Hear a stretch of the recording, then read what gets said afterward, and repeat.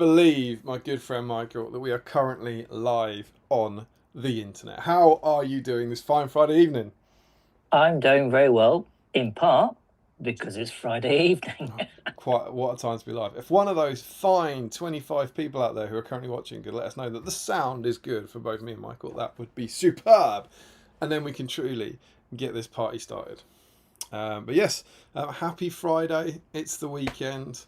And Battle Streams of Middle-earth will be here helping you through and hopefully having some fun. I've seen Sounds Good, and I've seen What a Dynamic Duo from Ruri. I don't know if that's confirming he can hear us, but he must be able to see us. Or see someone else, I suppose. So yeah, I'll take that. That sounds good. Welcome, one and all, to Battle Streams in Middle-earth. It's Friday night, and this is, of course, our fortnightly part work, where we take a walk down the history with this dear lady. It's the Diagostini part work, Battle Games in Middle-earth. What we did, and I don't know, I know you've hosted this before, Michael, I don't know if you've noticed this, we actually changed the word games to the word streams. So, it's extremely clever. Thank you. A lot of people miss it. It's a think piece. But yeah, so if you're new here, just not to jump in the comment. Just Joe Holsworth saying, "Not good news from Guernsey." Then we'll be all right. We'll be all right soon. Fear not, Guernsey's coming. I think it takes a little longer for the picture and sound to get over the channel. I think. It's got to pedal a bit harder to get the dynamo working. Exactly, I think so. But indeed, if you're new here, every couple of weeks we take a look through one of these issues of Battle Games in Middle-earth. We read through it, we read through the scenarios, read through the terrain guides, talk about what the state of the hobby was then, what the state of the rules were, and we just hang out together and paint purely for the joy of the hobby. Because the point of Battle Streams in Middle-earth was to help the communities of the world clear their backlog. Lovely work, Michael. Lovely work. Look at this. It's happening. Our screen has gone terribly wrong, which means Mark Stone has intruded upon the chat. So I'm going to jump to this and check out this bit of magic. Boom. Look at that. How's that? How's that for some prep? How's that for pre-arranged late Mark Stone? Right, hang on. Can you hear me all right? I can hear you, my friend. I haven't got YouTube up yet. Sorted it. There we go. So Mark is just on a sort of 10-minute delay from Guernsey, so it'll be fine. It's the dial-up. Look at that. How's that? Mark, you need to mute your YouTube tab. I can hear me yelling at you. Thank you very much, sir. But indeed, and so yeah, the point, the fantastic synchronized cup work from Michael there. The point of Battle Streams is to help you clear the backlog. Isn't working. And the way we do that is that we all hang out together and paint the same thing. And Michael, how do we decide what to paint every week? Well, we take a look at the magazine, and we take that as our cue. And in this particular magazine, the figure we're going to paint, or the figure that was available, is Mr. Tom Bombadil, which I know sometimes is not everyone's favourite, but that's what's up. And we also then think a little bit more about what's in the magazine or what else is going on, and we widen the repertoire of what you can paint. And in this edition, we're going to concentrate on where Tom rescues 4 wayward hobbits as they get into a little bit of a tangle with some Barrow-wites. So to stay on theme, you've got the choice of Tom, you've got the choice of Goldberry, you've got the choice of the Barrow-wites, you have the choice of 4 hobbits, and you can have the 4 hobbits in any of their fellowship modes, miniatures, and you've got the option, if you've got them, of 4, is it 4, I think, or is it 3? Paralysed hobbits. I don't have them. I always assumed it was 4. It probably is 4, isn't it? Yes, I think it is 4. Yeah. Someone will correct me if I'm wrong. But yeah, so any of those models that Michael has just mentioned, you should be painting tonight and just hang out with the rest of the community. And not because you need to paint them, just because painting's fun. So if you've got any of those models, forget your upcoming tournaments. Just go and get them. Go and get them out of the cupboard now. Clean them up, prime them, get a bit of paint on them, whatever. And as long as you make some progress on any of those models, you're in. And then Mark, I don't know if Mark's emotionally ready yet, or if he's still stressed out from the arrival. But Mark, the quick postscript is to say that with Tom, he's painting for fun because he's full of fun, bright colours. He is. There's got blues and yellows all over my paint desk. Yep, and it's more than just Mark. We've got 2 for the price of 1. We do. We've got the wonderful Billy Stone, everyone's favourite Guernsidian BSIME host.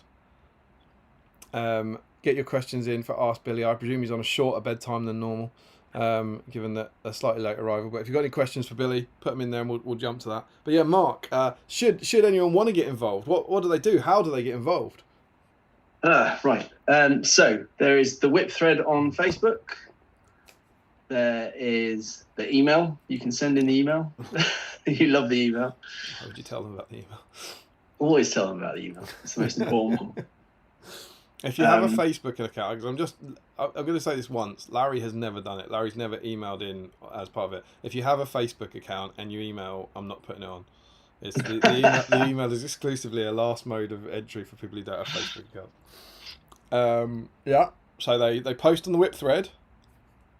They do. And then? Sorry, I'm literally just through the door. It's all been a bit manic and crazy. I'm not sure where you're up to. Where are we at? Well, what I don't know. Why would they post on the whip thread? What could be in their future? So for the chance to win a marvelous dice. Oh yes. There is a prize that money can't buy. Not these. These are a prize that regular money can buy. These are beautiful purple patron dice. But you know what money can't buy? This, dear lady. Wow, look at that. That's a strong 5. Point of might, boom, into a 6 from nowhere. This is a black Battle Streams Middle-earth dice. And the only way, that's paint from earlier, by the way. The only way you can get your hands on one of these is by winning the dice draw. So if you're painting any of the models, ignore that, Michael mentioned today, and you put a picture of it on the whip thread, you'll be in the draw at the end of the stream to win that very dice. How cool is that? Exciting times. Very cool indeed. And if you're not on Steam, still please put a picture in the whip thread. We'd love to see what you're working on. You just won't be eligible to win the fantastic dice, which is cool. But yeah, and then also we want to know we're going to be here for a few hours. We're going to be here to the birth of Saturday, and so we need some sustenance to get through. So in your picks, show us your workstation, show us what you're working on, and show us what stream snacks you got. Mark and Billy, do you have any stream snacks to get you through? Not snacks, but I'm still eating my dinner at the moment because I've literally just got home. I thought the softball game would be over in good time. So did I. That was my understanding of it. Did it go to extra time? Yeah, it was the longest game of the season, unfortunately, which is always the way when you're in a rush. Well, did you have to roll up the field afterwards and send that back to the mainland or something? I don't know. Something like that. Wonderful. So what's dinner? What's dinner? I've got pasta bolognese. Fantastic. It looks like Billy's finished his dinner. Altogether more sensible. You finished yours a long time ago, didn't you, bud? There you go. At least someone cares.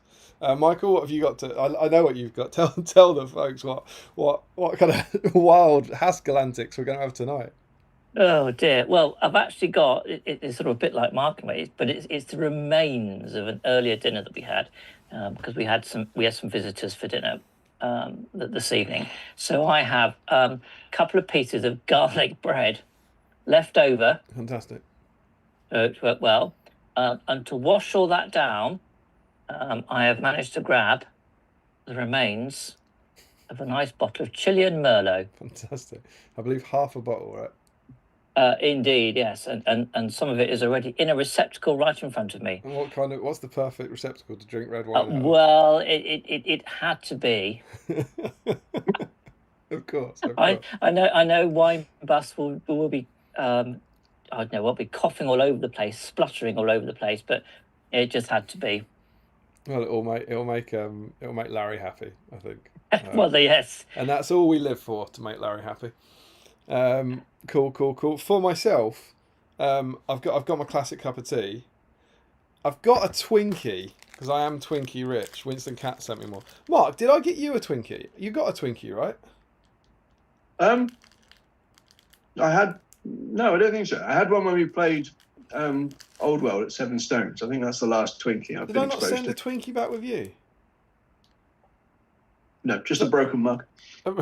Irrelevant to the fact that you were at my house, either side of it, right? I took a box of these to Articon to give to the hosts. And I gave some out. No. And so far, my record seems to be 0 out of 2 hosts got a Twinkie. So you were, like, literally, think about how long we were together, me and you, in that car. And this Sat in a Twinkie car full of Twinkies. was for you, like, going to and from Manchester. And then Michael, you walked past me several times. So I'm so sorry. I was meant to distribute Twinkies for hosts, but I'm pretty sure Sam and Nick have got one, and Chris Murphy got one, I think. But yeah, so I was hoping there'd be, like, you know, some fellow Twinkie eaters in there, but I screwed that one up. So I got a Twinkie, and I've also got some segments of Terry's Chocolate Orange. And the reason I got segments is because this is from a full Terry's Chocolate Orange, and I thought if I bring it in here, I'm just going to eat the whole damn thing. And I'm trying to be fierce this year. So, but the important question though is it milk or is it plain? It's milk. Oh no, it's got to be plain. You plain like a red far. one? You like a red one? I'm with Michael on that, with dark chocolate orange. Yeah, I mean, I like dark chocolate, but I think there's something classic about a Terry's Chocolate Orange for me. But I'm a big fan of dark chocolate. I wouldn't dare to say that's a crazy hot take. I would be there for both.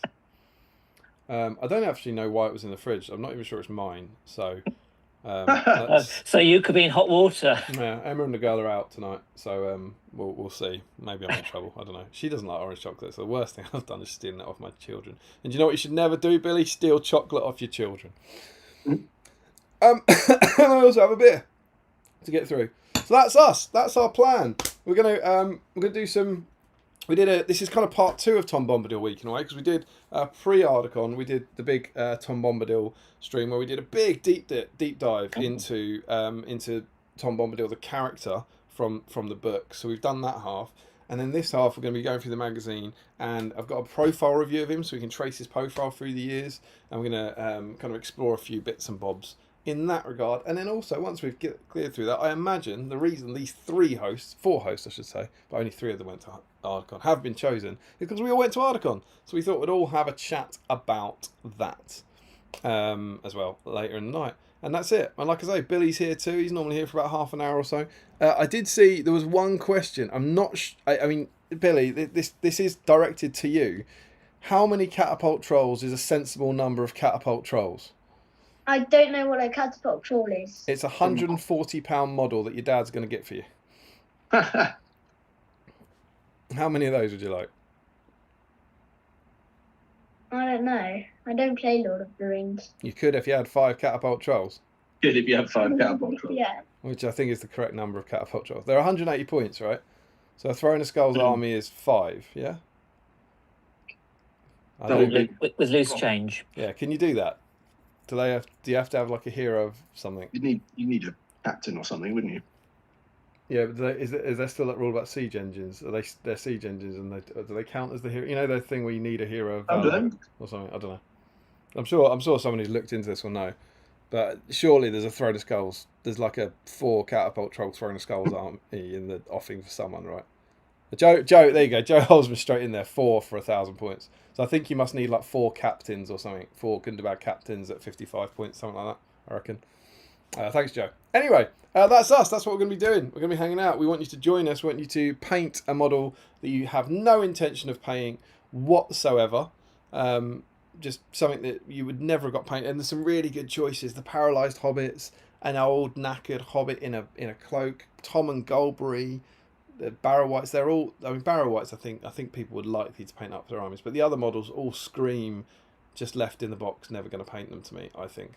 But yeah. There we go. Billy, how are you doing, my friend? I believe you went to Warhammer World. Good. Will you be on Monday? Friday? Warhammer World. You get anything cool? We played the game, and we went to the exhibition. Who won? Me. Of course, actually. That's what I Always. Did you get to? When you actually used your command points. Yeah, well, yeah, that was once. You won twice in a row. I did. You won twice in a row. I think that's like it. That's the only times I've won, I think. Yeah. Did you get to Bugman's? Pretty close there, didn't we? What'd you have? I forgot. Chicken burger. Chicken burger. Oh yeah, I did. It was good. Very cool. That all sounds good. Wonderful. Seeing as Mark's still stuffing his face, Michael, sorry. would you care to jump in the chat and see who we got in this morning? This fine evening? I will, yes. I'm going to paint some Tom Bombadil. Oh, sorry, that was the last thing. What are we painting on? Are we on theme? Oh. Oh, Tom Bombadil for Michael. Bombadil from the last stream. What's that? Bombadil still? Yeah. And I too have my Bombadil. So Trip Bombadil on thread. So there's a chance for Mark and Michael to win a dice tonight. That's pretty cool. That's pretty exciting. Brilliant. Okie doke. So let's dive into the chat then. So we've got number 80. Lots of good evenings from everyone. So we've got one from Joe and then from Jamie. Jack Brown. Jamie says elevator music is back. Yeah, we got the elevator music up and running pretty pronto today. I'm not sure why he's saying it's back. Like, unless something incredibly weird is happening, that music is the same every week and has been for about a year. By all means, tell me if I'm wrong, because I don't listen to it. We've got Ashley Fisher. Evening, guys and gals. Dice master there. Indeed, yes. Kerry and Dave, let's go. Jamie, really excited to not paint on theme. Everyone boo Jamie Wiggins. Unbelievable, that guy. Ricky drinks paints. Good evening, everyone. And I think it's a flooded and damped Isle of Man. Isle of Wight. My family are over there a week ago. No. So it sounds like they've had a bit of wet weather.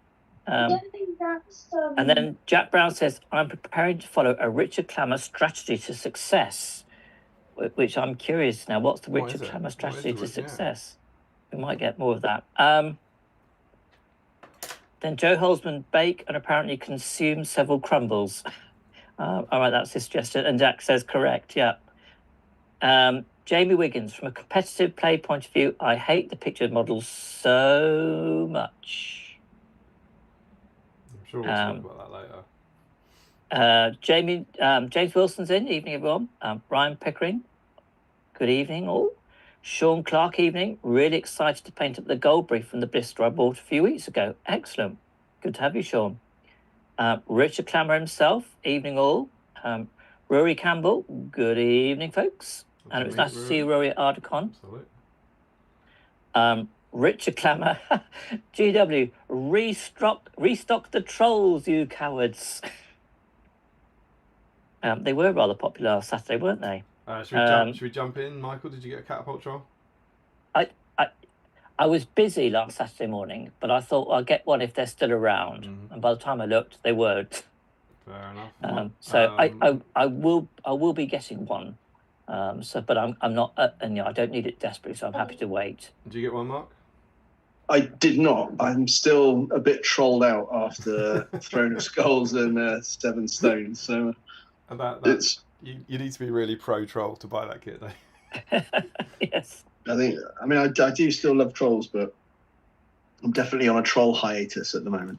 Yeah, I didn't get it. I think it's amazing, and I think relatively in the range, I think it's pretty good value. But it was just like it will just. I'd like to think I'll get one when I paint it, but for now it's just going to sit in a box. So I resisted.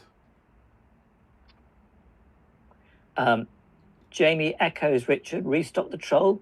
He'd like 1 or 3. Obviously, into odd number trolls. Richard Clammer, I still want hill trolls, let alone catapult trolls. James, looking forward to getting the drakes myself. Oh, yeah. Troll will be a future purchase, though.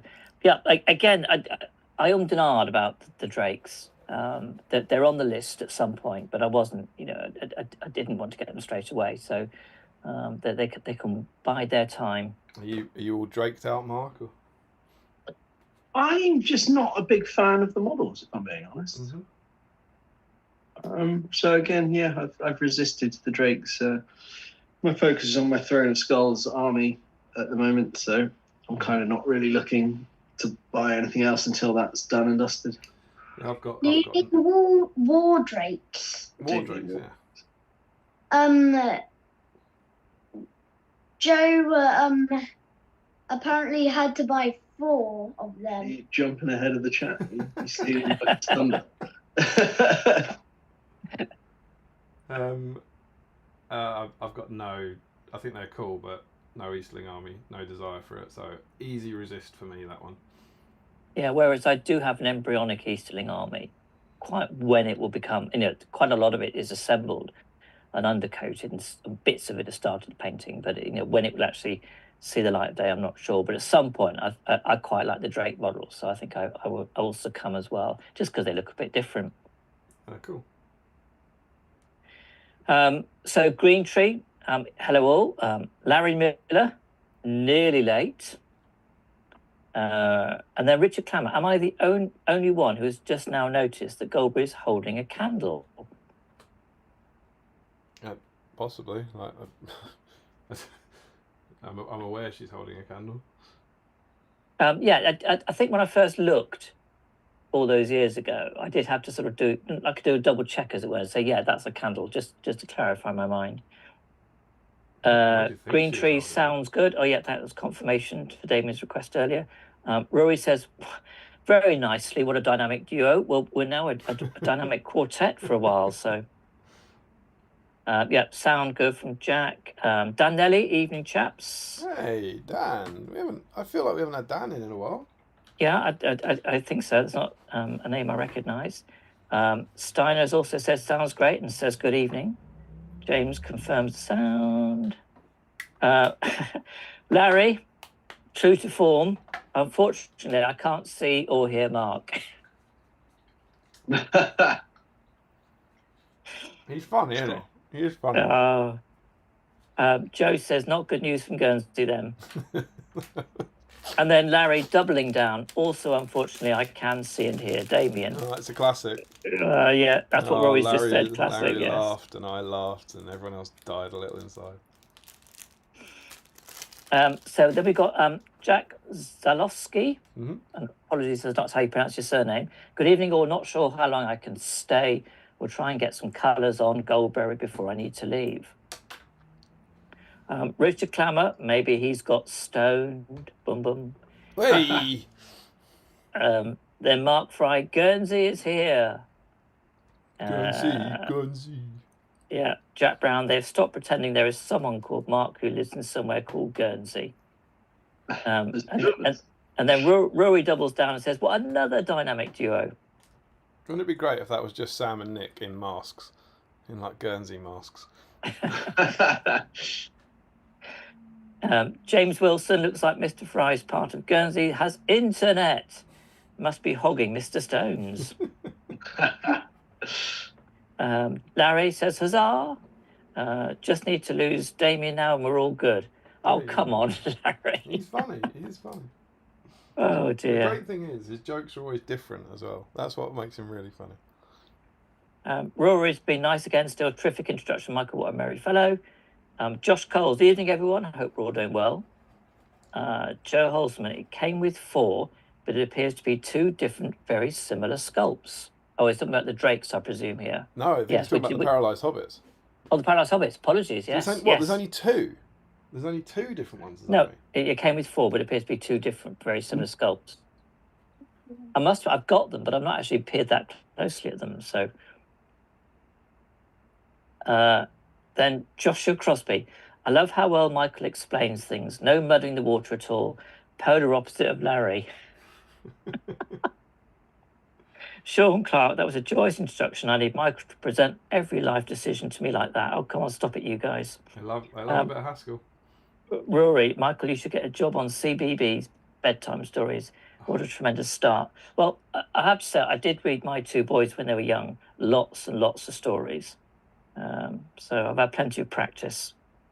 I would absolutely listen to you reading a bedtime story. It's no Natalie Dormer. That's the best BBC bedtime story ever. Well, I had the joyful pleasure last time I was with you a reading to your eldest, a bedtime story, which was very nice. Not only did I don't think we really covered that along. Not only did Michael help build the board, he also helped look after my children while I got stressed out. And they're a delightful pair. Joe, Billy, how many catapult trolls is a sensible number of catapult? Oh, that was the question, wasn't it? Yes. Joshua Crosby, Damien is encouraging us all to delete our Facebook accounts. I won't. That's what I said. Because I won't, because I live and breathe the Ranger group. It's a strong group. Rory's going to put a bit of a needle in here. Mm. I think this is sort of to Mark, but sort of to Damien. Was the softball game 12-11 on penalties? I got such a lovely message from Mark the other night. I can't remember if it's during the match or during the penalties. I think it just said United are looking strong this year. It was just very short, very subtle. It was nice. I thought they played well. I thought they were good. I thought, I thought they put in a good showing against Grimsby and good character to fight from 2-0 down. Yeah, well, exactly. And it's nice to see an underdog story. And sadly, we couldn't quite pull it off this time. Joe Holzman says, was it 26 penalties long? I mean, that was what was amazing. I just listened to it, the penalty shootout on Radio 5 Live, and then I did watch the highlights. The quality of the penalties was to go that long, and even the two keepers was pretty amazing, really. Well, yeah, I mean, my point is our outfield players, for the most part, did their job. I think we scored 11 out of 13. It's just you really need your keeper to save some. We might come back to it because there was a lovely quote or exchange between a reporter and the Grimsby keeper, Pim. Yeah, I know. Yeah, he was a United fan. Yeah. Anyway, then Sean says Larry would be overjoyed that Michael is drinking remains out of a mug. Yes. Darren Warner, evening all.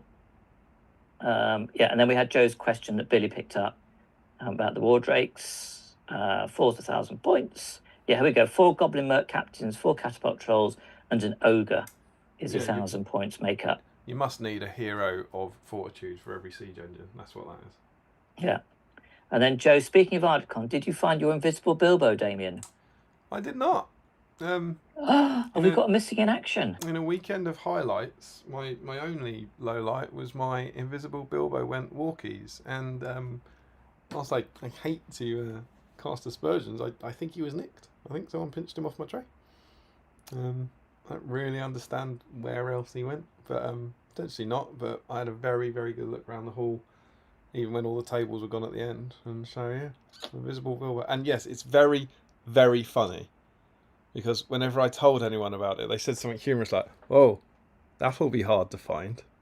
Yeah. And are you sure he's not right there? They'd say. Really funny stuff. And you had to smile sweetly and go, "That is very humorous, but I really have lost this model." So where did he disappear? I had him in game 4 at the end of Saturday, and I put him on my tray. And then, because I'm a trusting fool, I left my tray in the gaming hall behind the SBG stand. And in game 5, he wasn't there at the end of game 5. I don't know if he was there at the start of game 5.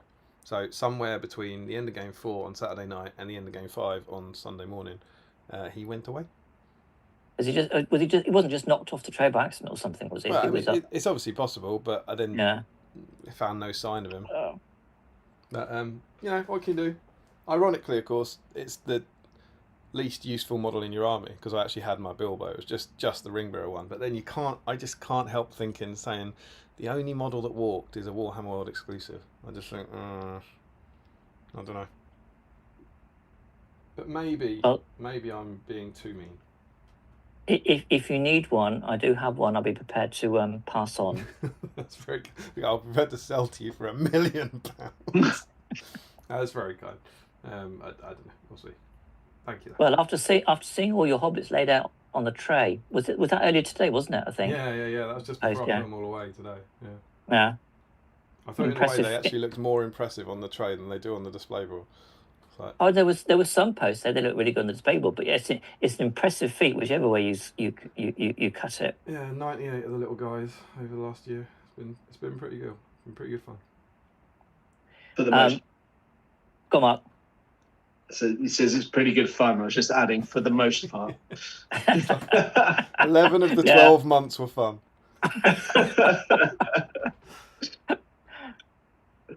Then we have Mr. Wilson. Well, now we know what Joe's Throne of Skulls army is. Well, I don't know if it's going to be this year, but surely 1 year someone's going to bring something like that. So cool. So cool. Jamie Wiggins. Damien failed intelligence check, I'm afraid. Couldn't see Bilbo. Yeah, there you go. Yeah. See? Yeah. It's all funny. Larry Miller. Sculpt a tiny catapult on the ogre's back so he doesn't feel left out, Joe. Good idea. Joe, alas, I am not able to make Throne of Skulls. Oh, no. And I've also reached the sorry conclusion that I cannot transport 4 catapult trolls. Actually, there's going to be a challenge because they are quite hefty things, aren't they? That sounds quite defeatist to me. If I can bring display boards over from Guernsey, then you can transport 4 catapult trolls. Yeah, I think if you're saying I can't transport 4 catapult trolls, like, not with that attitude. I want to hear how can I transport them, you know? Have you just tried transporting catapult trolls? Yeah, exactly. The gauntlet is down, I think, Joe. We have Rob Lakebury. Good evening, all. After the glory of Articon, my voice has only just recovered. Well, we had a fantastic game in the single-day doubles with Rob and Harry, which we might talk about in a bit at some stage. In fact, we had a good singles doubles day on the Friday full stop. It was 3 fantastic games, but a little pause there for the moment. That can't have been your favourite doubles game, though, surely. Sorry? The one with Rob can't have been your favourite doubles game, surely. Well, we did win that one. There were some other moments that we'll touch upon. Joe Holzman, damn it, Larry, now you're giving me ideas. I'll find it hard to resist.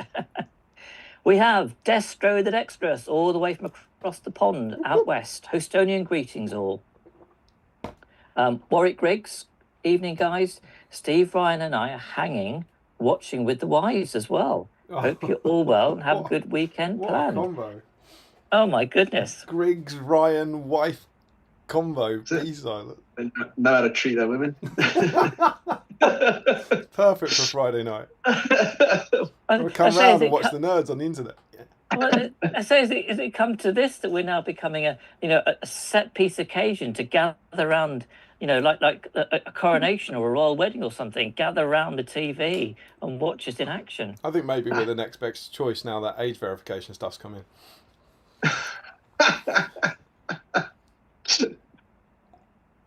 Here we go. Joe Holzman, I resisted the catapult troll for now. Resisting, it did mean I had to buy 4 war drakes. It did mean that. It did mean that. There's nothing Yeah, you could have done. I'm afraid, Joe, Mike, this is the sort of occasion where Penny would look at me and say, you had to? Yeah, for sure. Joe, making a start on the 18, I want to go with the Dragon Emperor I don't own.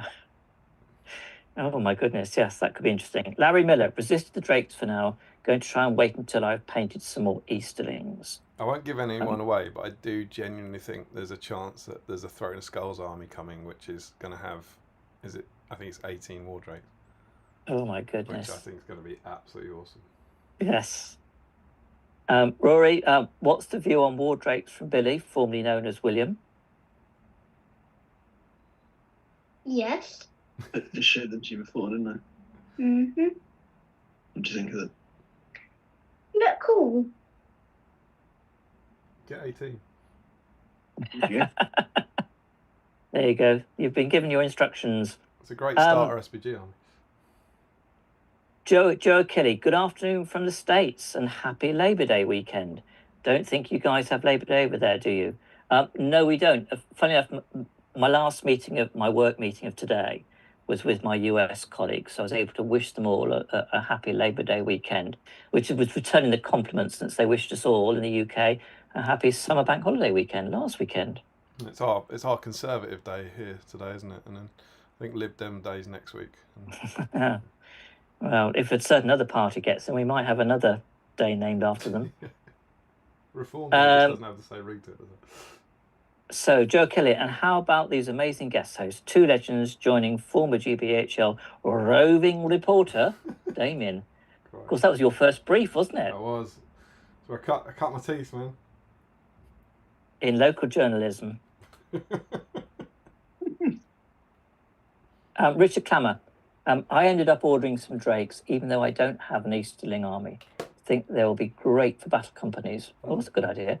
Hoping for a new book this edition. That's a good question. Do you think we'll have a new battles company book to accompany the new edition? What do we think, gentlemen?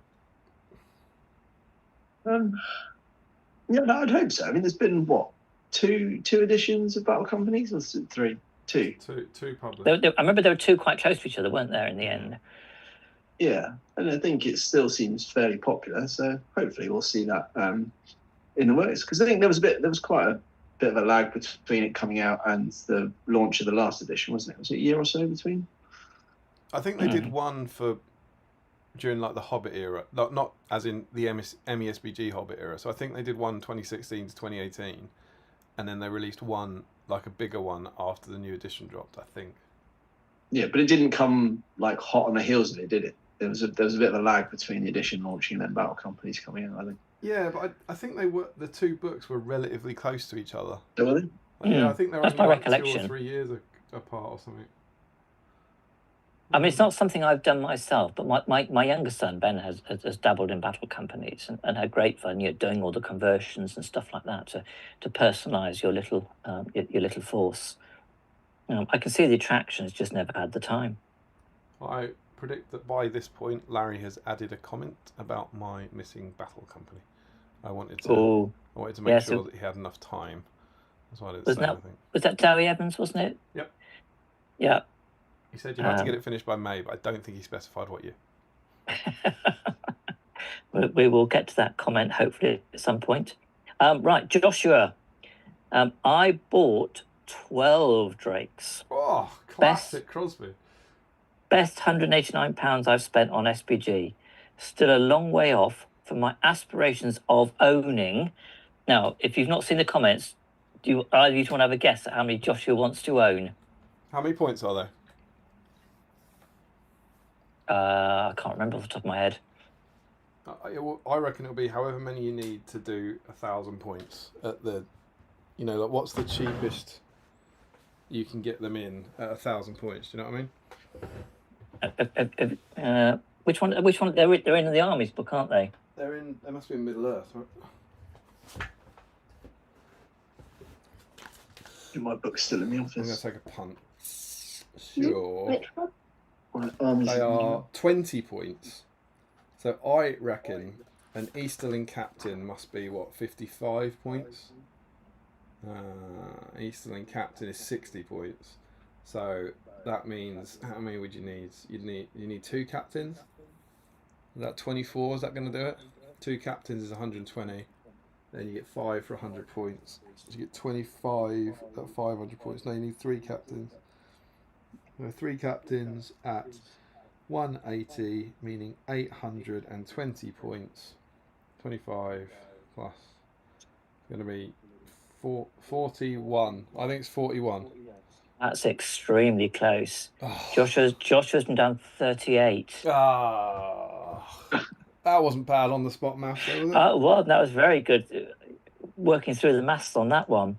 So why is he? Why is he taking the easy route? Why does he only need 38? Have I got something wrong? Oh no, because you can't, can you? Because what did I say? 41, and there'd be 3 captains for 36, so you can't. Yeah, that's why. You must sadly need. Oh, that's a shame. Can't you get a hero? I suppose there's not a cheap hero of valor or something. You said you need to go back across. Yeah, I think that's annoying. That would annoy me. That sort of thing. But yeah, 38 and I guess 4 captains or something like that. Oh, it would look a glorious sight. It's pretty cool. Especially it with Josh's painting all over them. The mystery person I know doing it for Throne Skulls is taking the easy way out and taking the Dragon Emperor. So that's a load of points. Mm. I think William needs to head back over the road now. So. Wonderful. Lovely to see you, Billy, as ever. Bye. Yeah. Have a good weekend. I win.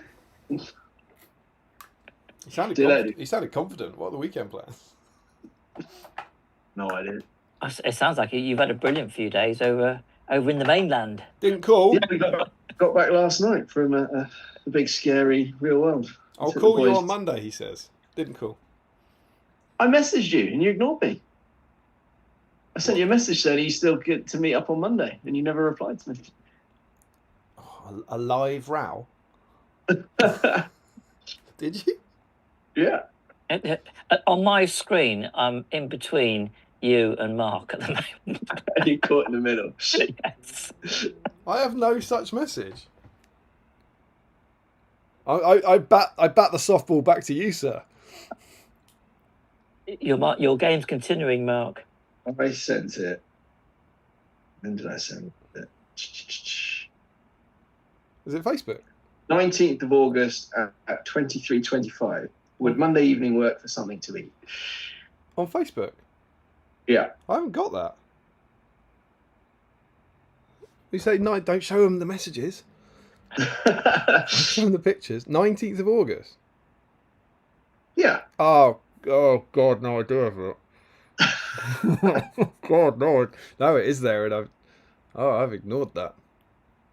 That's fine. Would Monday evening work for something to eat? But then the next day you messaged, and we started chatting. Why didn't you say, why have you ignored my other message? She didn't love me anymore. Oh, well, fair enough. I can only apologise, Mark. I'm sorry. That's fine. It's not fine, Mark. It's not all right. It's all right. I'm There'll be sorry, other mate. times, my friend. I'm Yeah. sorry. Just chalk that one up quietly, Mark, and store it away for another occasion. The Book of Grudges is that long one is with burn a this one. scoreboard, and that's the thanks you get. Dear It's all take. I am the worst. Okay, Mr. Miller, which is a reference back to Josh's previous number of drakes. I hope you're planning to refuse to sell any of those to Sean, Josh. Then Rob Aintree, do Barrow Isle of Wights count for scene tonight? Wait. Very good. Boom, boom. Would either of you like to put in a bonus entry? We've done that sometimes. Is there anything where people can get a double entry? Yeah, but He's back. Is there anything on theme? Oh, I see it. The idea of a conversion extra. You don't have to. Oh. Sometimes they kind of jump out, but it's always a guest host privilege, that one, if you want to put something in. I did notice, this is probably a bit of a spoiler for later on, but I did notice in the scenario in the magazine, it ties in with a piece of terrain to build, which is a barrow, but it's a barrow that has got a middle, as it were. Yeah. And if you look at the same scenario in the Quest for the Ring Bearer, that's disappeared. It's it's just where the barrow white gets to the edge of the barrow, not into the barrow. So that's I don't. Interesting. So if someone can build a barrow with a detachable top, I think building a barrow would be a word. That's the one, is it? Because I know there's at least two people who'll give it a go. Building a barrow with a detachable top and a middle gets you in, does it? Yeah, I think that's perfectly reasonable. I thought I'd get more than in. I think that would be amazing Second if anyone does entry, that. All right, cool. Obviously you don't have to finish it. Has Mark got a more practical idea than mine?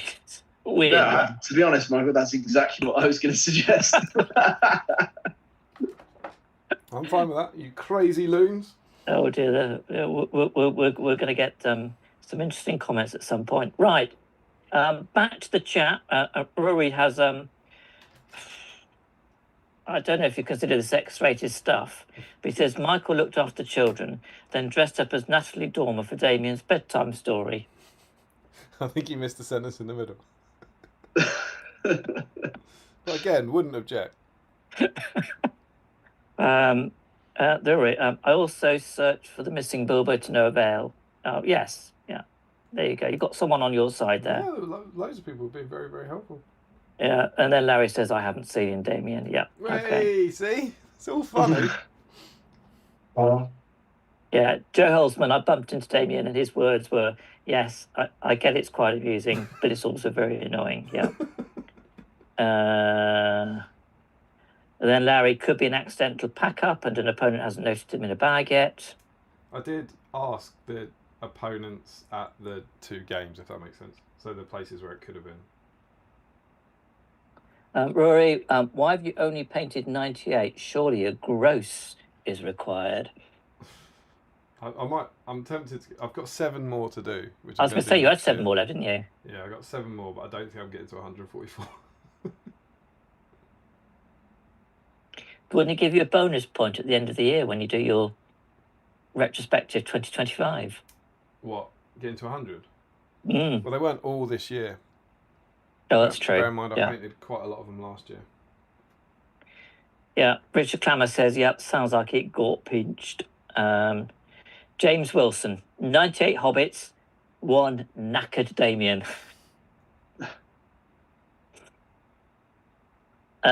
Jack Brown, not able to make Throne of Skulls. A more bloodthirsty attitude needed, Joe. Joe, transporting 4 catapult trolls on British trains. These trains in 6 hours from me to Nottingham. Not a chance.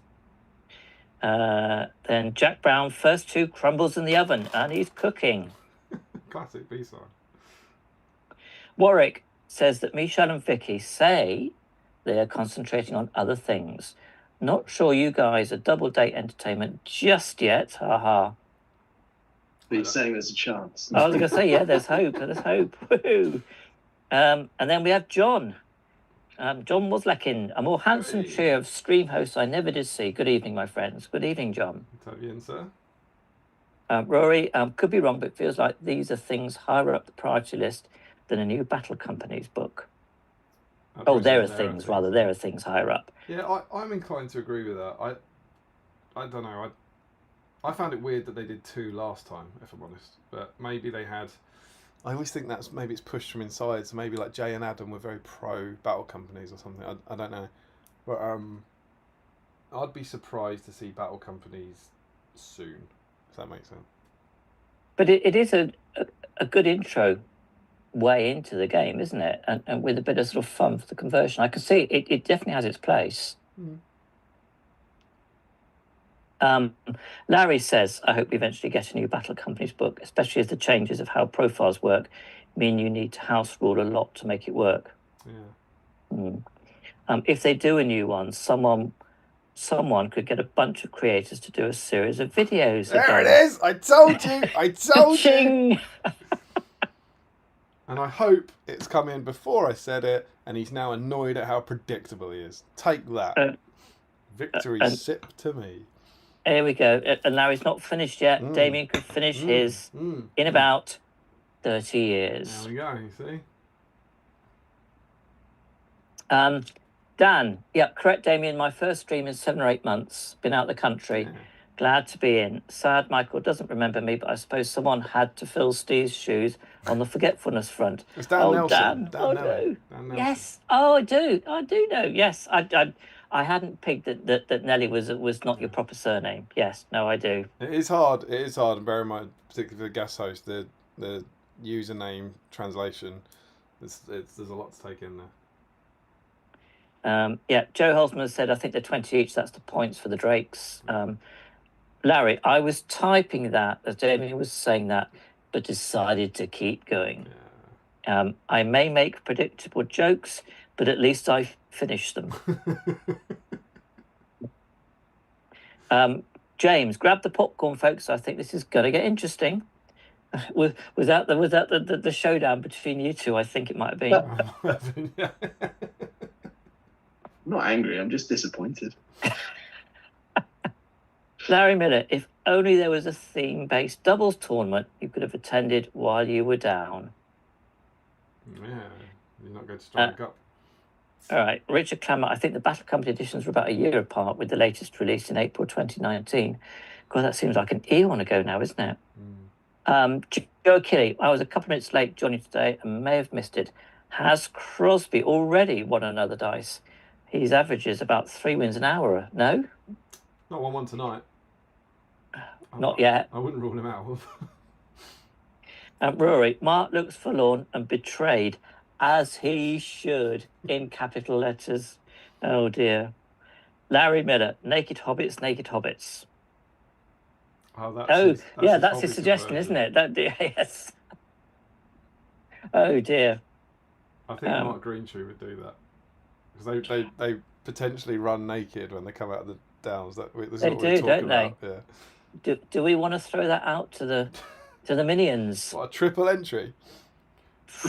Naked hobbits. Would that risk anything in terms of this stream's longevity? What, as in being demonetised? It doesn't make any money, anyways.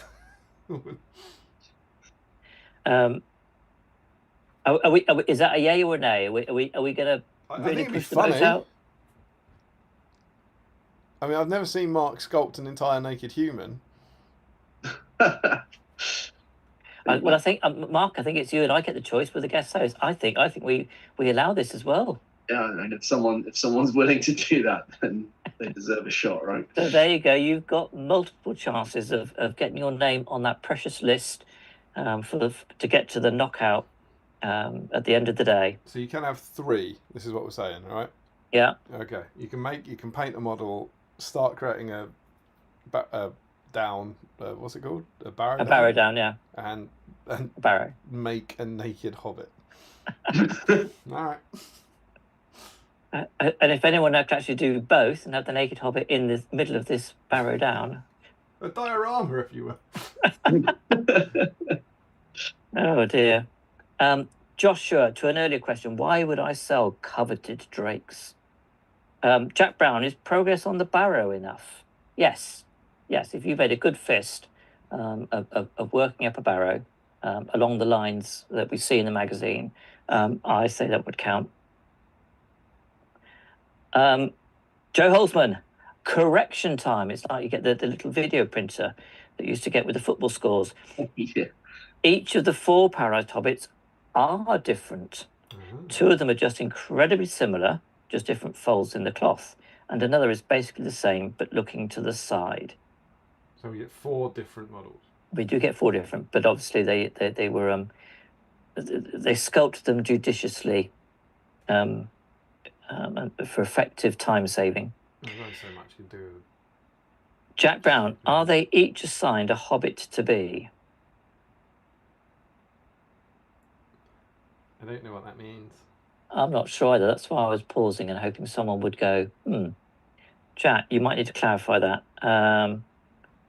Oh dear. We've upset Jack now. I don't have a column on my spreadsheet for second bonus entry. Oh no.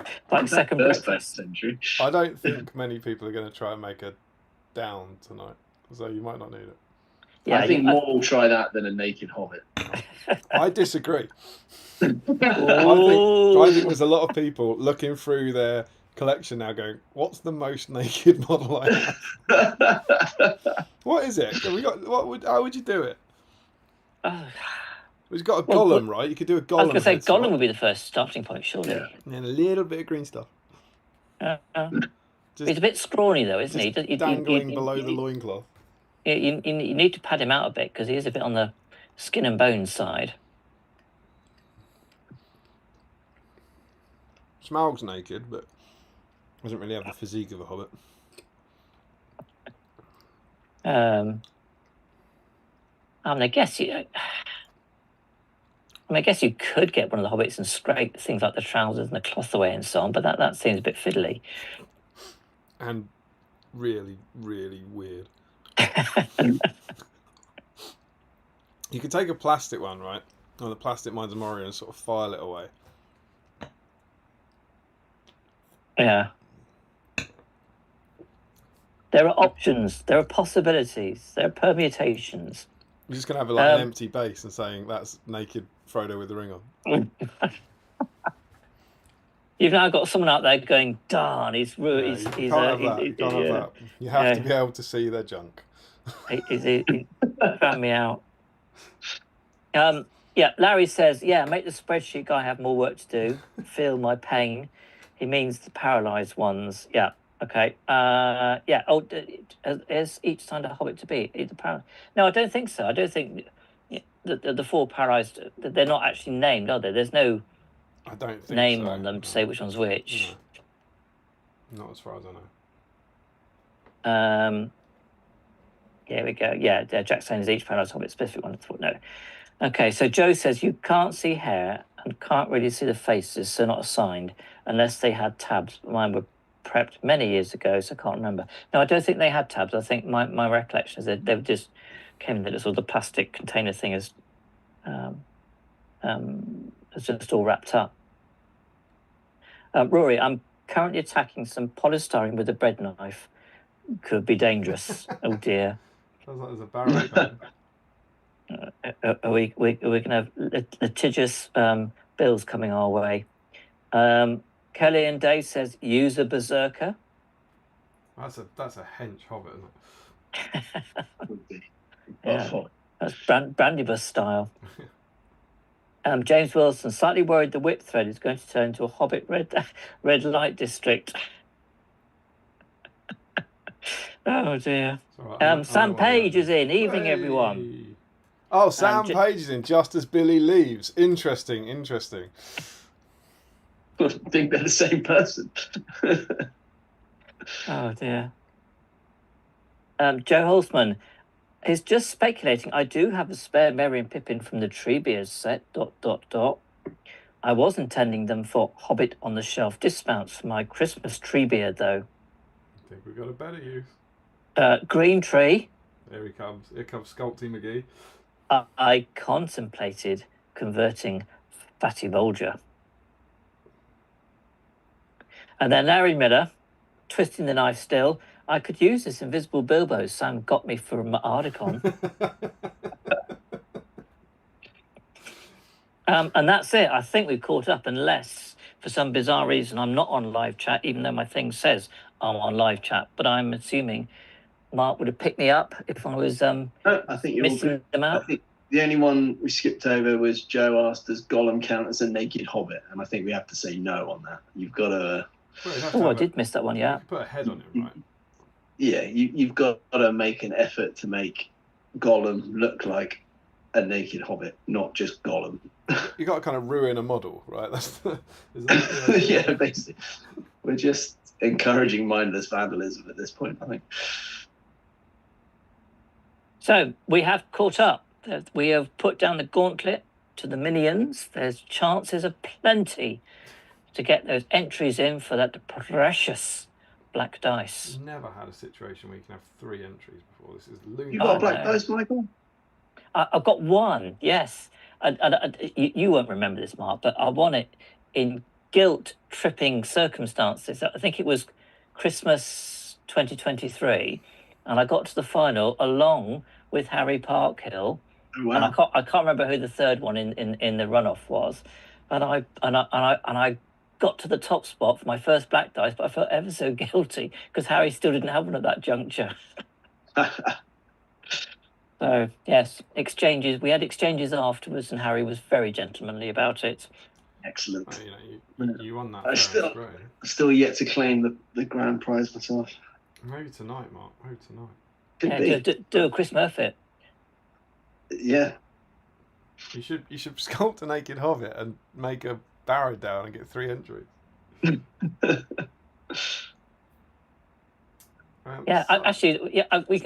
can justify the extra entry because we've got 3 guest hosts. That's why. Sure. Is it 1 per guest host? Yeah, and that's it. Yeah. Why not? It's all for the fun. Yeah, for sure. Get people building the scenery from the mag as well. That's all good. I feel like one of those Barrow-Downs is relatively achievable on a Friday night at your desk. You know, it's not like getting them to build the old mill or something. It's like go and get some it's fairly simple. Lovely little guide, as we'll get to later. So, how's your painting coming along, Damien? Yeah, good. So I've actually tonight I have finished his boots, finished his hat, like the main bit of the hat, not the strap and feather, and finished his jerkin. And I'm currently doing a little highlight layer on his blue coat, which is a colour that's like mixed up from 2. So I will I need to finish this, but then we can jump into some stuff. So, one question I have, because I don't mind the blue coat. Mhm. It's the yellowish boots that not that I struggle with, but I just feel they're slightly out of place. So, how yellow have you gone with your boots, or have you sort of leaned into the more sandy, sort of sandy brown end of the yellow? Well, I have just finished painting 95 Hobbit, so I'm actually quite pro bright colours. I've painted quite a lot of kind of bright yellow and all that, so I feel like Tom fits in with that kind of whimsy layout. But what I'll do is once I pop these on, I'll swap over to phone cam and show you what he looks like. But I've leaned into a kind of paler, like banana yellow, rather than a kind of really bright yellow for the highlights. What about you, Mark? Yeah, so again, I've tried to sort of mute the yellow a bit. I think at the moment I've just done Avalon Sunset with a Reichland Flesh Shade wash, and then used Avalon Sunset to just bring out the highlights again, and it looks reasonably effective. Yeah, I mean that's the one I've gone for, Mark. The Avalon Sunset. I haven't started it yet, but that's the one I picked out to start off with. I was an Avalon Sunset base. Yeah. I noticed on Rings of Power when Rory. Oh, come on. Kinnear? Yes. Played Bombadil, that they'd muted his colour palette. It wasn't very strong in terms of brightness, but they had kept the colour scheme pretty much. They just downplayed it all. Was my memory. I got 3 things to hold here, so there you go. That's mine. So I am leaning into him being kind of bright and silly colours, but the highlights are kind of pale yellow. Yeah, no, that works. The brown jerkin's finished. The skin's finished. I tried to do the little. I was following the guide for this. I don't know if it's going to let me focus close enough, but I did do the little red glaze on his cheeks, which I'd never normally do, but I thought it was quite fun. And the hat's finished, and I'm currently going to do like one more highlight layer on the coat, I think, just to work that up. Yeah, he's good fun. Very easy model to paint. And then that leaves me beard, belt, and feather, I think. After that, it's pretty cool. So once you've painted him, would you have any plans to use him in any way? No. But genuinely, after the last stream, going through stuff, I have slightly fallen in love with him a bit, and slightly fallen in love with that whole section a bit, and I am tempted to do a little road to Rivendell. Like I don't know what event or what for, but I just feel like using Tom and Goldberry would be quite cool. Would be quite good fun. Yeah. You did road to Rivendell for Stones, right? But decided to have an Arwen and a Legolas and a Glorfindel rather than a just a different take on it. But I have to say, I mean, looked at the new rules, and we're going to cover them in a bit. That Tom and Goldberry have got. I think they could be fun to use. So yes, I am sort of beginning to think that they might be worthy of consideration for a suitable tournament at some point. I never would have done it without this. I never ever would have painted him without the Battlestream, which is of course the point of Battlestream. Yeah. You know? But now I've painted him, I'm like, oh, maybe I want to use him now.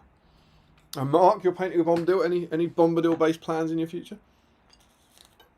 No, I mean, one of the things I'd like to do to try and get William into the game is sort of run through the scenarios in Quest of the Ring Bearer. So he obviously pops up in there. So it was sort of, I'd probably hopefully get to him at some point. So he should jump ahead of that curve a bit, really. You know what another great way to get William into the game is? What's that? 4 catapult trolls. 4 catapult trolls. I'm not quite sure I can justify to Kath the outlay for 4 catapult trolls. It's the thinking man's choice. I have to say, there's a little bit of it. I'd be curious to know how many GW had sort of prepared, as it were, had ready to ship. You know, what was the thinking in terms of the numbers they might shift on the Saturday? Yeah. And what the thinking was that went behind that. But that would be a very hard one to judge, wouldn't it? I imagine maybe they based it off something like the Iron Hills Chariot. You know, something very, very specific that most people will only want one of I don't know though. What would, genuinely? What would you? I'm sure you don't know the player base, but what do you reckon? How many? When it sold out in like what was it, half an hour or something, right? Well, that was it. It did go pretty quickly So from what I understand. Yeah. What made you Well, reckon that? I mean, because the chariot you only see one of in the film, don't you? You only see one, don't you? I don't remember seeing any others. They rock up at the start in the extended version. Oh, they do. That's right. Yeah, in the behind Dane, isn't it? Yeah, that's true. And then that one you see charging out. You see them kind of charging out into ogres and trolls and getting smashed up. Yeah. And then the champions end up in one. That's true. Yeah, because with the catapult trolls, you do see that line of them. Yeah. The it does resonate, as it were. And then there's the scene where Alfred dies, and there's that really obvious catapult troll who's dead underneath the catapult that you couldn't miss. Yeah. I don't know how many. I'd have no idea how many. I mean. Yeah, it must be 100, right? It must be 100. Oh, I thought it'd be more than that, surely. It's more than I 100. would have thought it's more than that, surely. I don't know. Wasn't Smaug? This is so far ago. Wasn't Smaug 200 and I know Smaug's bigger, but I feel like the first run was about 200. Yeah, it was, and they announced how many as well, because I actually remember queuing up to go into GW past midnight. Yeah. Because they had a special opening to then order from the stall to get one of those first Smaugs on that December 2014. And was it 200? Am I remembering that right? I think so. That rings a bell. But yes, but they'd said, I'm not even sure they said they were going to do any more. They just simply said this run is of X number. And I think it was 200.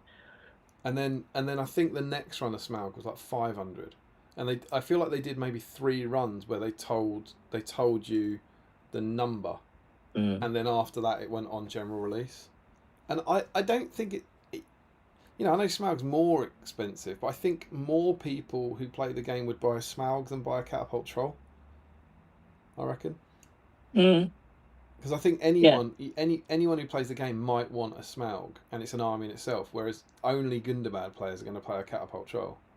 That is true. And then you're going to get those people who wanted Smaug simply because it's a beautiful model and just want to do it from that perspective, where the Gundabad catapult doesn't quite fit the same that's why same profile. I think it's going to be quite small, and they're like, well, we'll sell those out, get some idea, and then make more. So I don't know, because you have to, you got to get people who are playing Middle Earth, and then people who have a Gundabad army, and then people who want to buy a troll.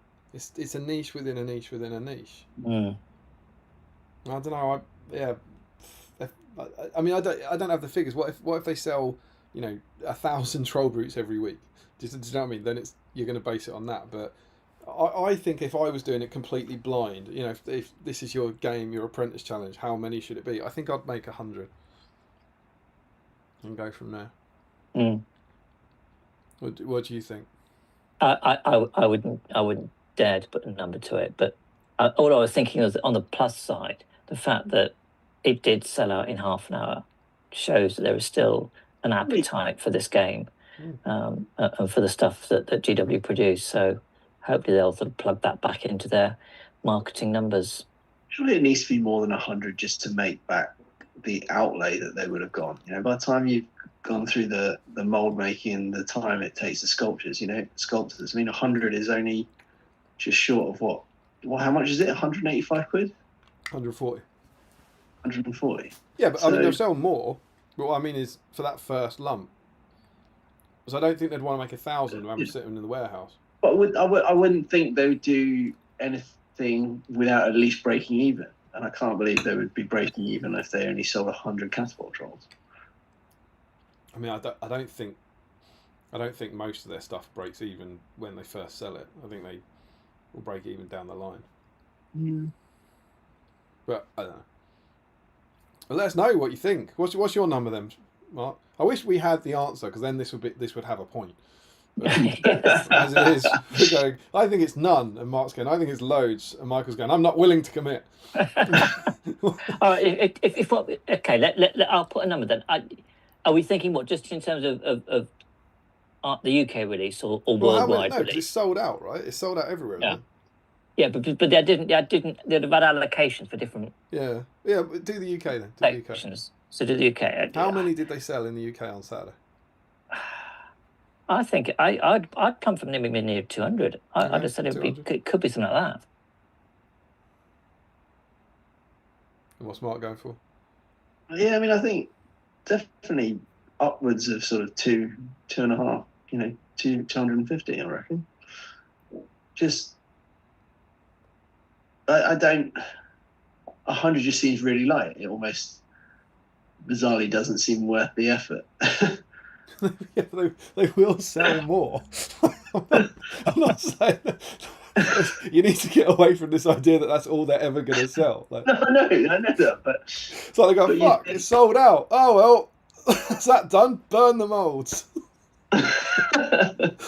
That's my understanding. My understanding of their process is that the Warriors of Minas Tirith you buy now were not made in 2003, right? No, I do get that, but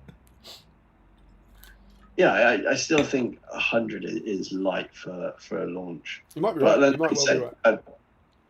Without the numbers, it's all supposition, right? Yeah, I mean that's the thing. That we 10, really right? need Rob Alderman to be in the chat and go. And the answer is. I'm looking forward to the first. Those who did get their catapult troll, the first ones that appear on Facebook that are assembled and painted and so on, to actually sort of see what people are doing with them. I'd love to see. Brews did a video on it. They got like a preview one, and so they've got a YouTube video of the Drakes and that, and I watched it because I was genuinely. It's the first model in a while that I was really curious to see in someone's hands. Like not just the promo shots, to get some idea of size, and it looks awesome, absolutely massive. It really is very, very big. It looks like a horror show to assemble the catapult. It's in like I was going to ask, how and the troll itself, how many pieces is the troll in? Presumably, is it just one body and arms and stuff? Or? As memory serves, it's the body, 2 arms, 2 metal plates for the arms, and then like the face, the jaw. So the troll's quite simple. But he also said the reason the video went up late was he got 2. I don't know which way. He got 2 right arms. It's like the review copy had 2 of the same arm, which is a little bit funny. If you're gonna double check any kit, check the review one, right? But they said, he obviously said that they then sent him out a replacement straight away. It also looks. I know I said this when they first previewed it for me that I'd be worried about holding it. Like the way it's bent over, you couldn't glue it to the base. I don't think you can glue it to the base before you paint it, because so much of it is underneath the body, the way it's leaning over, and then what that also means, if you're not going to glue it to the base, you have to hold it while you paint it, which that's the big worry for me. It's just not a fun hobby experience. So does that mean they need to build and design a bigger one of these? Yeah, but like a bassinet, like a catapult troll cradle, where you can just lay him down on softly. I mean, that's not the craziest idea. I think you need like a bowl that he lies down in and paint the underneath of him and then glue it down or something. Yeah. But the catapult troll seems to be a separate component that you can build separately and rests on its back. It looks like you don't need to glue it on. So in terms of both painting it and transporting it, there you go, Joe. You just need 4 catapult troll cradles and then 4 catapult storage devices. It's fine. Dimples. we will help you defeat British Rail, Joe. There must be like 4.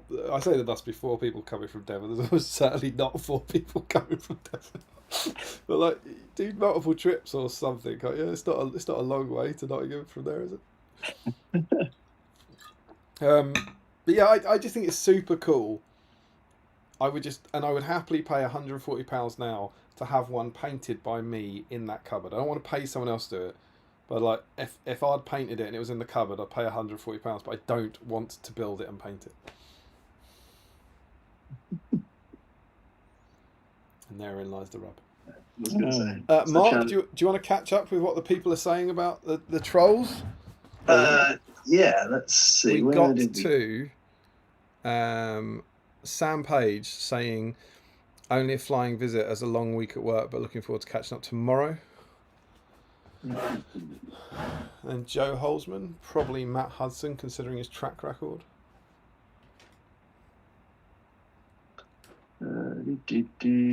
Sound page, evening everyone.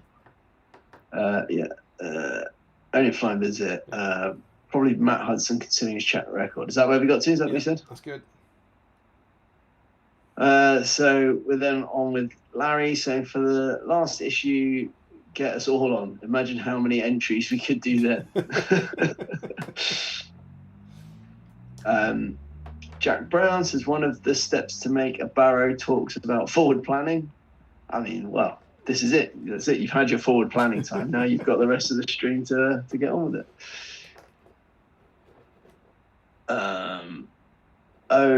Rory Campbell, get the name right now that I've met him face to face. Oh, Tom Bombadil, what a merry joke. Bright blue is his hat and his boots are ochre.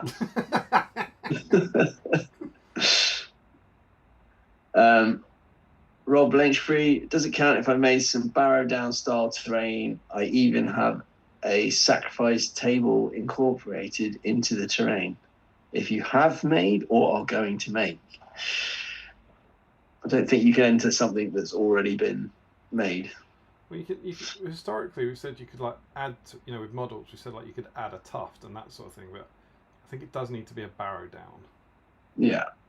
I think the scenery entries need to be like obviously identifiable as one. Yeah, I think it needs to be like effectively making the scenery that's in the magazines. Remember, these are just bonus entries, come on, guys. Rory adds, only if there are 7 heads in the Barrow. Larry says, currently looking at pictures of Goblin Town goblins and see if any look unmutated enough. That's not a bad shout. If you can find one there, it could be a strong naked hobbit base. I love the effort going into naked hobbit. Richard Clammer says, in quotation marks, people only want one of, and then looks round at his 3 chariot collection. Larry says, hey, that troll was easily missed. I suspect it was a relatively small number. I think this is now on to the number of trolls. Yeah. Johan says, I thought Smell was originally £295. He was. He was, yes, yeah. We're talking. What's I think he now? Joe, he's about 400 and something now, isn't he? I think he's 450. We were talking about the number that were released. When we were saying 200, it wasn't the price. We were saying there were 200 made. There was a print. The first run was 200 Smaugs. Yeah. That's a fairly hefty increase then. I suppose it's been, 10 years since he came out? He's gone up much more than the rest of the range has, like proportionally. Yeah. He's a hefty chunk of resin, though, to be fair to him.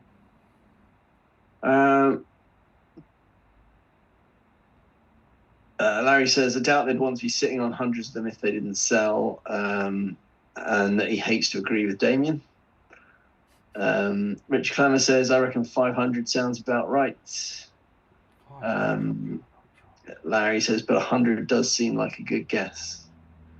Darren Warner says 400 to start with. Larry says, I'll be surprised if there were 250 people who wanted one enough to buy on release. Yeah, I agree. And I also hate it. I just think that, there's more people than just those that play the game and, at tournaments and stuff, I think there's people buying it just for the modelling opportunities and stuff like that. I don't know. 100 just feels like, I could be completely wrong. Rob Lynch says, I think they've printed 500 and released 250 to gauge the popularity, then they'll release the rest in a month. Reason being is that they don't want to overburden the warehouse. Yeah, I mean, I'm sure that sort of stuff does go on. It's just what the actual numbers are, I think is what we're chatting about. Joe says, blue tack is the thing. I think this is referring to your painting now, painting the troll. Yeah, would you trust blue tack to hold that while you tip it upside down to paint it? I'd be very worried about that. Yeah. Larry says, I've held sub-assemblies before. James Wilson, something tells me magnetising the catapult might be a good idea. Yeah, I think certainly if you intend to transport him around, it's not a bad shot. It'd be handy if you're taking on the train. Very much so. Larry says, I want to watch Damien build and paint. It's stressed out with a few weeks until throne. There you go. So you're now doing the Catapult Troll army. I'm watching paint 4 of them stressed out with a week to go. I can do one, and you can both do one. And for some reason, you'll still need to paint a Gandalf. It's lovely. It's lovely to have the trilogy of the trilogy of people here who helped my Shire board. Thank you, gentlemen. It's lovely to have you here with me today. It was emotional.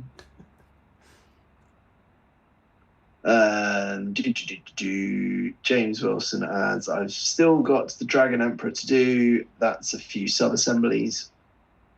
That's a model I do want to get, actually. I'm not really of mind to collect an Easterling army, but I do quite like the Dragon Emperor. This does nothing for me at all. Tommy Murphy says, if I add some tufts and snow to my Barrow Whites, does that count? Your Barrow Whites? I see that's a sneak already painted Barrow Whites into the draw. I guess if you rebase them and yeah, like in theory, if you are improving an already painted model, but it's all about your own internal moral compass. All right, like that's what we've always said on these things. It's up to you. If you think you're working on something, and remember, Santa will know. Yeah. All you just have to clear it with yourself and Santa. And if you're all right with that, if when that dice arrives in the post, would you feel a sense of accomplishment or shame? That's it. Yeah. Would you feel that you didn't deserve it? Would you look at it with pride or with a little definitely bit of had. We've been doing it for 6 years, for God's sake. We've definitely had people take models and touch them up and add extra bits to them. That's fine. So I think the answer is yes, as long as you're doing something to improve that existing model. We'll never know anyway, but you'll know. This is true. And Santa will know. And Tom Bombadil will know. Tom Bombadil will definitely know. Yeah. And he is not a merry fellow when he thinks he's been cheated. No. Not someone to be crossed. Joe Horsman says you don't have to tip it upside down. Blue tack it upside down, paint the bottom, turn it over, paint the top. There you go. Simple. Just do that 4 times, hop on the train, and you've got Throne of Skulls army. Kaboom. Just blue tack it to the seats. The trains come in like 4 facing seats, right? Just put a catapult troll in each, one on the lap, blue tack it to the seat. Jobs are good. Job done. And then finally, Richard Clammer. I went to order it several times when it said it was still in stock, but kept kicking me back from PayPal to tell me it was out of stock. I sat on nearly 1K of pending transactions all weekend. You could have ended up with a whole plethora of catapult trolls. Oh. And that's the chat up to date. That sounds like a partner conversation, doesn't it? Oh yeah, you wouldn't believe what happened. I accidentally spent $1,000 on catapult. I didn't mean to, but I spent $1,000 on catapult trolls. The way it happened was, you know what GW's website's like. I might as well build and paint them all now. Yeah, now I've got them here, and you know how long it takes to file a PayPal dispute. So, with our mantra of clearing the backlog in mind, Damien, vlogs. Yes. Where we up to? What's to come? It's been going all right. Now I mean videos. we cracked the code of Markfest, so that went out. Then the review one went out about 2 weeks later, and that one's just been published for the Dirty Unwashed public, and the next one is already up for patrons. So the what was that? It's the league finale one, isn't it? The league finale one. So that's up. So, and that was about 2 weeks after the last one. So I am, God help me, dangerously close to releasing one now every 2 weeks, and then that one will be out for the Great Unwashed in about a week, and the next one's basically done. So the next one, which is remarkably the year in review, that will be out next week, I think, for patrons. I'm fairly confident in saying that. And then I think there's 7 more. So just before the year in review also includes a look ahead to the year to come. Yeah, it does. Yeah. Yeah. So did you actually film that section in January? Yeah. Or is it filming in No, August as if it was January? that was filmed back. It's so hard to keep track of which bits were filmed when, but that was a real prediction, and so editing it is quite amusing to see. So I was like, well, that's not true already. Do you know what I mean? Like, that's not true. That didn't happen, and all that sort of stuff. Are you going to spatter the vlog with all these little sort of but future Damien knows? I did think about continually interrupting myself to say how wrong I was, but the worst one, I always do it as that accountability for life, and it was like, bear in mind it was looking what I was looking back last year as well. I was like, didn't happen, but yeah, and then so I think there's 7 more before what will be the Articon review. So there's then 7 more to do. There's basically 1 a month for 2025, and the vast majority of it is all shot. I need to do a couple of like starting bits or ending bits for some of them, but most of it's shot. It's just editing. But I do feel now that's happening. They're back. They're coming out, I think, pretty regularly, and I don't know when I'd like some of my Throne of Skull stuff this year to come out this year. That'd be nice. But I'm just not honestly sure I would have caught up enough. I was doing the maths on it, and I'm doing like 2 a month, and if I keep that up, that means it's another 4 months before I've got to now, which is of course December, isn't it? So yeah, we're getting there. So in terms of the 7 to come, without any spoilers as such, presumably the doubles features at some point. Yeah, it's basically it's a preparation and an event review for 3 events. 3 events, yeah. So that's 6.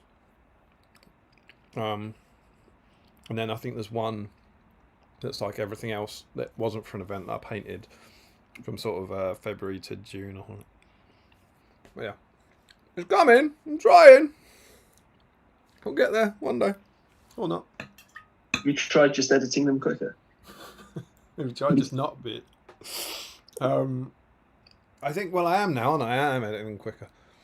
It's the Throne of Skulls ones are such a pain because there's so much footage and there's voiceovers and stuff, whereas now it's a bit more simple, chop. We'll see. Do you want Throne of Skulls preview? Ooh. Stuff started arriving. You ready for this? Are the nerds ready for this, do you think? It's a world exclusive. It's an exclusive, yeah.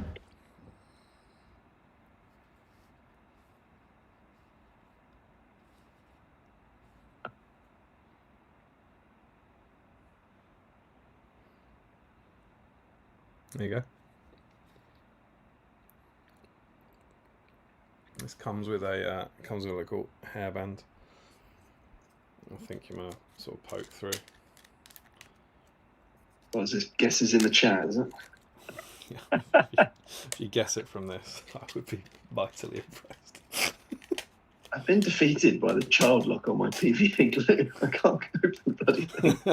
Get brilliant. There you go, look. Now that ain't coming off. So what this actually is it's a mortarboard cap. I think this is something. I'm a lecturer, right? So every year I go to graduation and we wear mortarboards. No one wears these, but does anyone know? Is it an American thing to have the mortarboard higher? Because that's what they seem to be for. All the photos seem to have like Americans, like where they're always talking about graduation. It's very much aimed at an American market, and their mortarboard isn't on their head; it's floating higher on one of these. So that's what that is. It's a plastic headpiece which allows you to put something else on top. There you go. I am ludicrously excited about Throwing Skulls now. Now I've got past Articon. People will be delighted that I'm already so stressed. Because I'm meant to have painted 24 wild men by this point and I haven't painted them. And so that's the first thing. So I'm 24 wild men behind, basically. But I'm so excited now for the silliness. I'm mainly excited for the costume. And it's a free swing this year because I achieved everything I wanted to achieve last year, so I don't really care what happens. But I'm so excited for the stupidity of the costume, And I'll be annoyed if I don't get the army painted, so can't take the army. Does that make sense? And I must be the only human on Earth who approaches throwing a Skulls letter. Through the costume. Yeah. And no glitter. I don't think there's an opportunity for glitter on the face. There will be glitter on the outfit, but I think it might be permanent glitter. So unfortunately, I might not have to bend down before you in the shower and have you blow your glitter load all over my face, which is It's become almost a ritual now. It's a great shame. It's a great shame. I am going to have a wee, grab a beer, and then should we jump into a magazine? Yeah. Why don't one of you fine gentlemen catch up if there's any comments? Should I do the honours, Mark? Go for it. So where have we got up to? We got up to Richard Clammer almost buying £1,000's worth of catapult trolls. Oh, that's right, yes. So here we go. Joe Holzman. He becomes the Tom Bombadil from the poem as opposed to the Bombadil from the Fellowship of the Ring.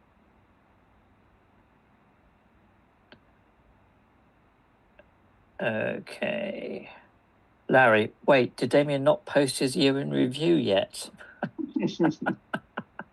No, he has some catching up to do, Larry, but he's on the track. Darren Warner, I love being of the unwashed kind and enjoy your vlogs very much. Yeah, they're a lot of fun to watch. See what human beings prepared to put themselves through. Ryan Pickering, still waiting for the next batch of Fantasy Fellowship videos. I wish to save that one. We'll wait till his lordship sits down. Don's headphones. I don't need headphones, my friend. We just paused through the comments because Ryan, not Larry, for a change, made the observation that we're still waiting for the next batch of Fantasy Fellowship videos. Aren't we all? I can't wait till they come out. I promise I'm more excited than you are. There are so many things that you are storing up for this community that if you were to do them all in the space of a week, it would go nuts. Sure, let's go with that. What I'm doing is I'm waiting for the next pandemic when no one's got any content and there's nothing on in the cinemas and I've got loads of time, and then I'll edit them all and I'll put them all on the Odeon and you can go and watch them. Yeah, not if there's a pandemic. You what? Not if there's a pandemic, we can't. Well, I'll edit them during the pandemic, and then when the cinemas reopen, I'm with you. There's no new films, we'll stream them there. Also, I don't know. Okay, so that was Ryan. Where's Ryan? Oh, there we go. Right, here we go, Larry. It's a fez. I'm going as Tommy Cooper. Be great. Just like that. Darren Warner, is it vlogs or vlogs? Can't remember. Depends who you ask. Vlogs. Right. Oh dear. Here we go. Larry Miller. He's taking a Gimli-led camel army. Gimli-led camel army. Right, that's obviously hilarious, but I don't get it. Well, it's something to do with the fez, I presume. Oh no, I get it. It's John Rhys Davies who plays Gimli in Indiana Jones wearing a fez. There you go. You get some fireworks for that. You ain't getting me with that one, Larry. Curly and Dave has thrown up Alfred. It's not a bad shout. It's not a bad shout. That's Cerulean, isn't it? Cerulean, Dave? Oh, probably Cerulean, yes. Yes, I'm not saying the right colour blue. Sean Clark, there's giving hints, and then there's just putting trash on your head. Welcome to Throw the Skulls. Joe Holzman, my guess is Damien's going to be a mummock. That'll be interesting. James Wilson, I'm going to guess maybe a snow troll. Rory Campbell, my barrow construction is going extremely poorly. At least it's going. Yes. Right, how'd you say it again? Cerulean? Cerulean. Cerulean, Dave. What? Actually read the magazine? Do we still do that? We do that in every stream. We I'll do have, indeed. I'll have you Yes. I'll have you know. Right. Ricky drinks paints. Wrecking the fancy dress will be Snow Troll. Oh, there's a couple of votes for Snow Troll. Yeah. Joe Holzman, Poem Bombadil was ultra It violent. was. It's good Bombadil. Larry Miller, I thought in previous years he took a break from the usual flow to post his year in review at a sensible time. No, he didn't. That might have been Not a me. sensible thing, but he didn't do that. I just think I Larry wasn't says- as far behind. Larry says, not me this time.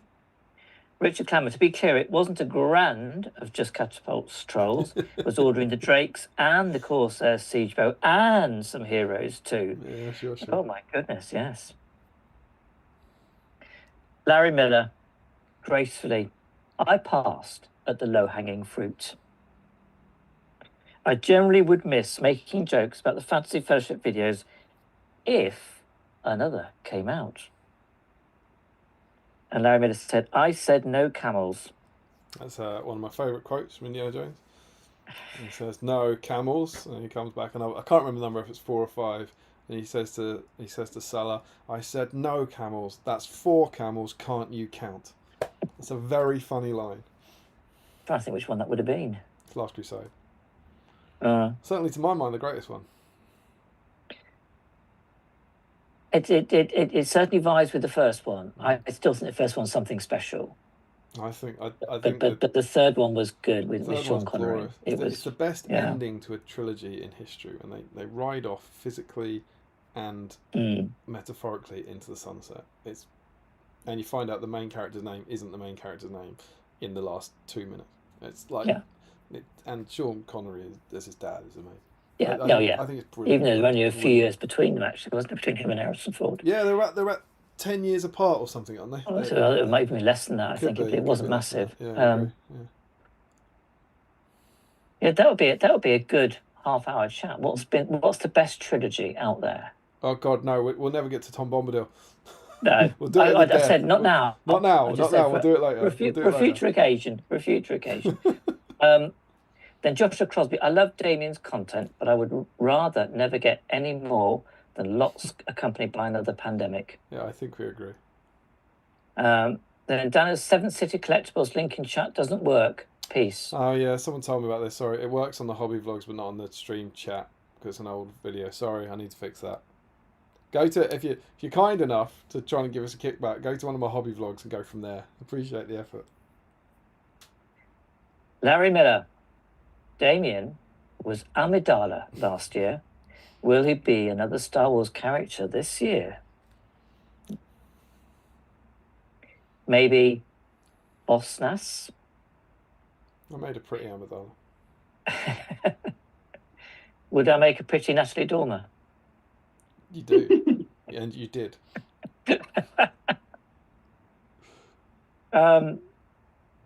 Numenor. Greetings from Austria, Europe. I think that's Hello? a new name. I don't think we've known Numenor. No, I think this is a new one. So, welcome if this is your first time. And I hope you're getting the gist of what we're all about here. Larry Miller, Damien's favourite line? Gimli lead Camel Army list confirmed. Or Gimli led, Camel Army list confirmed. Yep, you heard it here first. Joe Holzman, it was 12 years between them. There you go. Joe's keeping us on the straight and narrow. Larry Miller, technically just enough time. Ricky they've started talking about films. Enough. Let's do the magazine. Well, I've only got 3 more, so I'll get to the end of the 3. Ricky Drinks Paints, Temple of Doom is where it's at. And if I remember rightly, first film to use the 12 age rating, I think it might have been. James Wilson, Ka-ching, the best trilogy surely is Lord of the Rings. Joe Holzman, best trilogy, Lord of the Rings, Back to the Future second. Yeah, Ryan Pickering, there's a better trilogy than Lord of the Rings. Right, that's it. Done it. Crashed it. Stop. Stop. Rein the horses in. Rein the camels in. He said it. My controversial. I think Back to the Future would be my choice for best trilogy. I think it's perfect. Anywho, so And we're with going to jump that- into the magazine. So, sit back, get some painting done. Lovely BSIMEs out there. If you are new, I know Numenor, I think, is new out there. Apologies if you've been every stream we've ever done. I'm just the worst.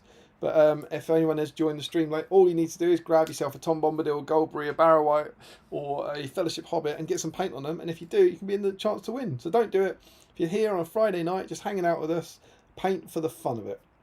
We're now going to have a look through this mag, see what's in there and see what we can learn. And before we did, I wanted to set the scene. I read this in the last one. I've just got one paragraph that I wanted to read because I think this is so beautiful and so wonderfully sets the scene for the Barrow-Downs as we start to discuss them. So this is in the house of Tom Bombadil, as Tom's talking to the hobbits. Suddenly, Tom's talk left the woods and went leaping up the young stream, over bubbling waterfalls, over pebbles and worn rocks, and among small flowers in close grass and wet crannies, wandering at last up onto the downs. They heard of the great barrows, and the green mounds, and the stone rings upon the hills, and in the hollows among the hills. Sheep were bleating in flocks, green walls and white walls rose. There were fortresses on the heights, kings of little kingdoms fought together, and the young sun shone like fire on the red metal of their new and greedy swords. There was victory and defeat, and towers fell, fortresses were burned, and flames went up in the sky. Gold was piled on the biers of dead kings and queens, and mounds covered them, and the stone doors were shut, and the grass grew over all. Sheep walked for a while, biting the grass, but soon the hills were empty again. A shadow came out of dark places far away, and the bones were stirred in the mounds. Barrow-Wights walked in the hollow places with a clink of rings on cold fingers, and gold chains in the wind. Stone rings grinned out of the ground like broken teeth in the moonlight. I think that's so cool. It's like I said it last time. It's like you can picture a time lapse. It's like going through the whole kind of history of Middle Earth and the fall of Arnor and then the return of Sauron, and it just wonderfully sets up kind of how the Barrow-Wights came to be incredibly quickly. Let's jump in. We're in issue 80. The Barrow-Wights ensnare their prey. Someone pointed out in our Patreon chat this week, and they were quite right to, that it's incredibly weird that we got a Tom Bombadil model for this, but the picture is of a Barrow-Wight. And we had that sort of debate, I think. Is it the first time where the model that came with the issue is not on the cover as the main picture? I don't know. Let's have a look at our fluff. Tom Bombadil is a mysterious character who rescues the hobbits from the Barrow-Wights. Tom takes the form of a plump, jovial man, but his power is absolute. Even the ring has no influence on him.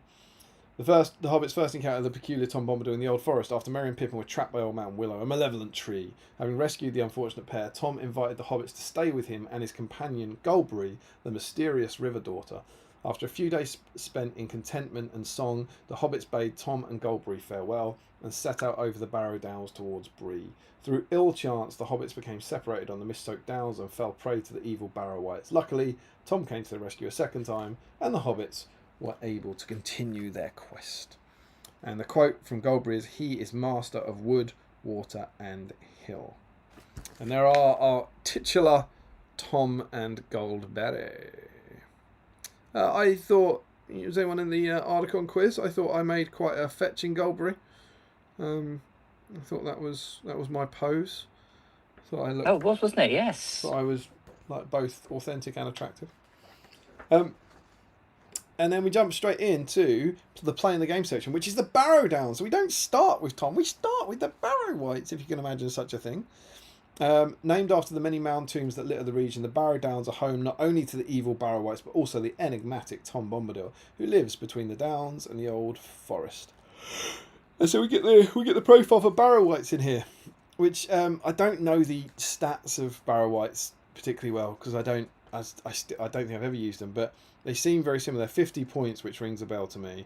Fight 3, Strength 2, Defense 7, 1 attack, 1 wound, and Courage 6. They have 5 will, and they have Paralyze. That all seems pretty similar to me, as memory serves. They cause Terror, and then Paralyze. And I genuinely find this quite remarkable. Paralyze is effectively the same. So Paralyze in 2005 is cast on a 4+.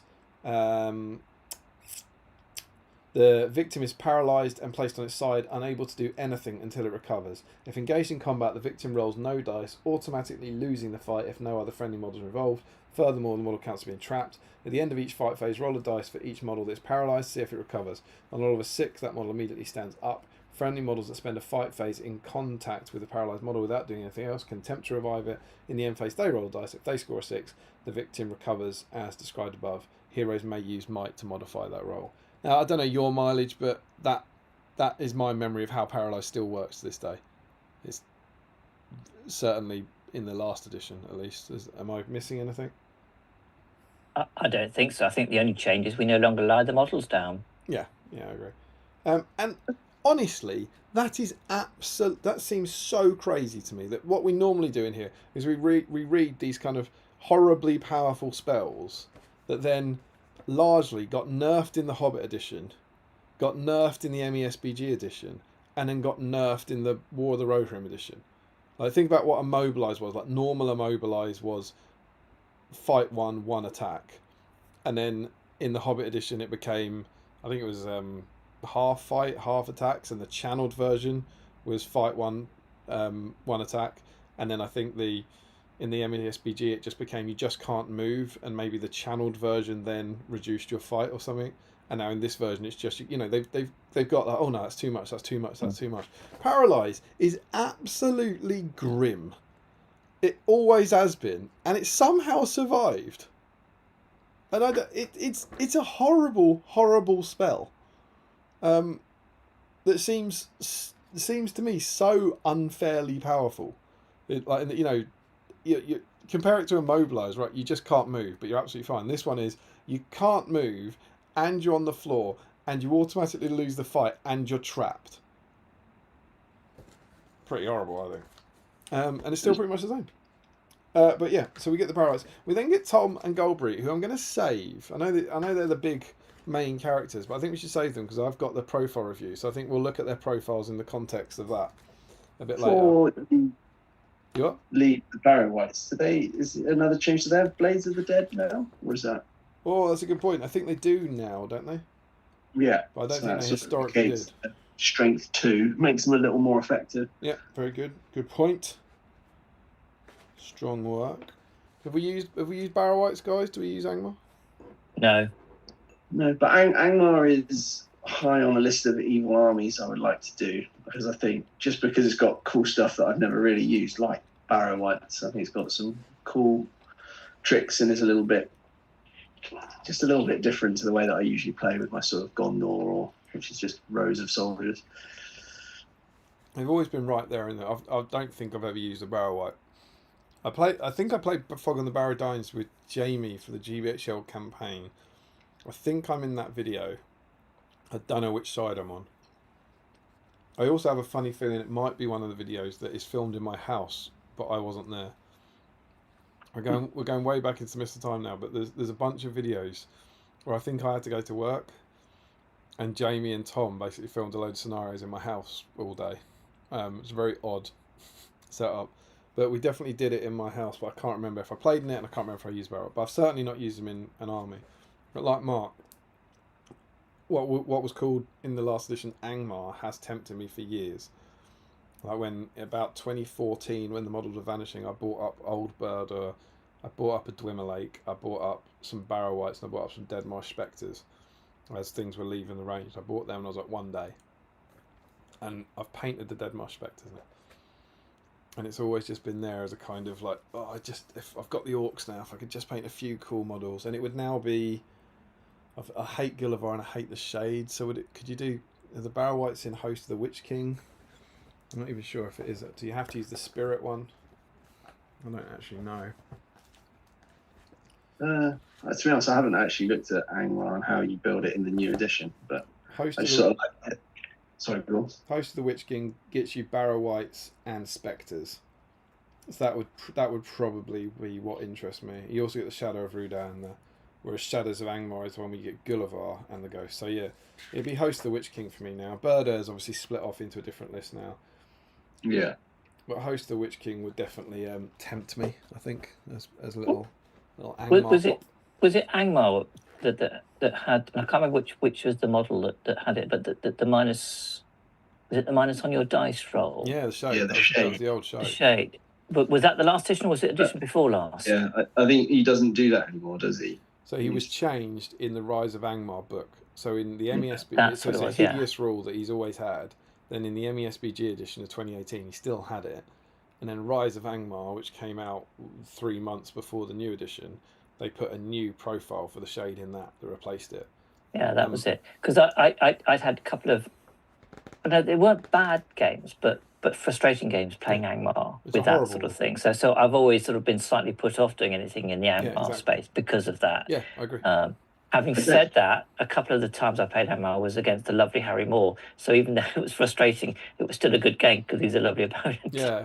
Well, that was super fun at Articon in the quiz because we played the On Your Wavelength round, which, for anyone who doesn't know, one person of your team goes out of the room, and then you have to answer questions, then try and match their answers, basically. So you have to give the answers you think they'll give, then they come back in and answer it. It's really, really cool. And one of them was, what's the most fun army list to use? And we got Tom Moore, who's Harry's cousin, and he was arguing, like, he's going to say Army of the White Hand, like, which is, you know, the least fun army to use, right? The army everyone hates, but it was what Harry was using at the weekend. And it's like he's a competitively minded player. The armies that are the most fun to him are the ones that, you know, he enjoys using the most on the table. It's not, Breaking of the Fellowship. And we got it right. Like, so we put that, and then Harry got booed, you know, when he gave his answer over the mic, and he said Army of the White Hand. Everyone booed him, but we got it right. And it was that really fascinating idea of what does fun mean? You know, what does fun mean to different people, basically? You know, Harry was doing fun wrong that night. But yeah, I always hated the shade, and I hated Gulliver, but I think there's a non-unpleasant Angmar army. I think there always has been one that's maybe got...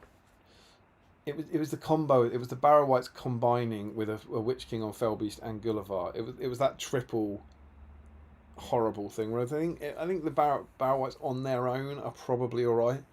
If you don't then have some, you know, you could use a Deadmar Spectre to pull a model out of position, paralyze it, then jump on it. And it used to be way back in the day, orcs with two-handed weapons, just gank it and kill it. And it's like, that was fun. My Boromir's dead on turn 1 or whatever. But I never wanted to do that. But I do really like the aesthetic of a kind of spooky ghost army. I think it's quite cool.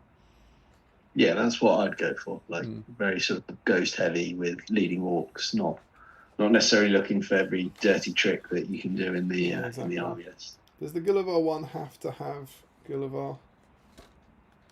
It doesn't. So you could do a ghost one without. I presume it's awful. I don't see. Because then your only heroes like the Shadow of Rudau or Nasdaq, both of which are in Host of the Witch King. So yeah, unless you really want the special rules, if you're like me and you don't like Gulliver, then you're going to go for the Host of the Witch King. The only thing you don't get interesting enough is Wild Warg. So the Host of the Witch King can have werewolves, and it can have Warg Riders, but Shadows of Angmar gets Wild Wargs as well, which is a bit odd. Yeah, so Host of the Witch King. I'd like a couple of werewolves. I'd like some spectres and stuff. That'd be fun to do. So then we get to the scenario, Fog on the Downs. As the hobbits set off across the Barrow-Downs, they find themselves surrounded by a thick, eerie fog. Unknown to the travellers, this heavy mist has been conjured by the terrible Barrow-Wights, who now hunt them through its shadowy coils.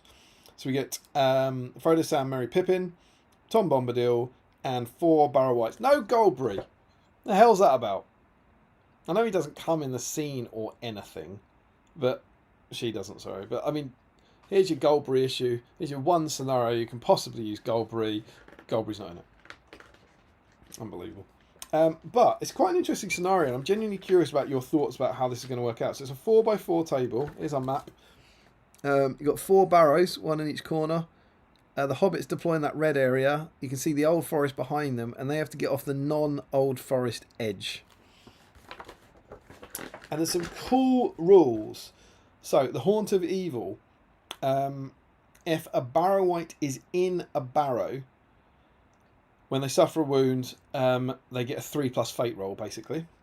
And if they're in a barrow, they can use a point of will each turn without reducing its store. So obviously, like, that's not going to come up a lot because they're not going to be in the barrows because they're going to be chasing hobbits. But wait. Fog on the Barrow-Downs. A chill mist has descended on the Barrow-Downs, conjured by the Barrow-wights to help them ensnare their prey. In addition to causing the hobbits to become separated, the fog will also have the following effects. Visibility is reduced to 6 inches. It has no effect on the Barrow-wights, as they do not see in the same way as mortal creatures. Now hang on to that, because the first time I read this I thought, what use does that have? And the only thing I think in normal rules would be throwing stones, right? So the Barrow-wights can stay more than 6 inches away from the hobbits and they can't have stones thrown at them. But it also comes down into another bit later. And also, every good model must roll a dice before they move, and on a 1, the evil player moves them as they get lost in the fog. That's super cool. And then, in the turn that Tom Bombadil enters the board, the fog lifts, because he sings it away. And then, ho, Tom Bombadil! When the hobbits realise the terrible danger, and they call to Tom Bombadil. Any hobbit that has seen a Barrow-wight, and this is where it becomes important that the fog only allows them to see 6 inches, can call out for Tom. Any hobbit that's seen a Barrow-wight may roll a dice at the start of their movement. So if you get 3 hobbits having seen Tom, you get 3 dice. If you score a 6, then Tom's heard their call. At the start of the next good player's move phase, he may be placed anywhere along the old forest table edge. So potentially still quite a long way away from the hobbits at this point. Yeah, and a paralysed hobbit cannot call out to Tom. And then the Dark Sacrifice. The Barrow-wights don't intend to kill the hobbits in combat, but subdue them, drag them back. If a hobbit suffers a wound that would result in him being removed as a casualty, he does not lose the wound, but is instead paralysed. A Barrow-wight may drag a paralysed hobbit by touching its base during its movement and keeping it adjacent to him. If the hobbit recovers from being paralysed, place him 1 inch away. So it looks like it doesn't slow him down in any way. So a Barrow-wight with a paralysed hobbit can move 6 inches. If a Barrow-wight begins its movement in a barrow and is in contact with a paralysed hobbit, he may attempt a sacrifice. Roll a dice, and on a score of 4 or more, the hobbit has been sacrificed and is removed as a casualty. And they also, remember, they get a free point of will when in a barrow. So you've essentially got 4 Barrow-wights charging 4 hobbits, having to paralyse them. Paralyse has a range of 6 inches, so they have to get within sight of the hobbits to paralyse them.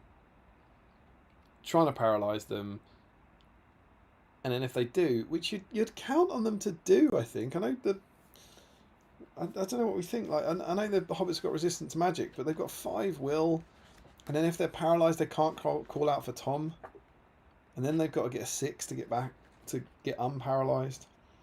And the victory conditions are if the evil player sacrifice Frodo or at least 2 of the other hobbits, he wins. And I don't know, that feels tough for good to me. By all means, tell me I'm wrong. Yeah, I'd agree. I think it does feel like it would be a more challenging scenario for the hobbits than the Barrow-wights. It does feel super fun. It's one of those ones that's just swingy, right? Like a 6 here or there can change the game. Yeah, if one hobbit charges, so he's within 6s. Oh, sorry, one hobbit attempts to be paralysed and resists it, and then rolls a 6, and Tom comes on. Yeah, there's a big difference between none of the hobbits rolling a 6. And I guess where it's, the will's finite as well, right? Like other than when they get back into the yeah. The They've barrow, only got to get Merry and Pip though. Sorry? They've only got to get Merry and Pip. Yeah, true. And so yeah, go on. I did have a look at the scenario in the Quest for the Ring Bearers group book, because that will be instructive or indicative of perhaps where they think improvements could have been made. Yeah, for sure. To the balance of the scenario, and the couple that struck me. The first one, and I think I mentioned this earlier, that in this one, they don't the Barrow-wights don't have to drag them into the barrow. You just have to do the edge of the barrow. Which is less fun, right? Yeah, granted, that's the case. The other one was the starting positions. I think in the magazine, the hobbits have to start more than at least 6 inches away from each other. Yeah, they're separated. Yeah. It's separated. Whereas in this one here, it doesn't. It just says the hobbits can deploy anywhere in this sort of 1 foot band on the western board edge. But it doesn't say they have to be apart anyway, so they can start as a little bundle of a little group if Which they then wish. makes it easier for them to gang up on a Yeah. Barrow-Wight. Which is one of the tips that we'll get to in the next page of the magazine. The other one that I noticed here, that when a hobbit calls for Tom, it's a 5+ in this scenario. Right, It gets Tom on the board. And after that, on a 6, Goldberry enters as well. So both can come into play. So it sounds quite a lot like this is indeed very hard for the hobbits, and in the new edition they made it significantly easier. That's how I read it, yes, or saw it. Well, maybe that's it then. Maybe that's it. It's also worth noting that, as I said, we didn't do their profile, but Tom doesn't have banishment in this, so he can't get rid of the wraiths, I believe, unless he's got a. I don't think he's got a special rule. He can get into combat with them and beat them, but he can't banish them. But he can restore. He can restore them as he still can. But yeah, so the tips. The tips for good are keep together. You're separated, but keep together. Keep the hobbits close together. If you move Frodo first, you'll be able to react to the other hobbits if he rolls a 1. So it's talking about protecting Frodo. Although I don't really think you need to protect Frodo because he can just win by killing the others. It's like, we protected Frodo. Good. Merry and Pippin are dead. I've won. Oh. Well, at least we protected Frodo. And then the good player will inevitably have to make a stand at some point. He needs to be careful not to put his models in unnecessary danger. He shouldn't be afraid to attack if favourable conditions arise, including the opportunity to surround a lone Barrow-Wight, trapping it and using Frodo or Sam's might. Yeah, and we found this in the when we did it for SBG, and we did the early Quest of the Ring Bearer scenarios. There's a couple, and we're obviously trying to tell interesting stories in the battle reports as well. You know, we're not playing it competitively, but there were a couple like I think it's the Buckleberry Ferry one, where like the hobbits were like running for the ferry, and one ringwraith was chasing after them, desperate, and the ring got in my way, and I think I was the hobbits, and I went, all right, I'll charge it. And you put like 4 hobbits onto a ringwraith and kill it.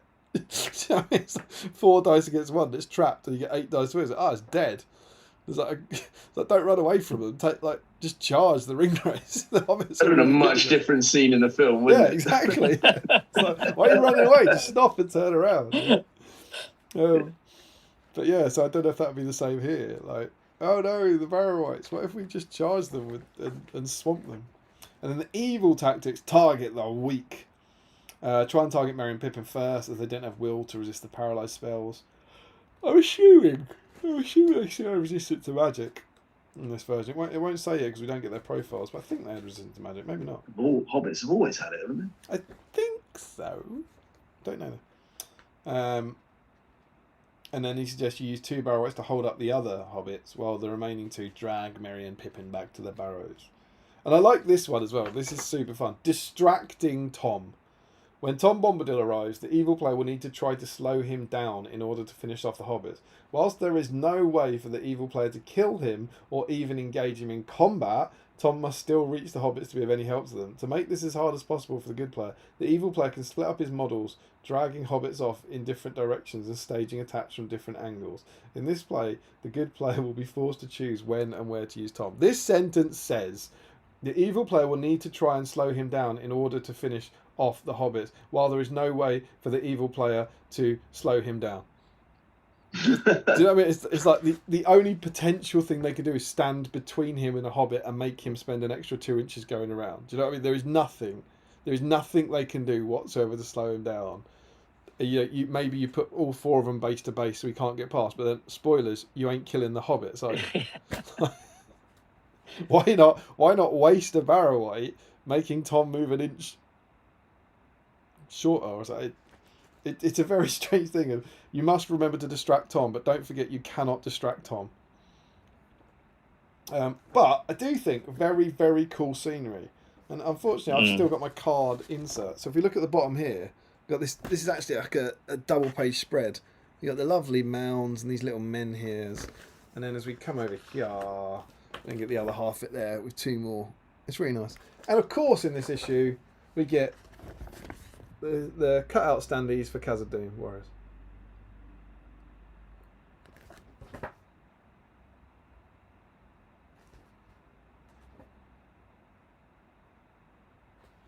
What's that about? I'll tell you what that's about. Is that for a future issue or something? It Is is, this? but it's also because in this wacky supplement, I think we'll get to maybe next year, Shadow and Flame, which was all about dwarfs and Moria, it then also included the Barrow-Downs and Tom Bombadil. So, Battle Games in Middle-earth has decided to take the same ludicrous approach and said, we're going to do a Barrow-Downs issue, and we'll throw in some Khazad, and we'll give you Eladan and Elra here in Gildor as well. Why not? Yeah, why not? And then we do get some dwarf issues down the line, but maybe there weren't cards in every issue, so maybe this is like, 4 issues worth of card standees or something. I don't know. And then something I think is absolutely marvellous is we get alternative scenarios. And we do need to read you one of these rules because it's very fun. It's very old school SBG. I forget to read it. This is very Galadriel, very first edition of Galadriel. Tom's country. Tom can only be used in scenarios that take place in the Old Forest or in the Barrow-Downs. Yeah? And the same with Goldberries. It's one of those things. Do you want to play a scenario in the Old Forest today? No. Right. No Tom Bombadil for you. And they do the same thing here. They alternative scenarios. Although you can't use him in any other scenarios, here are some other scenarios. Although the Tom's Country rule prevents Tom from being used outside the Old Forest, he can still be used in many exciting scenarios. That's untrue. That is a lie. There's a flat out lie. And what they say is what you can do is pretend that other scenarios happened in the Old Forest. That's their get around it. So we have what I think is what do they call it? What's it called? It's got a massive open war. Is that the points match one? It's just they've got this picture here that made me think of it. It's the Black Gate. Look, it's Elisar and Gandalf the White against the Troll Chieftain and a Fellbeast. It's the Black Gate, but what if that was in the Old Forest and not at the Black Gate? Then you could use Tom Bombadil. It's just that what if Helm's Deep was in the Old Forest? You'd use Tom Bombadil. And so they've got the open war, which is the points match one, the simplest scenario of all to adapt. As long as your opponent agrees, simply place some appropriate scenery for the Old Forest. The good player may choose Tom and Goldberry, while the evil player may select Barrow-Downs. It's super fun and super fluffy, but it's that absolute, it falls down in any level of competitive, doesn't it? It's just friends going, I want to use Tom Bombadil, and I'd love to put him in the same army as Elisar. And then your opponent goes, yeah, that'd be fun to lose to. Cool, let's do it. And then there's also Flight to the Ferry. But imagine this, Mark. What if they weren't running to the ferry? What if they were running through the Old Forest? Well, they could use Tom Bombadil, right? Well, exactly. Can you imagine? And this one doesn't even have an ending. It says you could stage an alternative battle game recreating an encounter in the Old Forest where the unfortunate hobbits have been so disorientated the Dark Riders have time to catch up with them. The hobbits must once again flee for their lives, but unaware the master is about to happen by. Will he arrive in time? The scenario uses the same special rules as Pack 37. However, rather than 1 ring race, the hobbits must now hide from 4. And then the ring race begin in the corners. They're moved in the same way as in the ferry. And then Tom Bombadil comes in. It doesn't say how you win. It says the same as in Pack, 37? Same as in Pack 37, but now with Tom Bombadil. Which means you have to get to the ferry. Spoilers, there ain't a ferry. It's like, to play it, this game is a paradox. This game can't happen. There's no victory conditions. I don't remember the ferry one. I presume they had to reach a ferry and get onto it. I think, Michael, this is the scenario that you played with Harry on the stream. I think you're right, yes. And I can picture the river and there being a ferry. Yeah. And now it's like, what if it's in the Old Forest? It's like, cool, there's no ferry to get to. Instead, you have to reach the tree. But they don't tell you that. Just imagine, though, what if? And then Tom's party, which I can't even remember this scenario. I meant to look it up. Bilbo's party scenario from 62. In this version, the Nazgul have tracked the hobbits to the Old Forest and to the house of Tom Bombadil. You use a hobbit hole or Radagast cabin to represent Tom's house. What the fuck was that?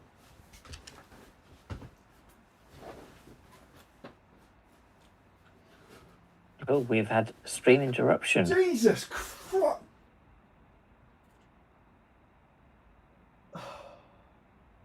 Doesn't sound.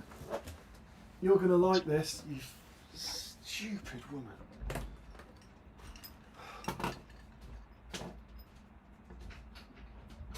That was next level, and you're a twat. Hello.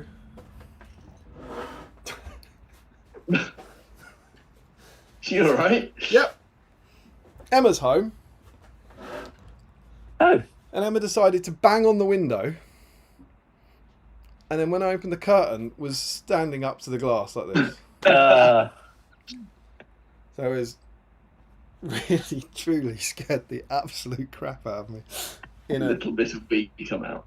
Yeah, in an entirely new way. So, and Places you didn't know it could come out. she scared me in a new way. The wee didn't come out in a new way. So she's, as you can imagine, extremely pleased with herself. And replaced Gandalf and Bilbo with Tom and Goldberry. Frodo becomes the ring bearer. And so I think that was just, I can't remember that scenario. Was that a bunch of orcs maybe wrecking Bilbo's birthday party? But imagine it wasn't. Imagine it was Tom's. And what is it? As silly as this is, I think this is wonderful. I think this is really two really wonderful pages of creativity. You know, this kind of idea of don't be limited by these rules we've given you. What if this? It's very. It doesn't call it alternative approaches. It's alternative scenarios. If only they were suggesting we put all these scenarios on hills in classic BSIME fashion. But I think that's really wonderful, personally. Any thoughts on those? not on those ones per se, but yes, the idea of coming up with different permutations. I mean, the ones that would spring to mind, could you have wargs chasing hobbits and Bombadil coming to the rescue, sort of thing? That's something that you could have seen happening at some point, maybe. Well, like the warg attack scenario, that kind of thing. Yeah, that sort of thing.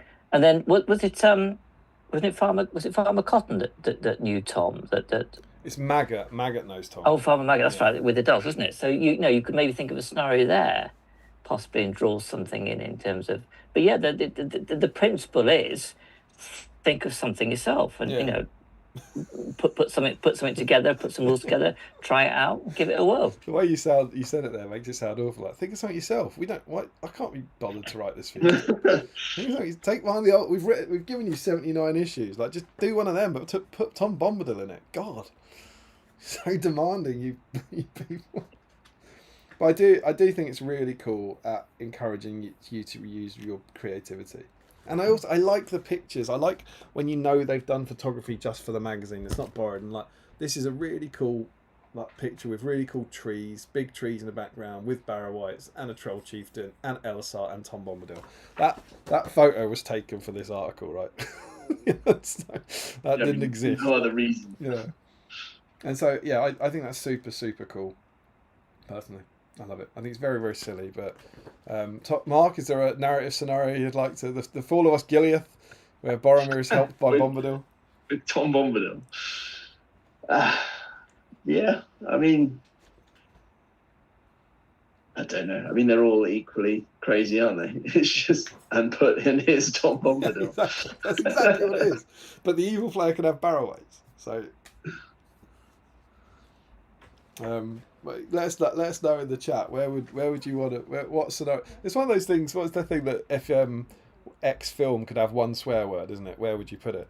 This is the question for tonight. If Lord of the Rings could have one Tom scenario Bombadil, could have one Bombadil, where would you put it? Where would Tom Bombadil be best placed in a narrative scenario?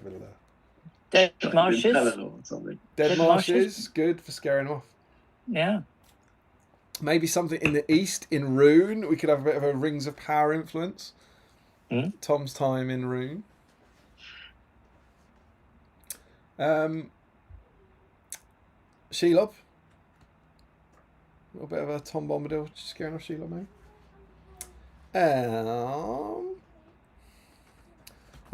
I'm going to update you. Someone's coming in. You've already done it once. We got food. Hey, Yeah, we've got a family. food. Whole family. I'm Hello. mad for me trying to scare you. You on scared the internet. absolute crap out of me. You genuinely scared the crap. That was more It's scary cookies and because I genuinely cream, thought that was like I someone think. going to try and break in or something. It was a different kind of scream. So you did very well. Family's home. We've got a donut. It was once a donut. Gonna do. Cookies and cream. Cookies and cream donut. Extra stream snack. Love to see it. Is this the peace offering? Oh, oh Can't be mad. not now. These two have been to see 101 Dalmatians. Oh, very Good. Was it very good? Mhm. Was it real dogs? One real tiny Dalmatian puppy at the end. One Dalmatian. Oh, More like 100 and none Dalmatians. Yeah, But amazing puppy. Well, there was one. very cool. Its name was Linda. What's its real name? Mhm. Very cool. I don't think its real name is Linda. Oh. Well, Right, someone try it's not to. choking me. Oh, Lex, you're choking me. Charlotte. Bye bye. Love ya. Hello. No. On the internet. You are on the internet. Please do not swear. Hi, Michael. Hi, Mark. Hey, I love the mini fist pumps. Bye internet. Night internet. Yeah. Bye internet. William's like that, and that's why he always wants to come out. No. Wants to be on the internet. Did the tree guy reply? It's a good looking donut. I think it's like a Oreo or something. I had one of those yesterday. We bought a box back of Krispy Kreme Yeah, donuts from the there UK you because I don't want to drip. we don't get them in Guernsey. Yeah, of I was course about to say, do you know what they get? they don't have Guernsey cookies or free. cream or donuts at Guernsey. We have donuts, but not Krispy Kreme donuts. Oh, come on, there must be a business opportunity there, Mark. Open a franchise. So, quite possibly. I We don't don't have have, any. I don't have Fun. shops in Guernsey, so you couldn't. It's just like stalls on the track without The barter refrigerators. system as well. Like, I'll swap 3 chickens for your bag of carrots.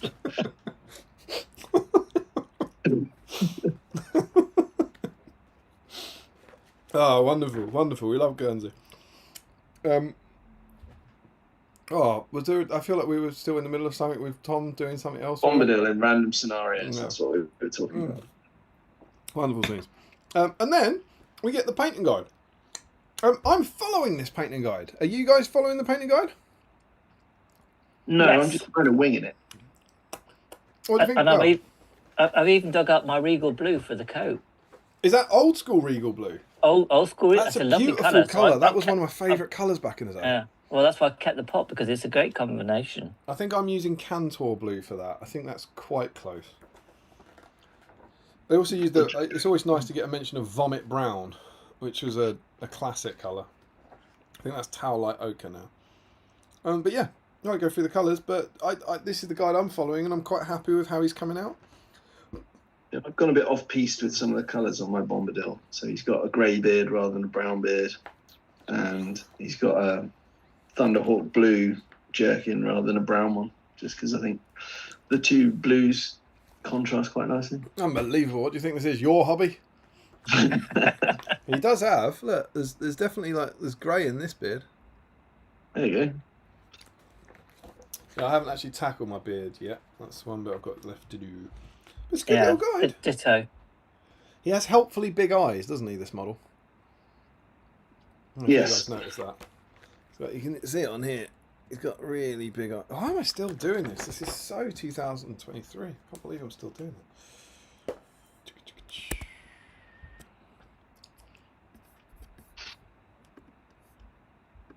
There we go. So there's old Tom with his grey beard. And there he is. And I think mine's turning out quite a lot like this. I think it's pretty it's an effective guide to get this result. Looks pretty good. I haven't done the feather either. They recommend dry brushing the feather. It's like, because I've painted everything else, I can't really dry brush it. I think it'll be too mucky. I think he used contrast paint on the feather. Yeah, That's a good shout. Yeah. lovely though. Lovely little result. So yeah, and then we get to the scenery guide. Michael, I thought maybe you could take us through this because I feel like I know you've paid special attention to the scenery guide, but also you've got some Barrow-Downs. Dare I suggest you've made one of these?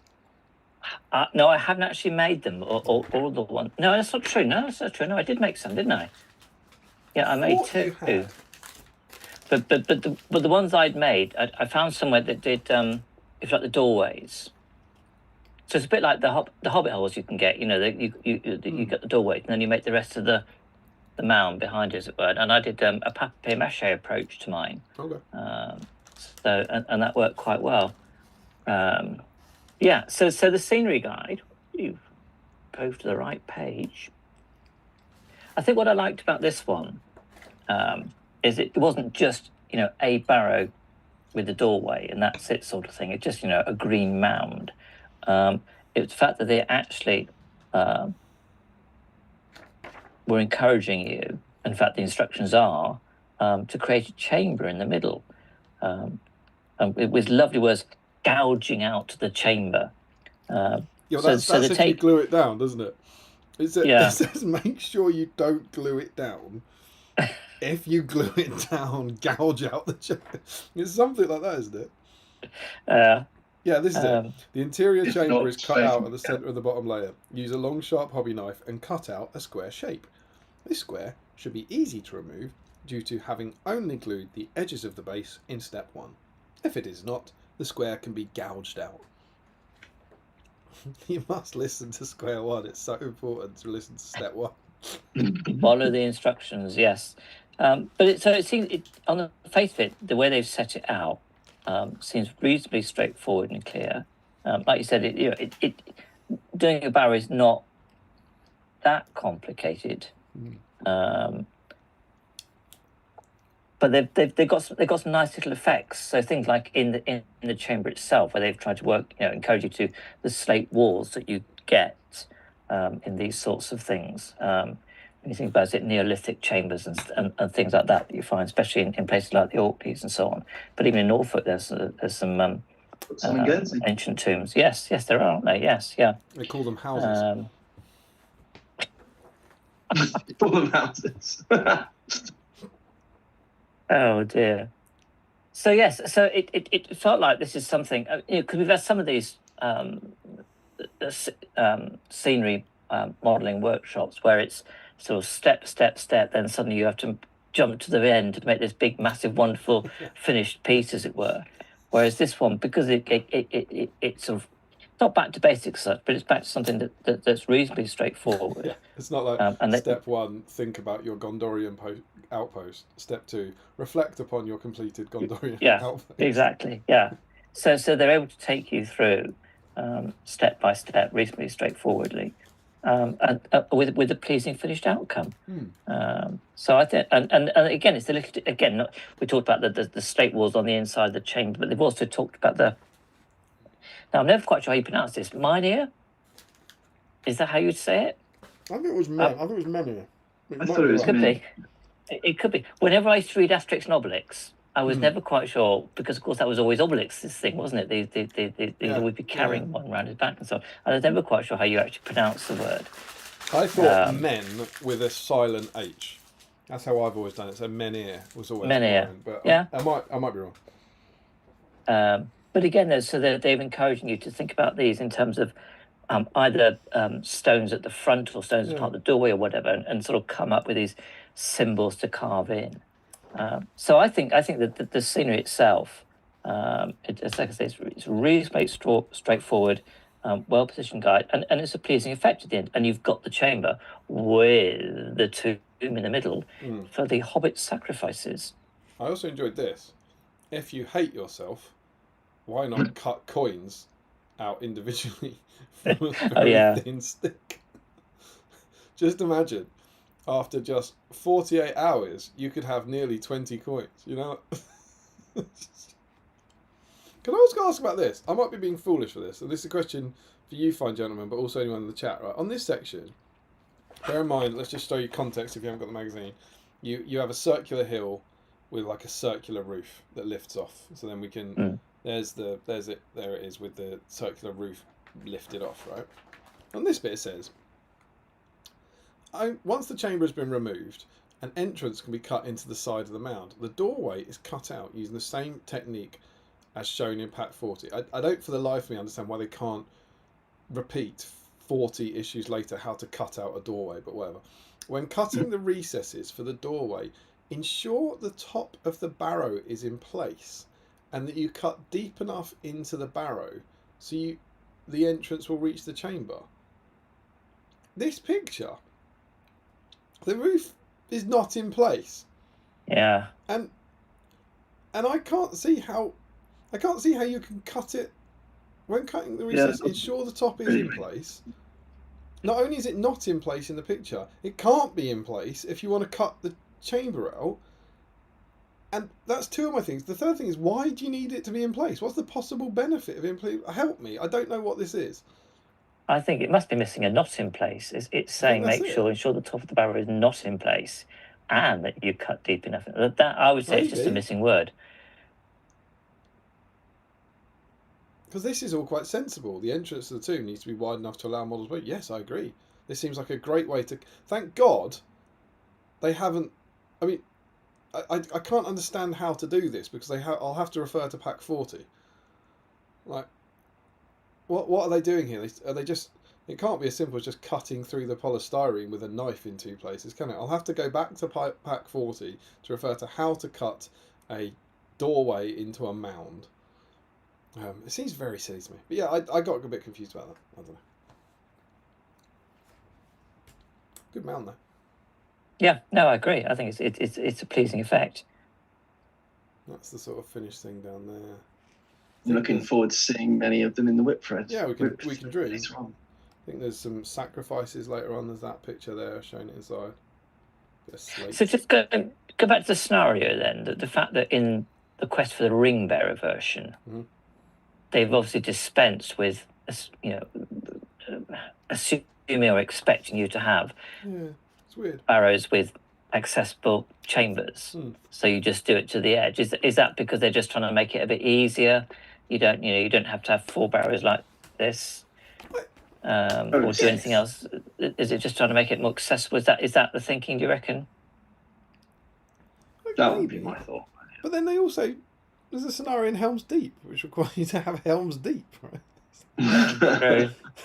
Play the end of all things. You will need the inside of a volcano. Like, I wonder if it's just a simplicity of rules where, I haven't looked at it in Quest of Ring Bearer, but in terms of the amount of rules they fit on a page or something, I don't know. It's a good question. And it also, I suspect, if we were to have a look at this.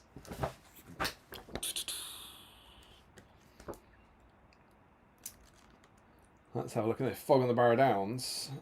I think this is your answer, Michael. You don't go in the bout. You don't go in the. It's this. You don't go in them in this version. A barrow might drive into base contact with a barrow. Yeah, which is the same as the Quest for the Ring Bearer. I didn't think about looking at that one. I bet you in here there will be a scenery guide for making barrows that doesn't involve a chamber. This is making barrows from issue 10 of Battle Games in Middle Earth. Here is how to make a barrow in the Quest of the Ring Bearer sourcebook. Oh, right. Really pared back. To create the barrows for the Fog on the Barrow-Downs scenario, simply take your small rocky outcrops and put them on your hills. Hooray! By combining your scenery in this way, you can. God Almighty, that's literally that's just a rock you made for Moria and a hill. It's literally just put a rock on a hill. This is next level stuff. Is it the case that with the chamber, when you had the tomb in the middle and you had a narrow doorway, it made it difficult if a hobbit got sucked in, as it were, or dragged in, for anyone to come and rescue him? Is that, practically speaking, you just... to do with that. I think it's just the scenery. I think it is just scenery, okay. You can make rocky outcrops. Here's how you make a rocky outcrop, and that is the barrow. Here's how you make a barrow. You put your rocky outcrop on a hill. And then because of that, when they get to the scenario, you can't go in the barrows. Yeah. And then Quest of the Ring Bearer comes out, and Quest of the Ring Bearer is largely drawing on this book for the scenarios. That is one of very, very few. That's a great point, Michael. That's a really interesting point you picked up on. This is one of very, very few criticisms I would ever make of these books, because these books are so good. So good. But yeah, that is a rubbish Barrow comparatively. Some of the scenery they get to make in these things is just brilliant. Like, look at the weather top. The weather top they get to scratch build is so much better than the Battle Games Middle-earth one. And it's really incredible stuff. They got all the. This is the one with all the Moria stuff, isn't it? Yeah, it must be.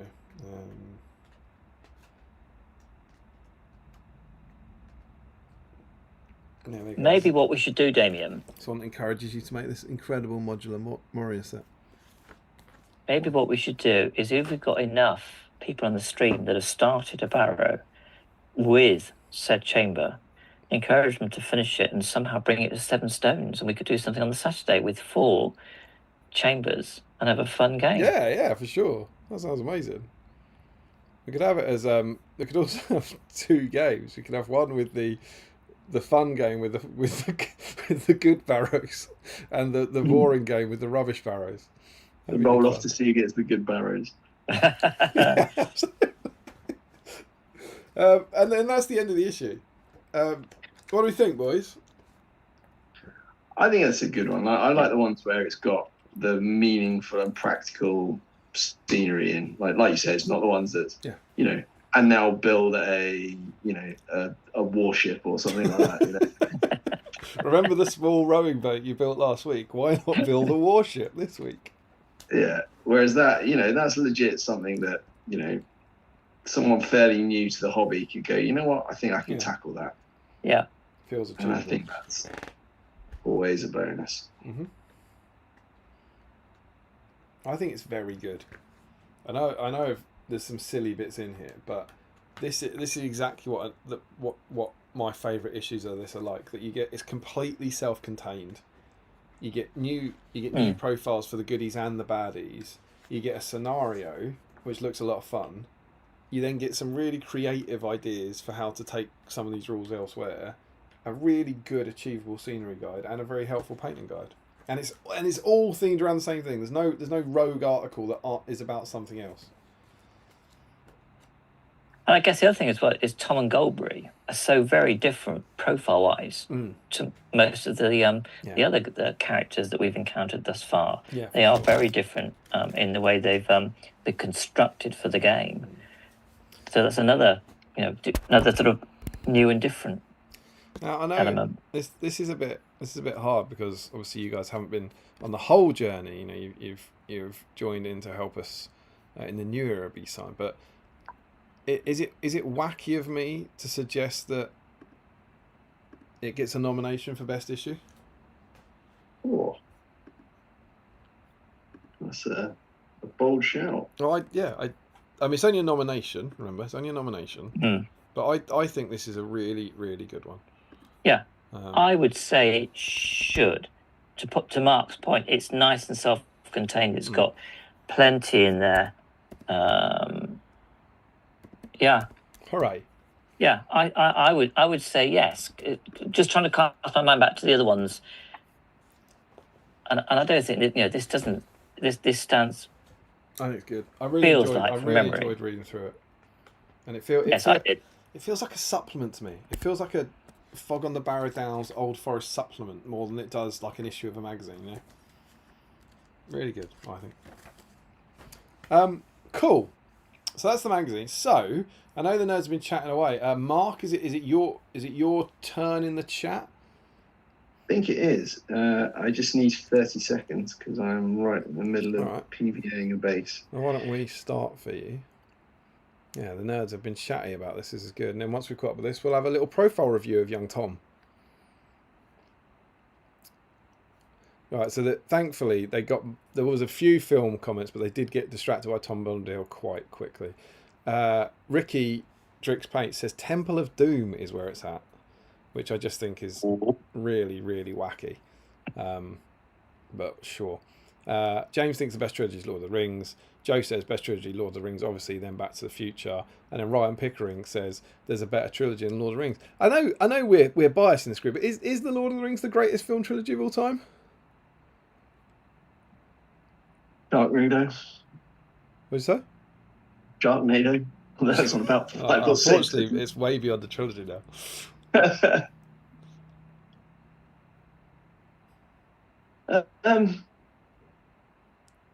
And I suppose it depends on what criteria are you wanting to put in place to mark up the best trilogy. For me, Lord of the Rings probably would be.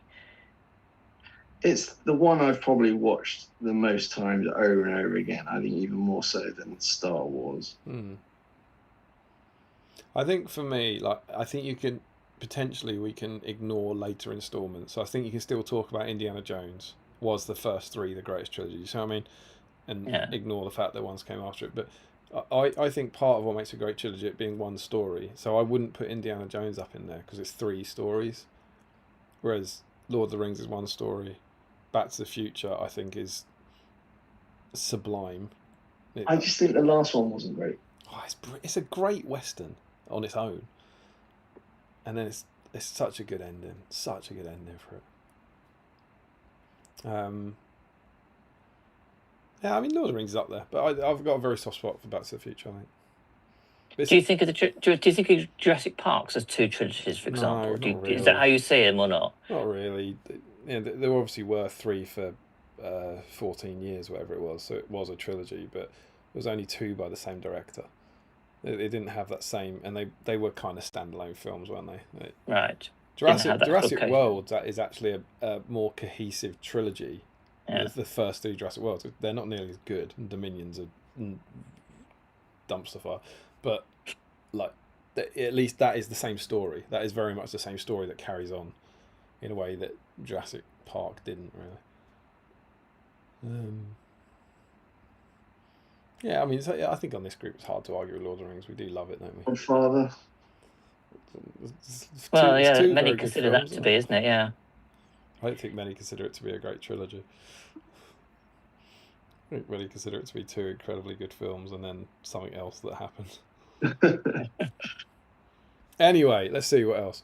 Larry, controversial opinion. I think Crystal Skull and Dial get more hate than they deserve, and Temple of Doom doesn't get as much hate as it should have. I can't believe I'm saying this, but I agree with Larry. Certainly about the first bit. Twice that you two have agreed it's tonight. Disgusting, isn't it? Like 3 times than you summoned his effigy or something. Yeah. I think, I really enjoyed Dial of Destiny. And I don't think I've seen that one, yeah. I think it was good. And I don't think Crystal Skull is as bad as people say it is. I still think Temple of Doom's good. But I think I know where he's coming from. I think you can make an argument that Temple of Doom feels like the least indie film of all 5 of them. It's a very different thematic material, and it's clearly quite grown up as well. It's not fun punching Nazis off tanks. It's people getting their hearts ripped up and human sacrifices. I'm num shamum, I'm num shamum, I'm num shamum, I'm num shamum, I'm num shamum. That stayed with me when I was 9. I was like, probably not. Larry, I want to watch a cut of all 3 Back to the Future movies made into one long movie, as they all end and start with the same scenes, isn't it? Yeah, I mean, you can just get someone to change the Blu-ray discs for that, mate. Just shut your eyes for a brief time. You have the ability to do that. But you're absolutely right. That's again what makes it brilliant. And when the first one ends and it's like a proper climax, and then the end of the second one is the same scene. That's so clever. When he then you go back to that scene at the end of the first one, and he goes, "No, I've just sent you. I've sent you back to the future." And he goes, "Yeah, I know, but I'm back. I'm back from the future." That's such a good ending to the second one.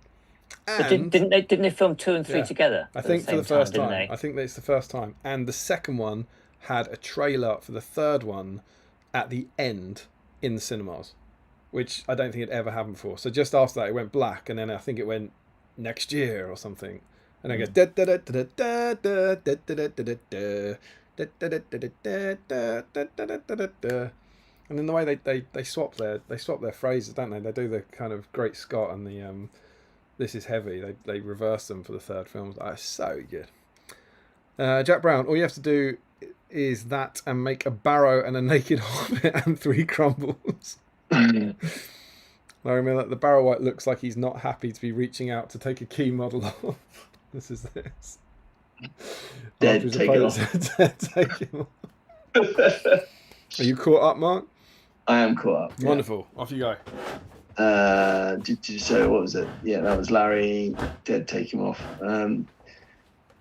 Larry then says some of the warrior issues have had other characters on. I think. Yeah, you're probably right.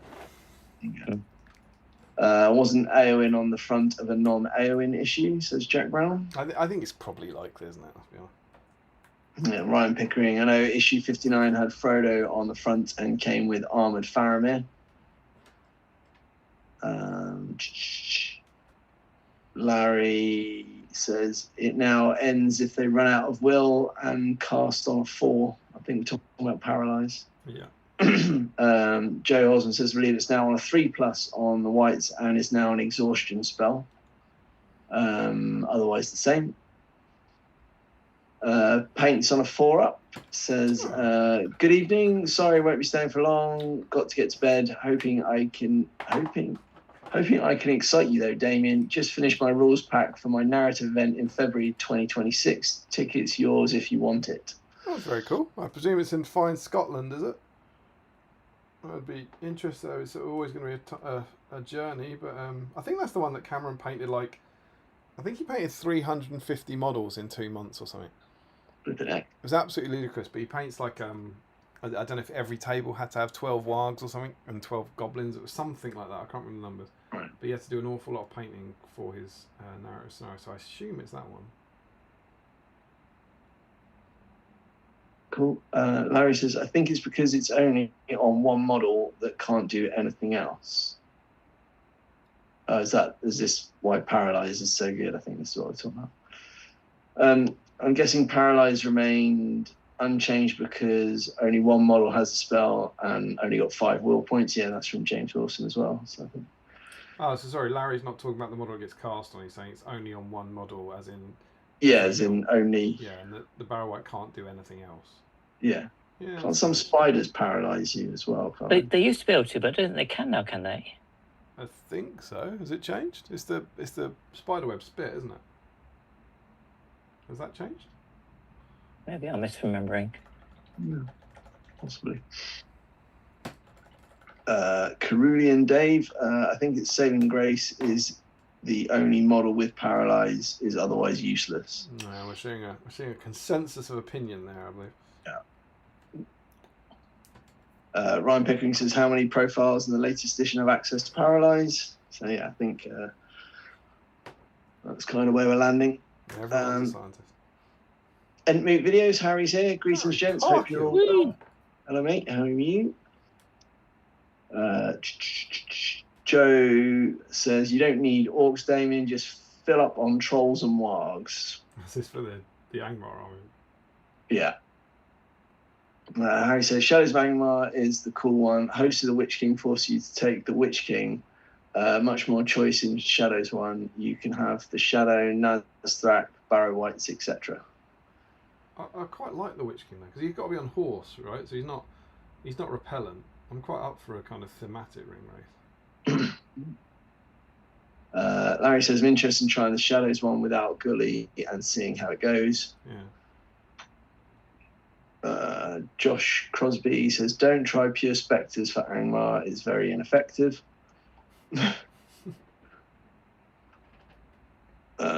And Larry says, don't forget the antlers, Damien. What was that for? Not sure. Is that maybe Warriors of Khan Doom in one of those lists I was talking about, I reckon? Yeah, quite possibly. Joe says, Birders Horde and Wolfpack for Angmar themed armies for me. Yeah. Yeah, I should do a Birders Horde at some point, since I've got so many flipping trolls. Thought you were all trolled out.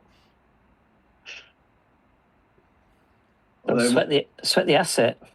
yeah, so my old metal birder now has a massive anvil on him. Great use of. Ashley Fisher says, only one of the barrows in the pick has a removable lid. Presumably they couldn't be bothered to make 4. Yeah, I noticed that as well. I just thought, yes, and yeah. I was wondering if I was looking at that in the double page spread, wondering if they'd photoshopped out the rim, but no, you're right. I think it's just maybe that's why. Look at it. When even they can't be bothered to do it, it's like for the next supplement, make it simpler. Maybe we can make more barrows tonight than they bothered to make for their supplement. That's a good spot.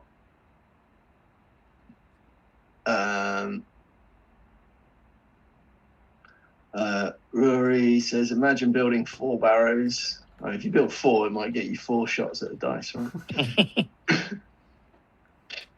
Jack Brown's spreadsheet is panicking. Harry says, from memory, I believe the scenario is dead hard for the good players.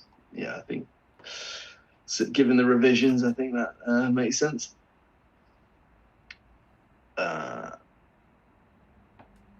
James Wilson says, hobbits, and then quotes, the fog is getting thicker, and then Johnny and Leon's getting larger.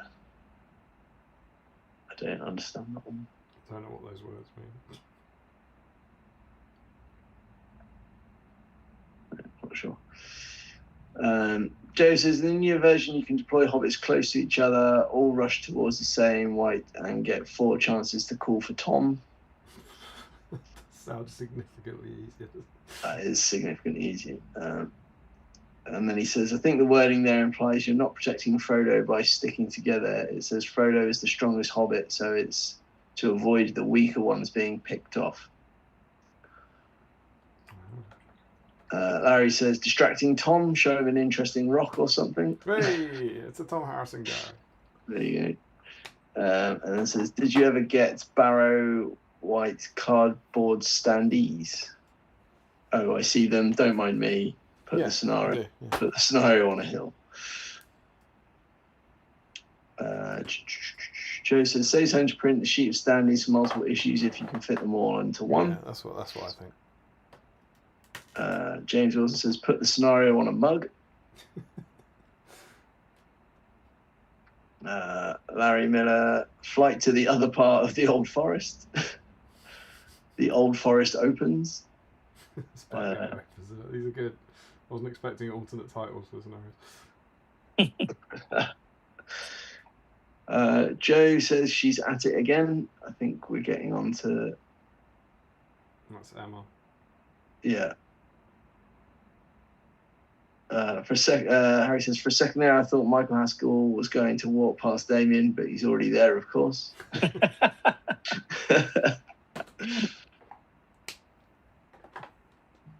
James Wilson says, Michael, please shake your paint pots in view of the camera, otherwise it looks suspect. Noted. Joe says, the Mount Doom speak English, Stoney. In the Mount Doom section at the end of all things. That's where to put Tom, right? Yeah, absolutely. That'd be handy.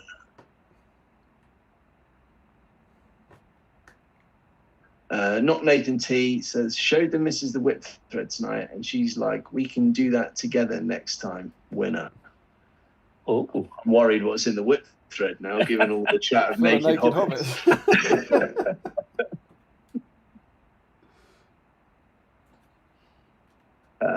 Joe says, Gollum bouncing off Bombadil while Sam carries Frodo up the mountain.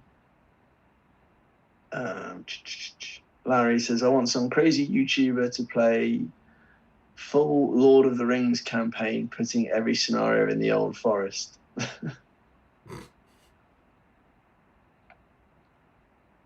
Ideally, it would have to be someone that actually finishes series. I'd say less than subtle dig there, I would feel. Richard Clammer says, the end of all things, but not on Mount Doom section with the hobbits on the pointless side with the Battle of the Black Gate. Ricky Drinks Paint says, at the Council of Rivendell, knowing that he wouldn't shut up and constantly be singing.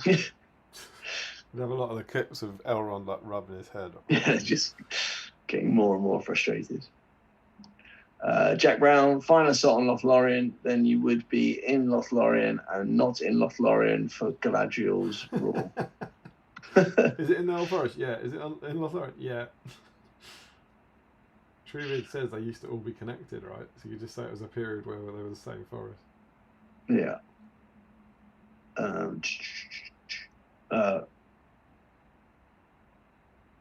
Rory says, you wish now that our places had been exchanged, that I had died and Tom Bombadil had lived.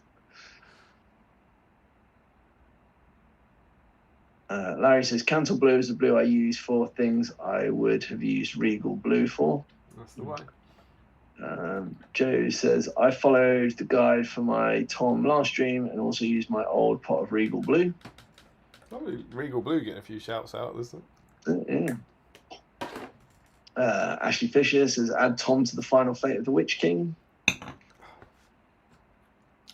Joe says, and add Tom to the original Barrow-Downs scenario that needed about £3,000 worth of metal orcs. Wasn't quite that much. Was it 240? 3 in a blister, 80 blisters, 5 quid a blister, 400 quid? 400 quid? Is that right? Pretty steep for one scenario. It was. It really, really was. Larry says, add him to the end of all things. Rory says, I've gouged the chamber. I hope he's still referring to the fact he's making a Barrow-Downs. I hope the reason he's done that is because he didn't listen to step 1 and he glued it down by accident. I really did. Yeah, quite possibly.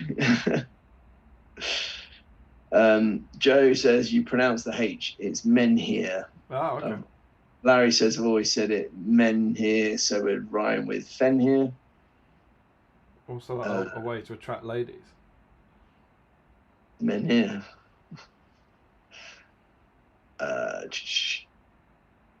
Joe says it's Breton in origin, men meaning long, and here means stone. There you go. There's a joke in there about my surname, but I'll leave it.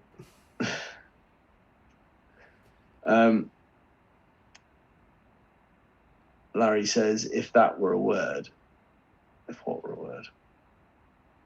Oh, Fenrir, I think he's referring to. Jack says, I ignored the instructions as it seemed silly. I think that's referring to the Barrow. That must be about the cutting the entrance, I think. Yeah. Josh Crosby says, I'm going to be honest, I didn't read the Barrow instructions. I just looked at the photos briefly and then started cutting foam. Oh, Crosby's in. Like 9 dice Crosby's in for a double entry. Yeah. Going to be a few Barrows out there, I think. How wonderful. Joe says the terror description was similar to that in the Barrow Whites profile. Barrow Whites are evil and malevolent supernatural creatures that cause terror as described in Pack 10. Oh, right, as in you don't get the rules for it. Yeah. Ashley says, I think the reason the Quest of the Ringbearer scenario doesn't have the open barrows is because it was based on the Journey Book version in which the barrows were hills with rocks on. There you go. I think that's what you came on to, right? What I said. Get your own ideas, Fisher. Jay says, wouldn't have taken much effort, perhaps less, to just say you must pass a courage test to charge it. That is probably true. That's a good point. Yeah. And then my chat jumps to the end. All right, where are we going? Nice, good amount of chatter about the magazine tonight. Sorry, bear with me whilst I work out where we are. There we go. Ashley says, for future reference, I said that just before Damien reached for the journey. All right, we'll believe you, Fisher. Diana Carlson says, the original Fog on the Barrow-Downs set was my first collection. White Wall was... Fog on the Barrow-Downs set was my collection. White Wall for a long time. I finally got one. White Whale. Oh, it was my collection White Whale, sorry. Like a holy Can't read. grail. for a long time. I finally got one off eBay for a dear price. It was a cool little box. 'Cause that's how it would have all been sold together to begin with, wouldn't it? Yeah. Jack Brown says the guide in the old GW scenario book to making closed barrows using layers of cardboard and lots of filler. Stopping barrow for now as don't have large enough pieces of slate. Now to pivot to the main theme and maybe naked hobbit. Who's that? Jack Brown. I can help you with that, Jack, because it can be purchased from most garden centres and usually comes in large bags. There you go. There you go. Off you go. Must be an all-night garden centre near you. Joe says yes. Not sure what to. Yeah. Just yes. Yeah. Harry says the Toy Story trilogy is level pegging for me. That's good. The only thing that knocks it off the pedestal is the fourth, besmirching the perfect ending of Toy Story 3. Toy Story's a good show. Yeah. Joe says I've not seen Godfather 2 or 3. 2's very good. 2's good, 3 not so much. Larry says Dominion was great. Fallen Kingdom was the dumpster fire. The fridge scene is easily as stupid as the raft scene. Yeah, agree. And then he says it still does on Blu-ray. I'm not sure what does on Blu-ray. That's something about the Back to the Future films, remember? Yeah. James Wilson, Back to the Future is an excellent trilogy. Larry says, when I was a kid, I'd watch the train scene on repeat, by which I mean I would get my parents to rewind the VHS. And he says, Merc with spiders still can, and that's what makes them so fun. Never take that away. That was an Airplane reference. I think we're probably jumping back to something I didn't understand. Or a Family Guy referencing Airplane reference. I think we're getting references within our references now. Referenceception. James Wilson, looks like I picked the wrong week to make an Airplane reference. I think I'm missing the Airplane references. I think there's been an Airplane reference. It was some time ago.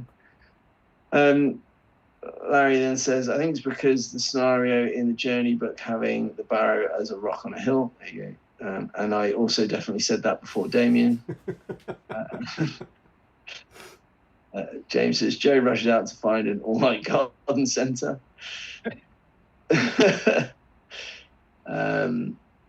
Larry then says it still plays the trailer for part 3. Ah, the Blu-ray. That's what he said. It still does on the Blu-ray. Right. Okay, yeah. Yes. Oh, there we go. I think it's just part of the movie. Yeah. Jack Brown says Hobbit nipples are tiny. Who says that? Jack Brown. Jack Brown, yeah. Oh, and then Larry says Leon's getting larger. Leon Is that the Airplane reference? Oh, right, I see. And then, we were caught up, but Josh has just come in with Godfather 2 is my favourite movie of all time. And now we are caught up. Caught up, good work. I believe I'm just down to a beard for Tom Bombadil now, which is pretty cool. But let us now know the ultimate question for tonight. Do you like Tom Bombadil in the game? Have you used Tom Bombadil in the game?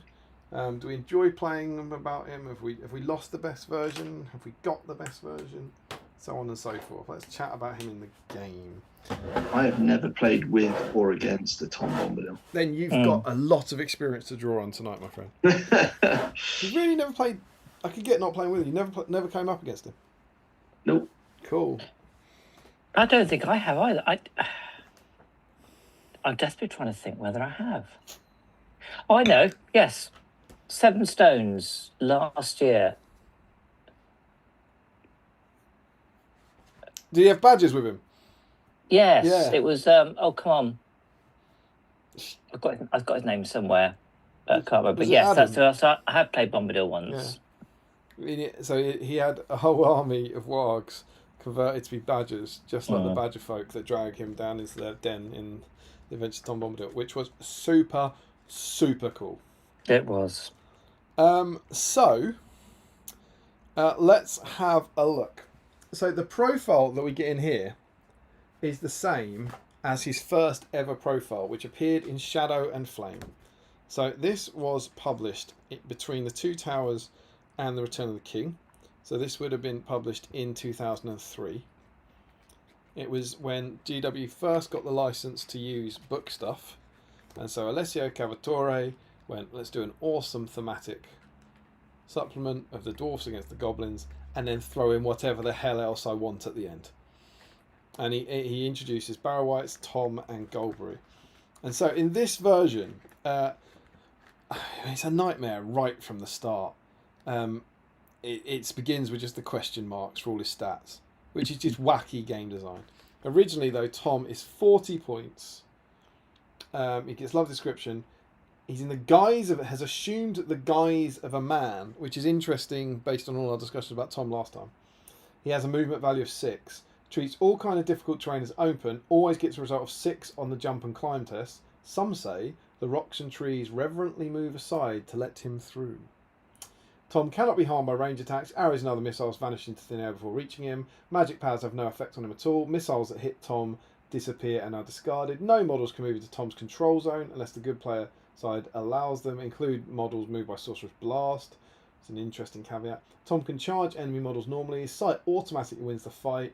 Enemy models defeated must back away, but neither Tom nor any other good models can make strikes. So you can't use Tom to gang up with people, auto win a fight, and then get the other models to kill him. Tom and good models within 6 inches always automatically pass all courage tests. Tom cannot be used in any scenario that does not take place in the Barrow-Downs or in the Old Forest. So that's in here. Like, that is, you know, it's like, oh, this is cool, this is cool, this is cool. This is a scenario-only model. And let's not forget, whilst it's kind of ropey as hell, there are match play guidelines at this point. But yeah, he's a scenario model. And he has, hey, come merry doll, which is 12 inches, and it's just automatic, so no will points or anything. Can instantly heal the body and mind of his friends with a simple act of will and a merry song. The power can be used on a single friendly model, instantly restored to the condition he started the game in. All lost wounds, all might, all will, and all fate, and recovers from the effects of magical powers. Pretty good. 80 points. But, and I can't stress this enough, you can only use him in the Fog on the Barrow-Downs scenario. Or another scenario that you and your opponent have decided Tom can play in the Old Forest. Then Goldberry is essentially the same. She's 70 points, 10 points cheaper, has effectively the same rules, but she can't charge. So she loses the ability to charge an opponent and auto win. She can also not be used unless you've got Tom. So she can also only be used in scenarios in the Old Forest, and she has exactly the same stats. So what this effectively means, because we do get the Fog on the Barrow-Downs scenario here, which actually predates that Journey Book one, and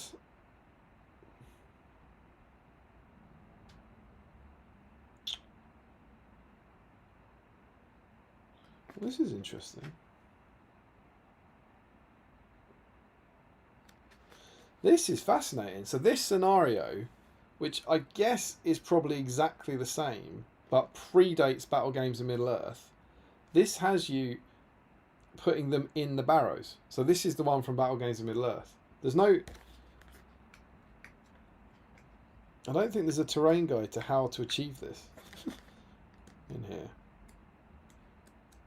There's no terrain guide for it, but this is the scenario that we read through for Battle Games in Middle-earth, where they do put them inside the barrows. So yeah, but that's it. So it's cool, 80 points, 70 points, but you can only use them in a narrative scenario. Yeah. Then, their next appearance comes in the one book to rule them all. What an addition of the rules this was. They appear in here. Oh, Tom Bombadil is a merry fellow. 80 points and 70 points. I think they're the same. 6 jump test, can't be harmed, can't move into his control zone. You can charge, auto win, good models plus courage test within 6 inches, instantly restore. So he's the same rules in this. This would then be about 3 years later. And he still has that rule. Tom cannot be used in any scenario that does not take place in Barrow-Downs or in the Wild Forest. Now bear in mind, this is the book that came out with Legions of Middle-earth.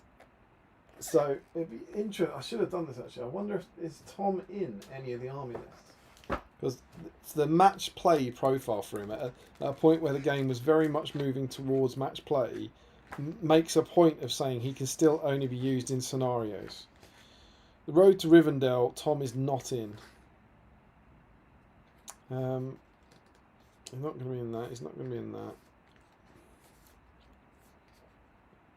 Woodland Realms, he's not in. Randall's Halls, Fangorn. Ale, Hammerhand, Tower of Ecthelion, Minas Tirith, Dead of Dunharrow, inexplicably not in that. Dwarves, The Wanderers in the Wild? He's not even in that. There's an army list called The Wanderers in the Wild, and he's not in it. And Mark is so disgusted by that, he's left the stream. So there is literally an army list that's Gildor, Old Bilbo, Glorfindel, Murin and Drar, Smeagol, with like oddities that don't fit anywhere else, and Tom and Golbury are not in it. So this is when presumably that's because they knew from the off he just wouldn't. In the profile he had there, you just wouldn't work in a match play scenario. It would just be too difficult. Yeah.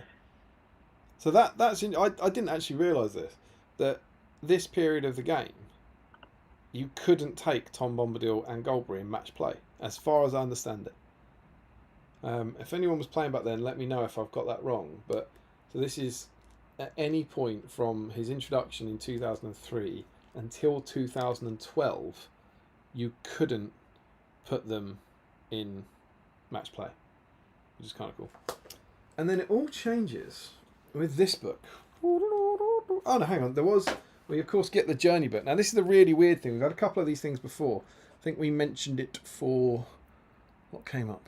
I can't remember. There was a repeated thing. But you've got this book, right? This is the rule book of this edition, and then these were brought out to bring extra stuff. So the Two Towers one introduced Isengard Trolls, Feraluric High, Vrasku, that sort of stuff. This introduces new stuff, I think, for the first time, like Gildor and Dunedain and Tom Bombadil and Golbury. I don't know why they're in this book. I do not understand this. It's odd to me that their profile, this is the same edition, this is a supplement for this book. And Tom and Golbury are in that, and they're in here again. And I would get it if it was like the Shade in the Rise of Angmar, where they dramatically changed them. But they don't. They're 80 points, they're 70 points. They still can't be used in the narrative scenarios. They don't change that. Passes the climb test on a 6. Can't be harmed. Can still charge enemy models.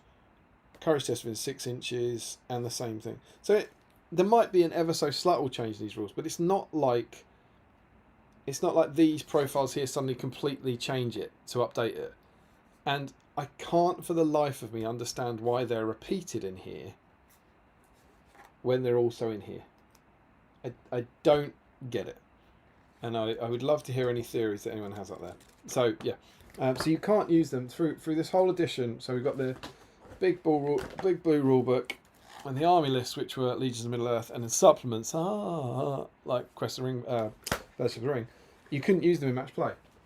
And then in 2012, in early 2012, we joined the era of the 5 source books. Ooh. And in this, Tom suddenly becomes, I think he becomes a wanderer in the wild, which is a great name for a team. Wrong. Let's have a look. I feel like he's right at the back of this. There we go. So the Wanderers in the Wild army list in this is so wacky. Tom, Golbury, Treebeard, Gwaihir, Garnbury, Bilbo, Bandabras, Took, and then Great Eagles, Ents, and Woses. So I might be getting this wrong, but I'm pretty sure in this version of the game, should you want, Tom Bombadil could lead a warband of eagles, and Bandabras Took could lead Ents and stuff. I think that's how that worked here. So in this version, suddenly you can use this. This is the version of the game that introduced warbands. Basically, it was still using this rulebook. It was still the same rules as this edition, but this completely changed the way army list building worked and scenarios worked. The thing we reflected on when we were talking about the new match play guide, that this era of the game had 6 scenarios. And they were in the front of these 5 books: To the Death, Domination, Whole Ground, Lords of Battle, Recon and High Ground, and everyone played with those 6 scenarios for 6 years. TOs could make up their own, of course, but there were only 6 official scenarios until, I presume, the first Generals pack came out. I think they released a Generals pack before the new edition of the game. Is that right? I feel like when they were doing There and Back Again, I think they released a Generals pack that maybe went up to 12 scenarios before the Battle of the Pelennor box came out, I think. Yes, I think so. Yeah, but I yeah, agree. so in I think this is the version of the game that a lot of people would like to go back to now. It's just good v evil. You took a hero from an army list and any warriors, and then you could ally that with any other hero and any other warriors, good or evil. So no alliance matrix. This is like what we have. I think a lot of people actually were quite happy with the last edition, the 2018 edition, where you had Legendary Legions and the alliance matrix. So you had list building, but you couldn't take everything. You couldn't take or you suffered big disadvantages if you put whatever Gil-galad with Aragorn or whatever. Whereas in this, now people would say it's too constricted with the army list. This version, I think you could make an argument, was too unconstricted. This was literally like, okay, we'll have Isildur leading Númenóreans next to Legolas leading Lothlorien elves, and it was no theme whatsoever, pure match play, I guess. I think it's so, which has its place, of course, and I think the happy medium is what people are after. But yeah, so I think the last edition was much closer to what I'd consider a happy medium. It gave you the options while still keeping relatively fluffy, or at least giving the options to build, theoretical but still fluffy, feasible lists. Whereas this edition's kind of taken a lot of that away from me, in my opinion. Yeah, for sure. So now consider this, my cherubs. What the hell do you do with Tom Bombadil? You're about to introduce him for the first time into match play in a version of the game that he can be in the same army as any other good model. Do you carefully rebalance his rules, or do you double his price? Double his price. I think we double his price. He's now 160 points. Still got the same questions. Still moves 6 inches. Still gets 6s on the jump and tests. Can't be harmed. Can't move into his control zone. Can charge enemy models. Always wins the fight. Doesn't make strikes. It's now only models within 3 inches of him that can automatically pass courage tests.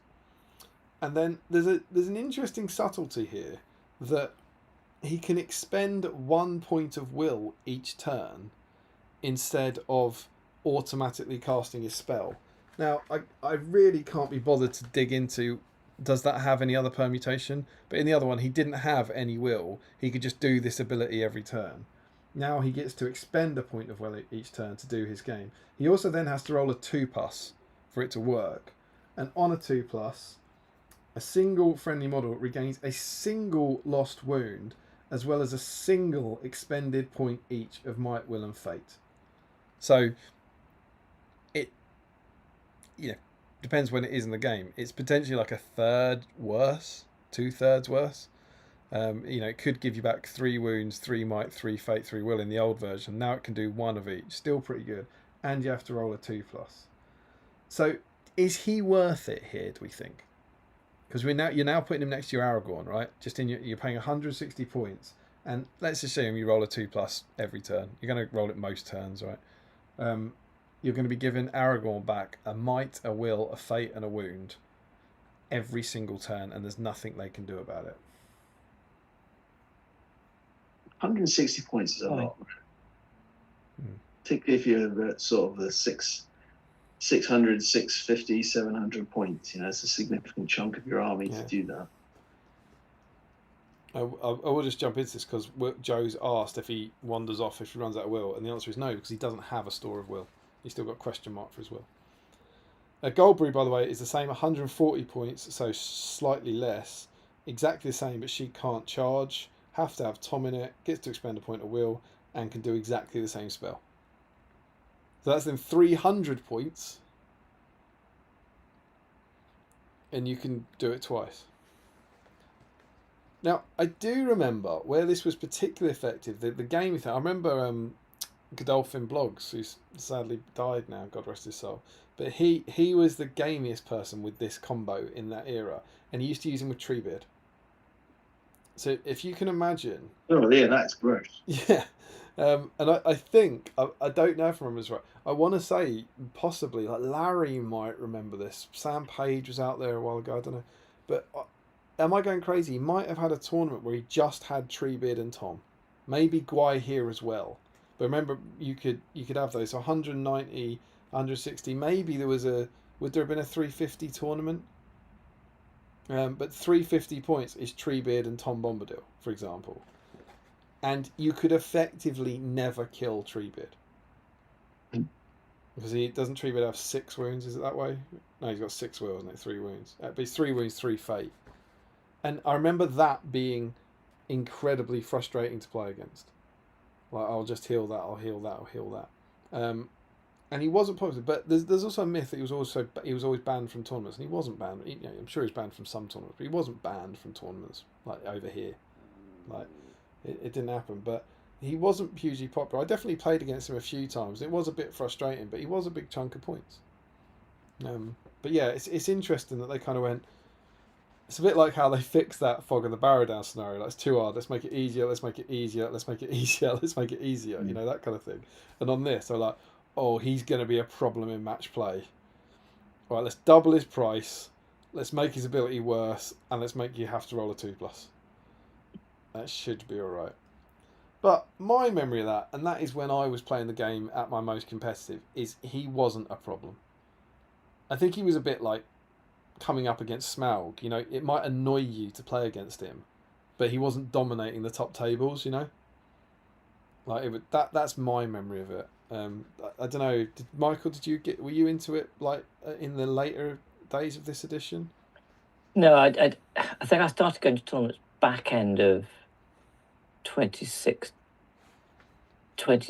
or a little bit 2016, yeah, and then more into 2017. So yeah, so it would have been the back end of the year or something before the last one. Yeah, but like I said, I didn't come across Tom. So that was the era of 12 scenarios, wasn't it?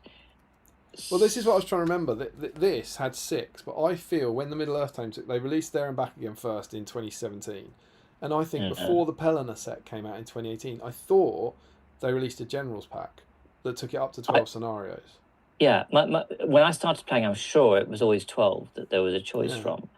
So I mean, go back to your Bombadil Treebeards. It would depend on the scenario, wouldn't it? Surely, in terms of.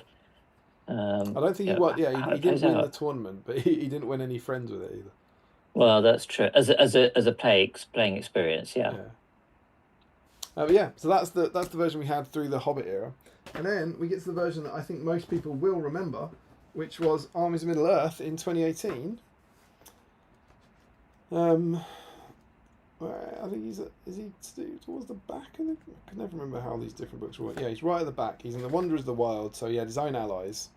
He's convenient allies with all good army lists. He's still 160 points, but suddenly, and this is the first time that I think it feels like Jay and Adam got their hands on the profile from the old version, effectively. It was very much, you were still, as much as they'd doubled, it feels like still the old version of it. And then they went, okay, we need to rework this one quite considerably.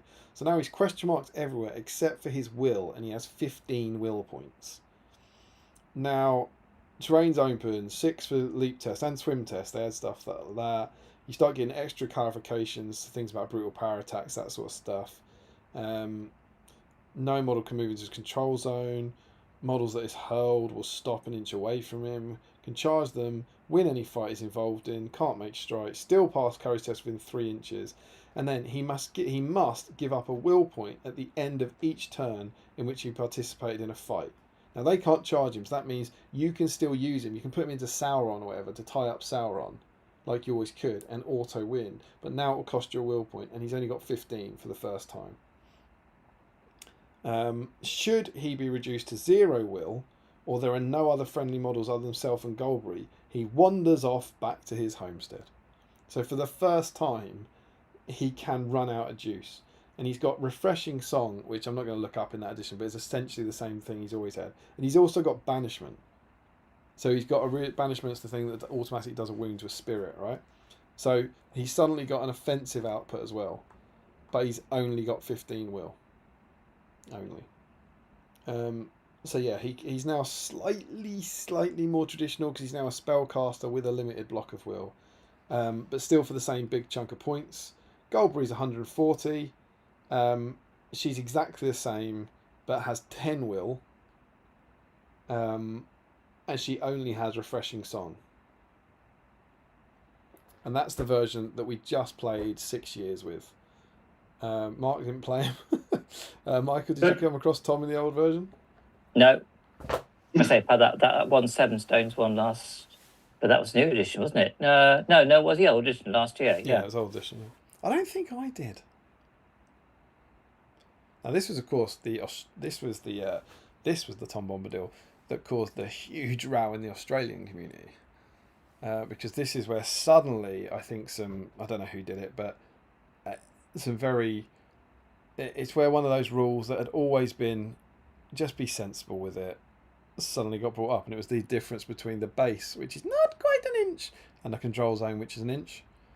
And so what they had was, I believe isn't it Tom Bombadil? I think maybe convenient allies with the White Council or something. It was an all-hero army with Tom Bombadil in the middle, with the all-heroes around him like a petal. And you couldn't charge. The person would claim you couldn't charge any of them because his control zone went past the base.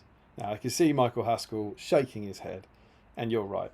And I don't actually know the details, but I know there was a huge row in the Australian community about this. And to me, that's just down to your TO. Your TO just needs to go, of course you can charge them. And they've now, I kind of hate the fact that there is now specifically a rule in the rule book that only exists to get around that. You know, it's whatever it is, the 93rd rule of control zones, which is if you can't charge a model, you can ignore its control zone. That literally exists to get around this and the other thing that people used to say, well, what if I lie my entire front rank down? Is that it? I can't remember. It was something to do with lying a front rank down, so they didn't have control zones or something. If I lie my front rank down and my second rank, their control zones go further forward, and now you can't charge any of them. And no one did it. No one ever did it. But someone came up with it on the internet, and then everyone was angry about it on the internet. And that's why that rule is now in there, to stop this silliness. But there was definitely a point in that edition where I think that was quite late in the edition, the Australian thing with him. But he caused some issues. But I don't know. I also think similar to the Godolphin and the Treebird example, like, is that army, is that 4-hero wizard army kind of carrying Bombadil around the table slowly? Is that winning tournaments? Is that winning destroy the supplies? Is it winning storm the camp or whatever? I don't know. I don't know the details of it, but it was a frustration, I think, for some people. But yeah, that was the version that we had. And now, bang up to date, we have our super exciting fresh new version in the absolutely not delayed Armies of Middle-earth book. So now Tom Bombadil, and again we're almost back in, only used in a scenario in the Old Forest, really, aren't we? Because of list building. But now he's dropped. He was 160 last year. He's now 120. He now only has 12 will, so he's lost 3. Open terrain 6. Brutal powers can't affect him. Yada yada yada. Doesn't have a control zone. That's new, isn't it? Doesn't have a control zone. I think that's new. So that's it. They've removed in this version. They've also done that. They've made sure that Tom doesn't have a control zone to stop the silliness. And now it just says enemy models can't move into base contact with him. So you now can't use Tom Bombadil for any form of base silliness. Can charge them, automatically win the fight. Can't make strikes. Tom can't carry objectives. Someone obviously tried to do some silliness with objectives in the previous scenario. And you can imagine giving him the relic, can't you? And go, oh well, see you later. May never be chosen in scenarios that require to choose a specific hero. And now, really for the first time, his main rule is completely different. At any point during his activation, you can spend a will point to sing one of the songs listed below to gain the effect.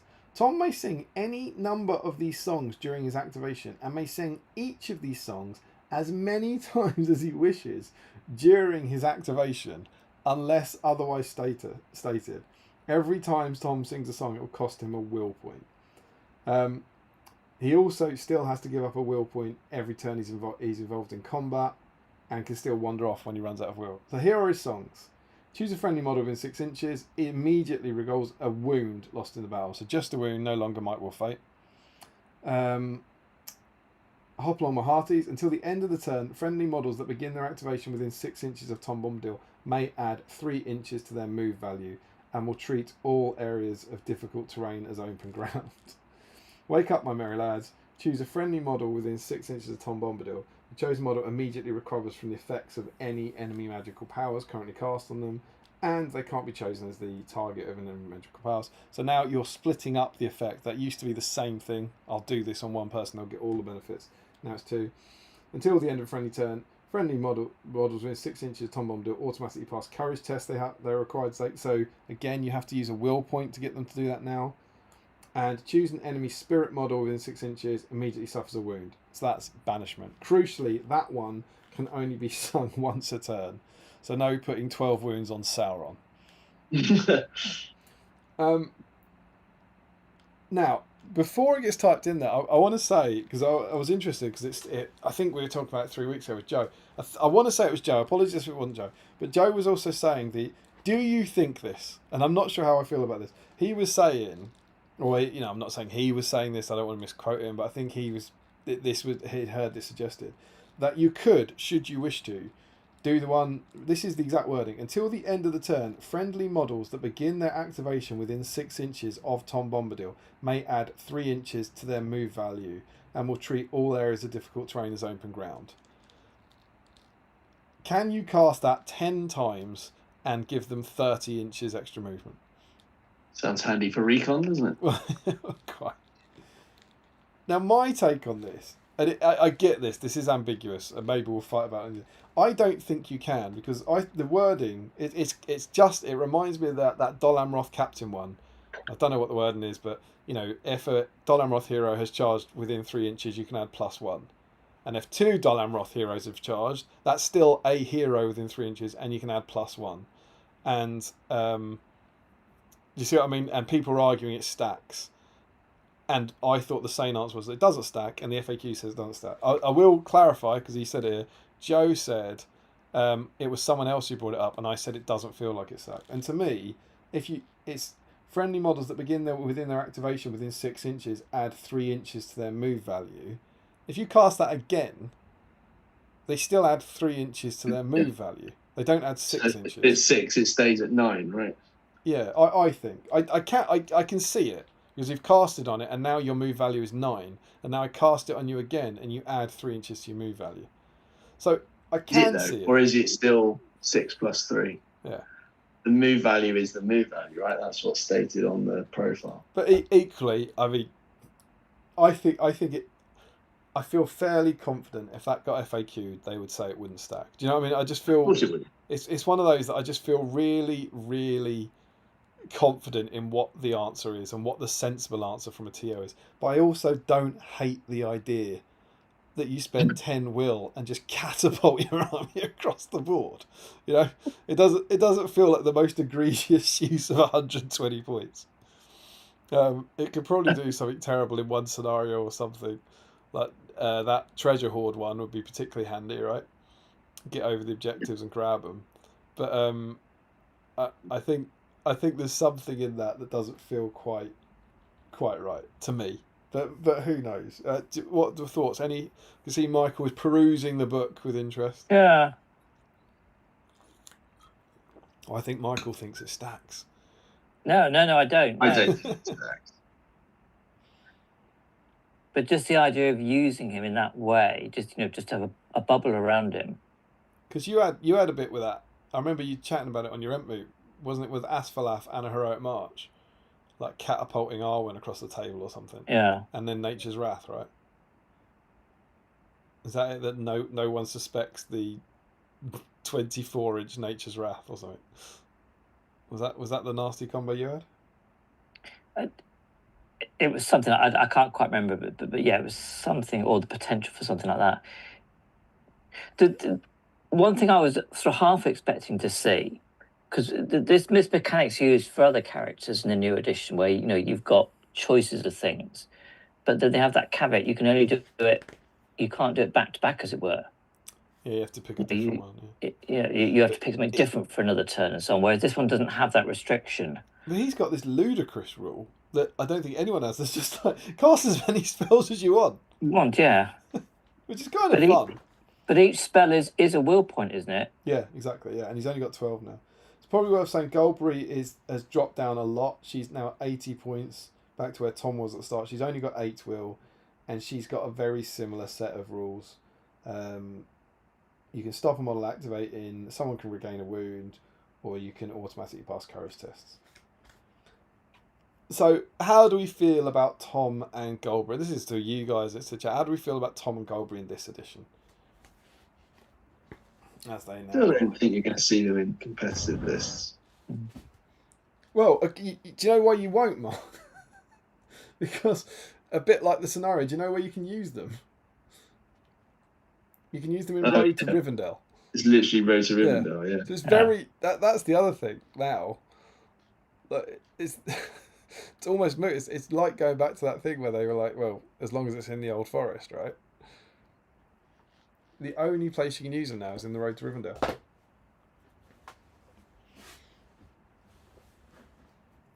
Yeah, well, as you say, it's kind of moot, right?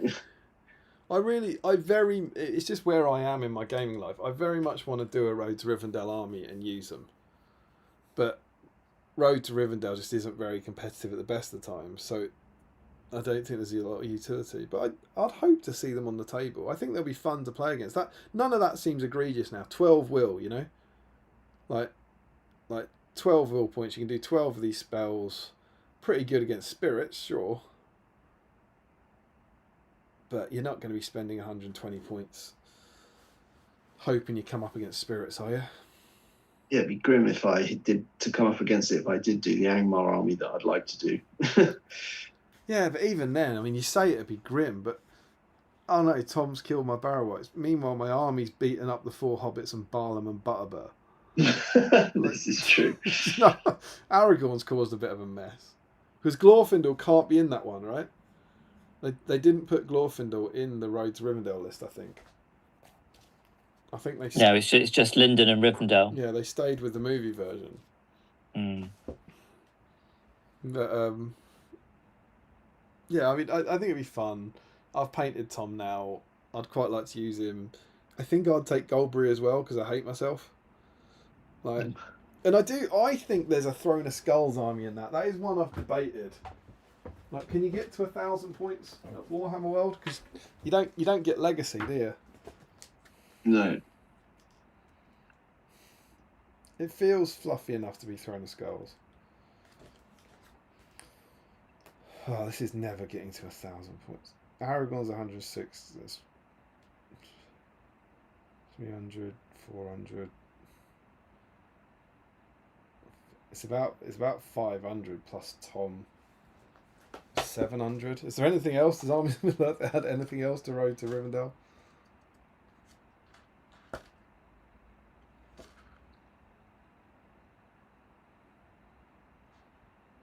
I think Road to Rivendell caps up at 700 at Warhammer World. If you were allowed legacies, you could take Gildor and the elves, but otherwise no. So that's that out. So it's not a good Throne of Skulls army, or it's a very good Throne of Skulls army. I was going to say yeah, or is it? I'm 300 points down, and it's spelt Damien. But yeah, but it would be so we're capping out at 700 points here, right, with your Angmar army, and it's effectively Aragorn and Arwen and Tom's tricks against your army. think you'd be all right. You'd like to hope so, right? Yeah. So there we go. That is our historic profile review of Tom. Michael, do you want to run through the chat while I paint Tom's beard? Yes, since I have, I've done 2 bits of Tom's beard. Lovely. You're 2 bits ahead of but me. yes, let me just find the chat since my tablet's decided Hobbit to play. nipples are tiny. Naked Hobbit, armed or unarmed. Joe Holzman, I've only ever used or faced Tom when playing the narrative scenario, I believe. Jack Brown asked, Naked Hobbit, armed or unarmed? It really depends what you mean. Here we go. And then Joe says, Jack Brown, yes.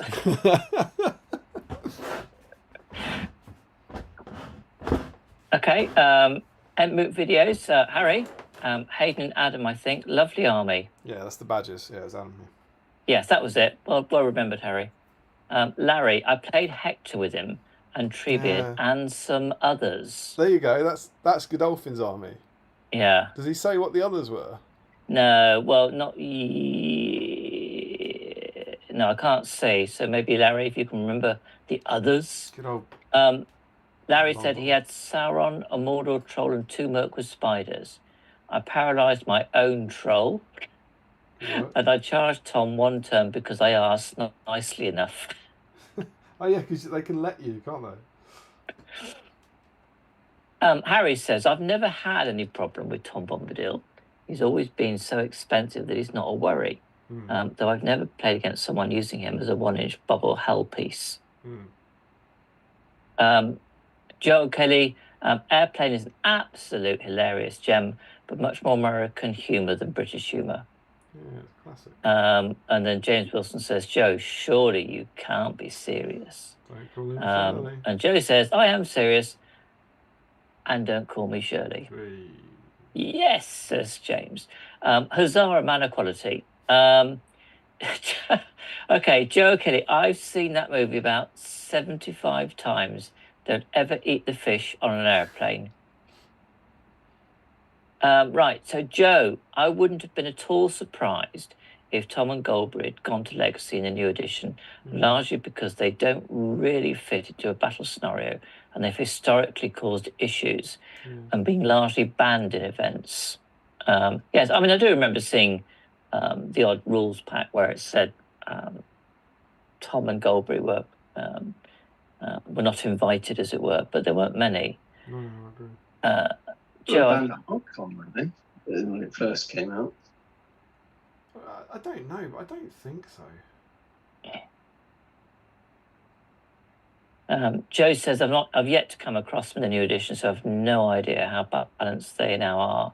And I think, judging from that last piece of analysis we did in terms of the options they can go with, I don't expect it to be very often you're going to come up against him. Larry, I see more people talking about him being banned at events than I have actually seen him be banned at events. Absolutely right. I completely agree with that. That's the 3rd time tonight you have agreed with Larry. Do you want to know what the super secret is? I think me and Larry agree on an awful lot of things, and it's just not about how to, eat or live your life. In terms of gaming, I think we're actually very much aligned. Larry, it's hard to judge him now as they're only in the one list. Yeah. I remember the days of old, Bobo leading Ents. Yeah. Perfectly themed, just like in the book. Joe, personally, I love the new list building. But that's hang on, sorry, Michael. Just to change your emphasis, it's not the days of old Bilbo's leading Ents. It's the days of old Bilbo leading Ents. Old Bilbo leading Ents. Yeah. Joe Holzman, personally, I love the new list building, but that's coming from someone who builds lists like the current system anyway. Yeah. The only thing I'm not a fan of is how restrictive Warrior War Gear is now. Yeah, trying to find someone to use your extra 1 or 2 points left over. Yeah, totally. Sean, makes me chuckle when people complain how restrictive list building is now when you've played the same Angmar army 4 times at an event in the previous edition. Joe, does he lose interest and wander off if he runs out of will in that edition? No, so I answered that one as we did it. He didn't in that edition. Ryan, I love the new army building composition. It makes me want to try out several different lists that I wouldn't have done in the previous edition. That's interesting. Yeah, I think I probably agree, actually, yes. Harry, 160 points is an insane amount. My festive army featuring Radion, Slay and Bombadil as Buddy the Elf, and the endless might for Raddy doing heroic defense was awesome. Larry Miller, I always wanted to take him with Thrall to refresh his reusable fate. Yeah. Pretty sure there have been 3 match play guides, so I think there was a Hobbit one. And then Joe saying, I don't think there was, Larry. It wasn't a match play guide. It was the General's accessory pack, I think. And it had like the scenario cards in it. I don't think it was a book. It was the thing that had like the tokens in it. Yeah. And I think that came out before the new edition. And I think you're right. The selling point was here's 6 more scenarios. I think. Yes, no, I think you're right, yeah.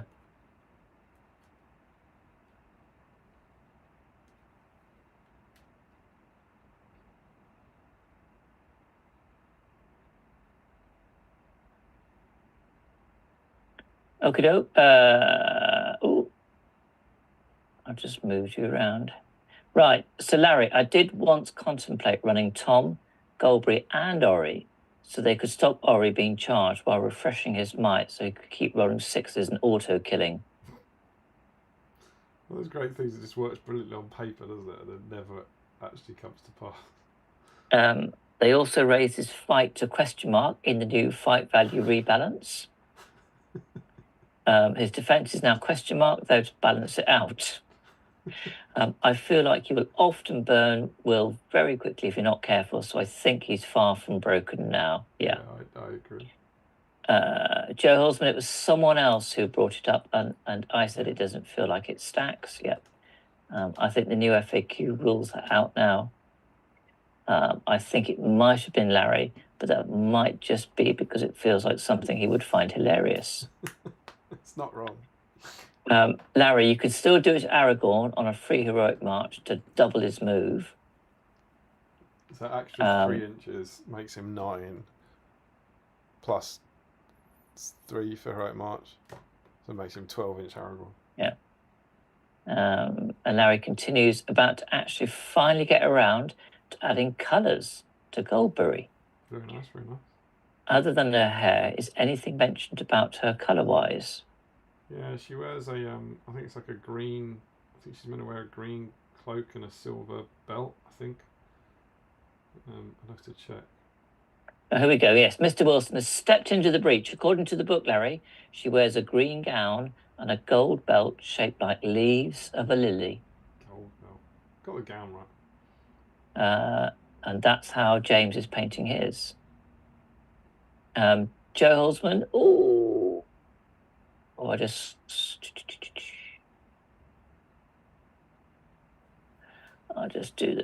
scrolled a bit too much. Joe Holzman, I'm much more likely to use them now than I ever was. Larry, I'm much more likely to use him now because I actually have them painted. Hey, Ka-ching! Result from the stream. Also, the fact that he's in a list with Aragorn and Bill, 2 of my favourite characters. Harry says we never had Bombadil in our 7 stones list, but the addition is definitely intriguing. Larry says, and a bunch of swear word crap characters. Oh, I think this is some anti-Gildor propaganda from Larry. Yeah. Larry, you can only get to 1,000 points if you take Gildor and about 6 banners. 6 banners? Oh, what? Because you can only have 12 elves, can't you? That's the Throne of Skulls army if they let Legacy in.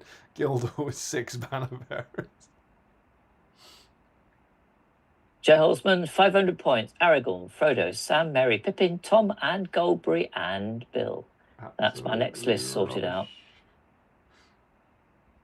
Ryan Pickering, will have my first tournament in 3 weeks, 500 points. So I'll let you know if Road Rivendell or Bombadil shows up. Oh, is that what you're going to do? Oh, I thought he was going to take it. Ryan, keep us posted. Or just take it and let us know. Larry Miller, I feel like Gimli was there but not sure. It might be the Godolphin army, I think. Oh, yes, yes. Jack Brown, just realised I should have commented my entries in different place on the whip thread to try and be in the final 3 times. I think we'd see through that. Oh no, I see what he means. Oh yeah, that's never happened, has it? That's a dangerous precedent. What, the fact that one picture might encapsulate 3 entries? Well, no, yeah, well what happens is normally what's been happening is people reply, so here's my Tom, here's my Barrow-Down, and so when we split it into the groups, you've got 3 chances of getting into the final from your group normally. What he's saying is post one super early, post one in the middle of the stream, post one at the end, and maybe you go to the final 3 times. 3 times. It's quite a good strategy. Oh, yes. That's some devious thinking We might have to FAQ that and say however many entries you get, you can only get into the final once. I don't know. Ooh. You all have to be in one initial pot, as it were. No, it takes away the tension. You don't want the reason people sit through 5 hours of this is for the dice roll off, isn't it? We keep them hanging on. Larry, 1,000 points is everything with 5 elves with banners, 4 with bow, and 3 with throwing weapons. Do it. What an army. But then Joe 7 says, stones though, right? That caps out at 700 with Tom and Goldberry. Someone's got to be taking that to 7 stones. That's 7 stones all over. Joe Holzman says, Larry, I got to 895 with a single banner. Didn't have the bravery to think about the 6 banner approach. Jack Brown says, that is a glorious army, Larry. Larry, we don't agree on how Damien should prioritise his spare time. I like the war gear restrictions. If it stops spears on bows, I hated that. Yeah, I agree with that. And then Larry says, that's right. Not quite sure too. Joe, yeah, that's right. Yeah. Larry, yeah. Oh, they're talking about the when the star is released and whatnot, I think. Yeah, tokens and 12 cards, says Larry. Right, I see. That's the first accessories pack. And then Harry says there was definitely a Hobbit era accessory pack. I remember because there was some typos, VPs, which were fixed in the edition I amended in pen on my cards. Useful. Yes, I have a vague recollection about that as well, yes. And then Joe Hulsman's going back to the trying to what's the word I'm thinking of? Maximize your opportunity in the dice game. He says it's happened with it being in 2 different places but not 3 places. Larry says, imagine if Matt Hudson got to the final thrice, how would he manage to lose to himself? That is brilliant. Oh, poor Matt. Joe, bring it up a notch. Bring 12 banners with Gildor and you get to 1,153 points. Just drop Aragorn. That's the ultimate flex. Richard Clammer, Damien's not wrong. I was tempted to not watch tonight. What? Did I say people would be tempted to not watch tonight? What? I'm not sure. I think that's where we were saying about people only sit through 5 hours this for the dice roll. Oh, yes. I see. Yeah, right. Go. Yeah. Yep, that's it. Joe Hulsman, 1,170 points if you add Aragorn's bow, sting, and the mithril coat. Aragorn's bow, because Aragorn's not in the army anymore. Jack Brown twice, Larry. Not sure. Then Larry said, I did build the max list, but figure 1,000 points was more likely to actually happen. And then Joe says, Larry Miller, coward. Right, that's it. Caught up. It's very nearly, I think, Facebook time, but I just thought we said we'd do it, and I think we should. But the reason it's a threesome again is because the 3 of us went to Articon. And some of the BSIME in the chat, like absolutely, and I'm gonna curtail this right bloody now, because I've been hurt by James long before, but we are not having 27 game reviews But should we briefly have a run through of your Articons? How was the event? Like, there's people out there who won't have heard of Articon. I think we should try and promote it for next year. James wants to make a big deal about the 10-year. Just tell us about your experience, because it is a fairly unique hobby event. Should I get the ball rolling? Yeah, sure. Go for it.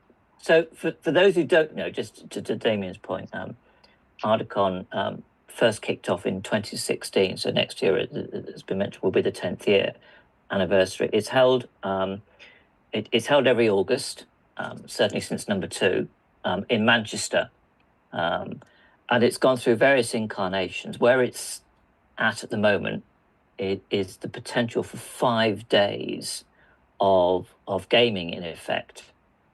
We'll start backwards, because that's probably easier. The Saturday and the Sunday are effectively a what you might regard as being a normal singles tournament, but in a teams format. So if you go with a bunch of mates, the chance of coming up against each other is lessened.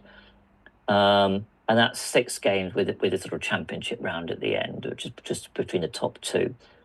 So that's the last 2 days, the Saturday, Sunday. You've then got on a Friday a single day doubles for those people who can only make a long weekend. First double. And that's the one that all 3 of us took part in this year, as well as the singles. On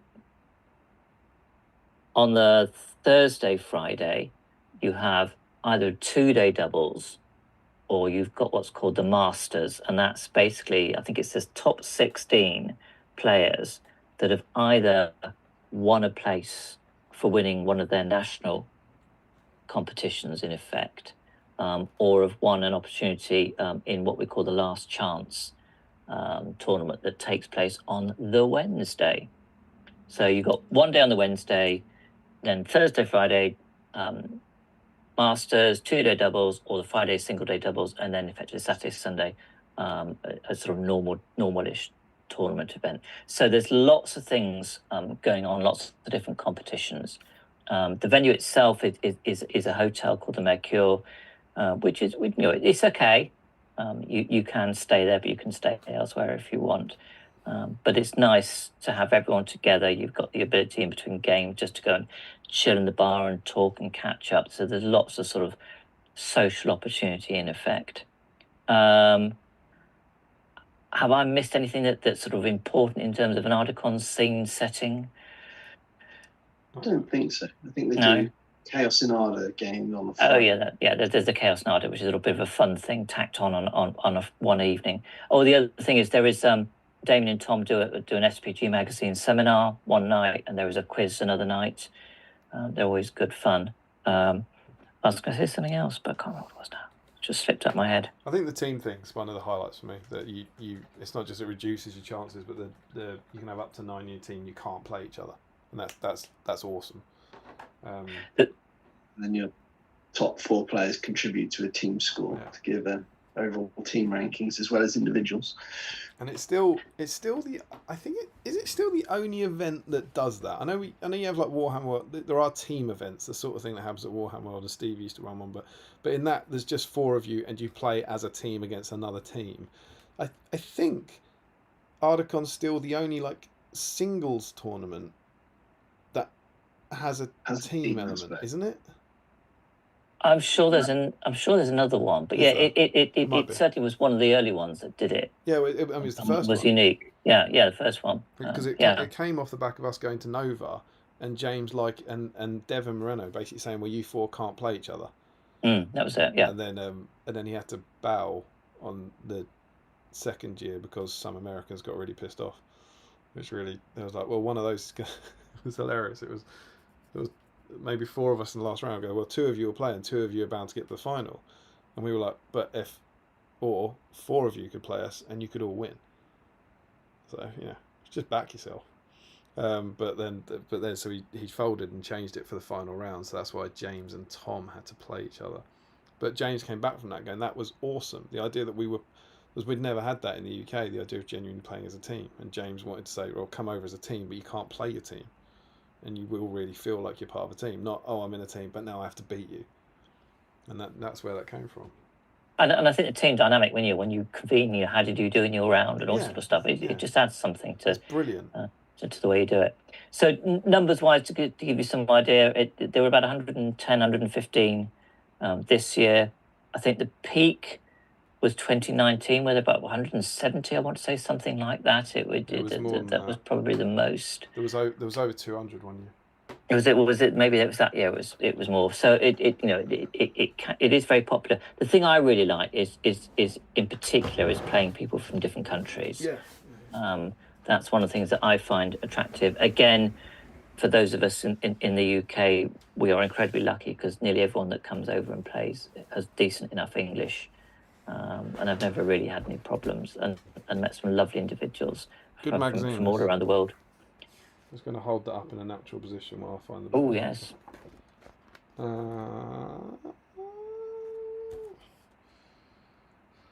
was it? There you go. 2018, so it's the third one. There was 210. 210. And that was the peak, including 34 teams from 16 different countries. Yeah, so it is. There's a lot going on. It's something if the vibe is something a bit different, a bit special, and it's certainly worth giving some consideration to, because it is. I mean, although there is a competitive element to it as well, there's a lot of fun to be had in things like Chaos and Arda, and just the people you're with and the games you end up playing with. I think it's important as well because I love it. It is Articon and Throne of Skulls singles are my two favourite events of the year, and I feel like I always try and champion it, so you should go to it. But it is chaotic to try and go to it. Like, I get why there's a lot of people in our BSIME chat that go, I don't understand how you go to it. I don't understand where I find out about it. It's madness. And I've often said, if I was an international player going to come over, I'd think it was a con. I was like, this is ludicrous the way it's all organised. It's insane, but it's so worth it. It's like you have to fight through these kind of crazy systems, and it uses its own unique tournament system, and its own unique hotel booking system, which is unlike every hotel you've ever booked from before. And it's like it's all mad and it's all crazy. And then once you get there, you just sit in a bar with 100. It used to be 200 nerds, now it's like closer to 150 nerds, 100 nerds. But like just talking about it for 4 days, it's amazing, absolutely amazing. My sense is the organisation will lift. I think James is trying to push it for next year, and I think we really should. And I don't know if you've even tweaked this, but me and Tom had a kind of oh my god message the other day. If anyone's excited, the rooms are on sale now, right? Yeah. The rooms for next year are currently on sale, which is like, that's so Articon. The tickets aren't. You can't get a ticket yet, but you can book your hotel room should you want to. And should you feel you might panic because it's going to sell. This is so classic Articon to me. But they are cheaper. They've reduced the rate this year. Assuming it works. So go and book your hotel, and then as and when the tickets come out, book a ticket. But yeah, we've gone to every one. I think Mark missed one, didn't you, for COVID or anything? I missed 2. I think I missed one during the pandemic when we were still locked down and you guys weren't, and I had another one that had a family conflict that I couldn't attend. But I've been to every other one. But our little team has been. We had 9 the first year, and I think 6 of those are still in the same team. I keep this This is unfair on all the guys who aren't in it, but I keep this next to me.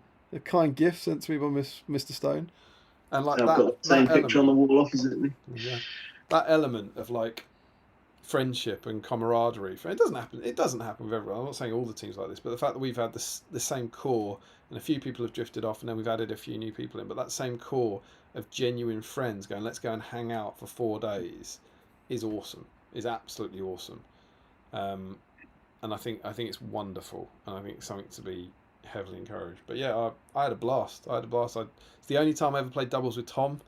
I think people always think of us as like a partnership and stuff, and I was like, oh, you must play doubles all the time. Don't. The only time we ever do it is at Articon, and we have the every year we just have one day, and it's an absolute blast. It's just having fun. And this year we took Defenders of the Hornburg. I won't go into the games because I don't want to upset Michael, but we had a wonderful day. travelled up with my good friends Mark and Tom, and then we did the singles, and yeah, and then it ends up with if you stay for the Sunday night rather than going home late on a Sunday, there's a Chinese, and it's just awesome. It's absolutely awesome, and I think people, hopefully, it'll be promoted better next year, but I think people don't see a lot of promotion, so choose not to, and so I don't know. One of the things I might just bang on about a lot this year is if you're a BSIMer and you want a fun hobby weekend that is different to everything else out there, give it a go.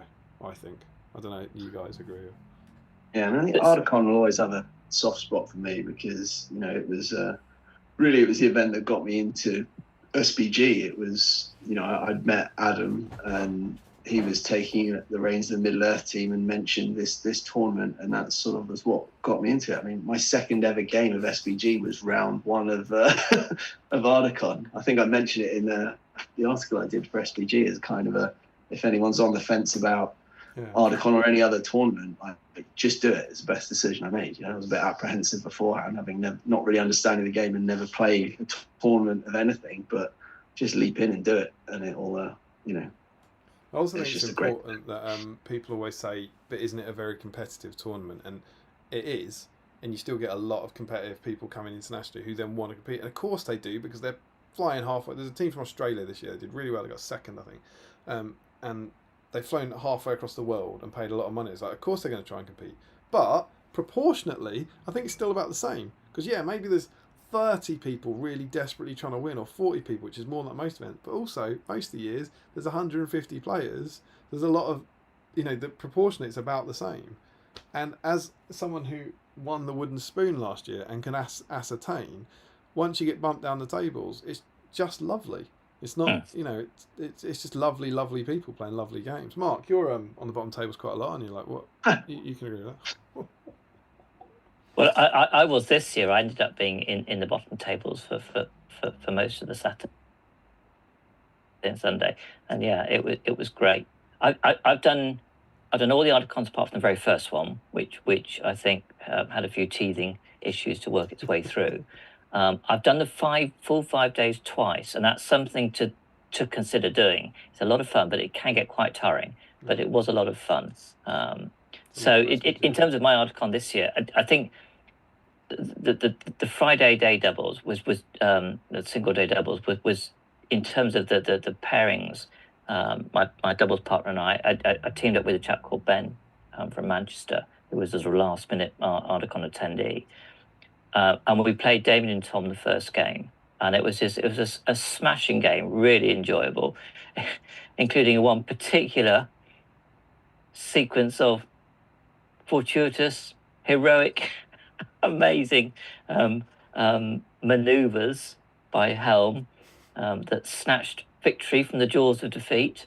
And then we then came up and played Harry, who's many people will know is my usual doubles partner, so it was weird to have him across the table from me, and his partner Rob Lanesbury, and that was a very good game.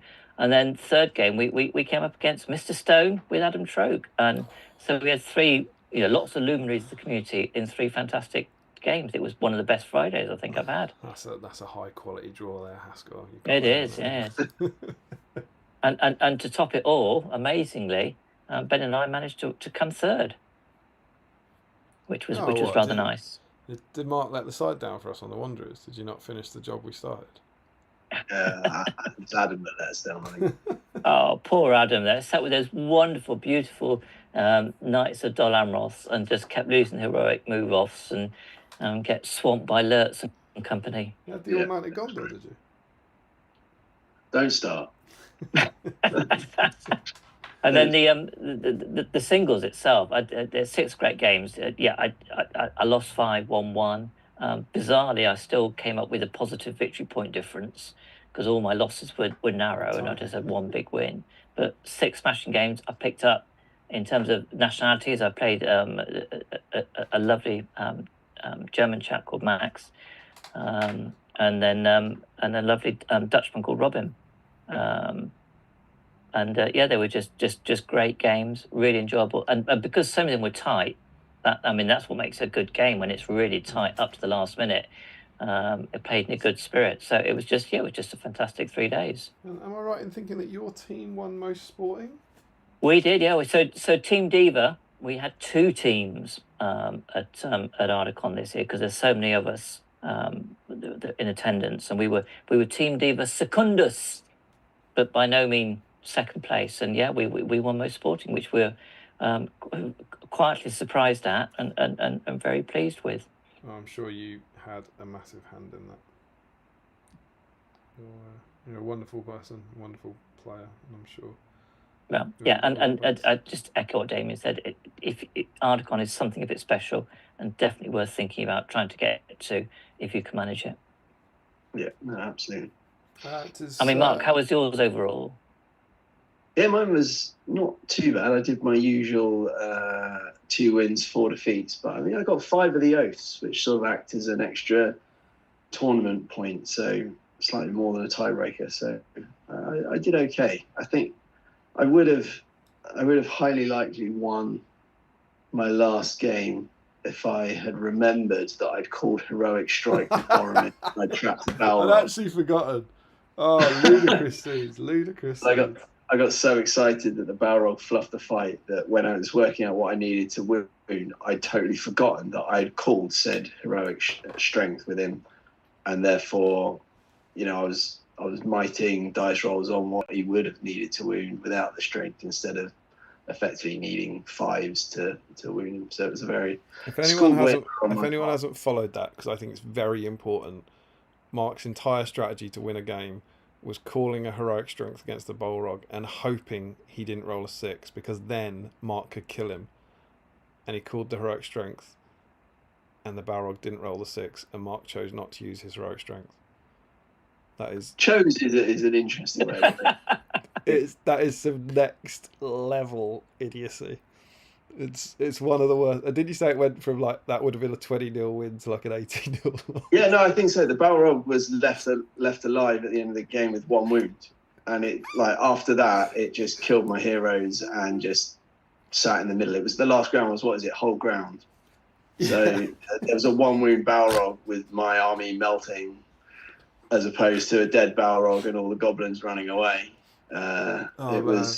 I love you so much, but honest to God, that's like the stupidest thing I've ever heard of. It is entirely, but I'm blaming you and Rory for keeping me up till nearly 4 a.m. because I played double Balrog on a Sunday morning, so I had 2 Balrogs back to back. And by the time I bought the second one, I didn't have a lot left in the tank. Yeah, that's tough. I won't give too much away from my tournament review, but bearing in mind you'll listen to it in 6 months anyway. As you know, it's double Balrogs that bad. Day 1 for me: Host of the Dragon Emperor, Army of the White Hand, Army of the White Hand, Army of the White Hand. Oh. I set deploying at 6:30 p.m. on a Saturday night for the 3rd time against Army of the White Hand. Not a great time. Yeah. But I love it so much. It's like it's just something.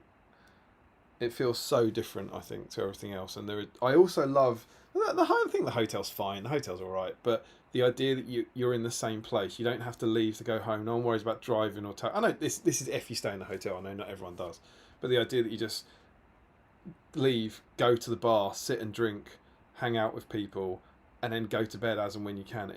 That kind of thing. There's very few of those events in the calendar, you know, where the gaming hall is in the same place as the evening entertainment and in the same place as where you're staying. And it's wonderful. It's absolutely wonderful. Shall we have a quick run through the chat and then do the Facebook? Yep. Let's have a look at the chat. Where do we get to? That's the question.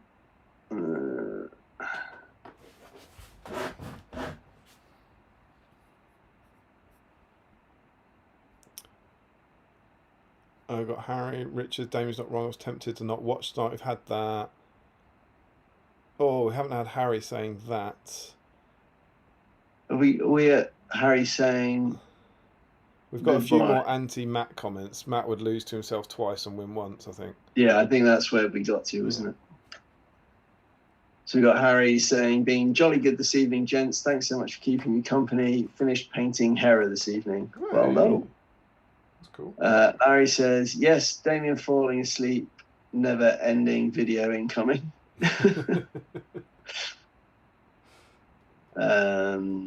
You got Joe saying, Larry, it would definitely happen if Dale was co-hosting.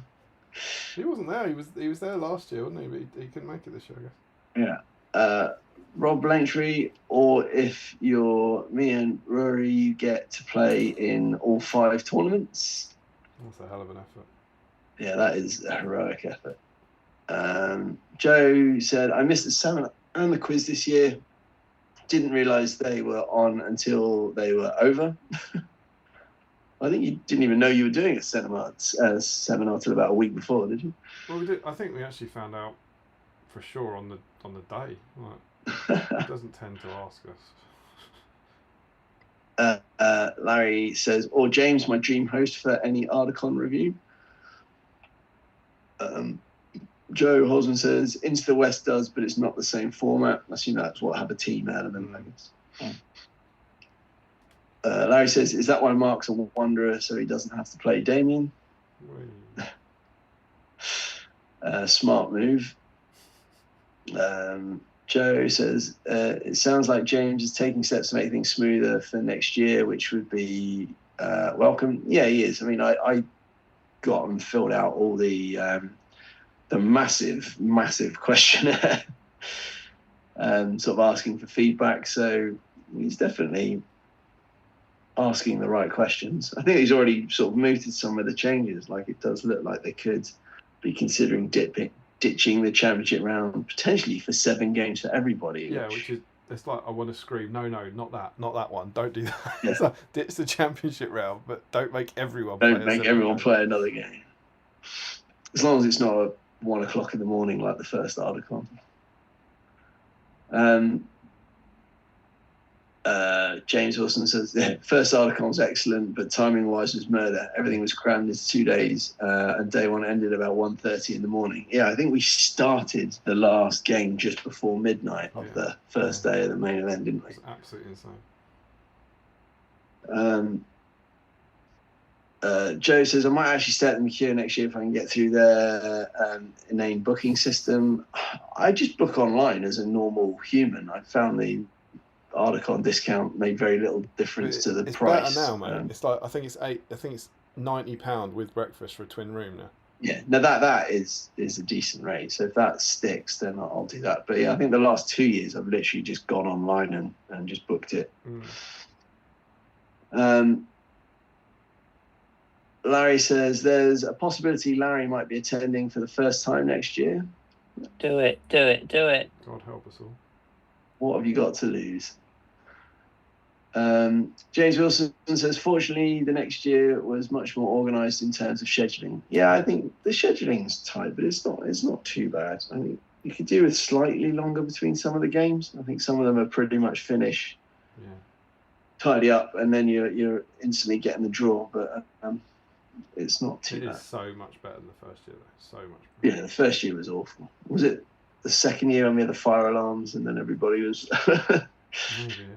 had to pile out at some point? Joe says, Larry, you definitely should. We should try and get as many Larrys as possible. You, me, Galloway, Jamie. Larry says, what was the belt colour again? I assume that's for Golden, I heard. Joe says pink. And then he also says, same for me, Mark. I had one very rushed game, then went to Articon. Yeah, it was a baptism of fire, let's put it that way. But it was great fun. Enjoyed every minute of it. Joe says, my trolls did not fare well this year, but I finished above Nick, so I get to write his list for next year, which was my primary objective. Rob Blanchard says, I was an honorary Aussie, as was Mr. Parkhill, though Harry had to head off early before getting his medal. And his Twinkie. Larry said he had to harry off. Right. Very good.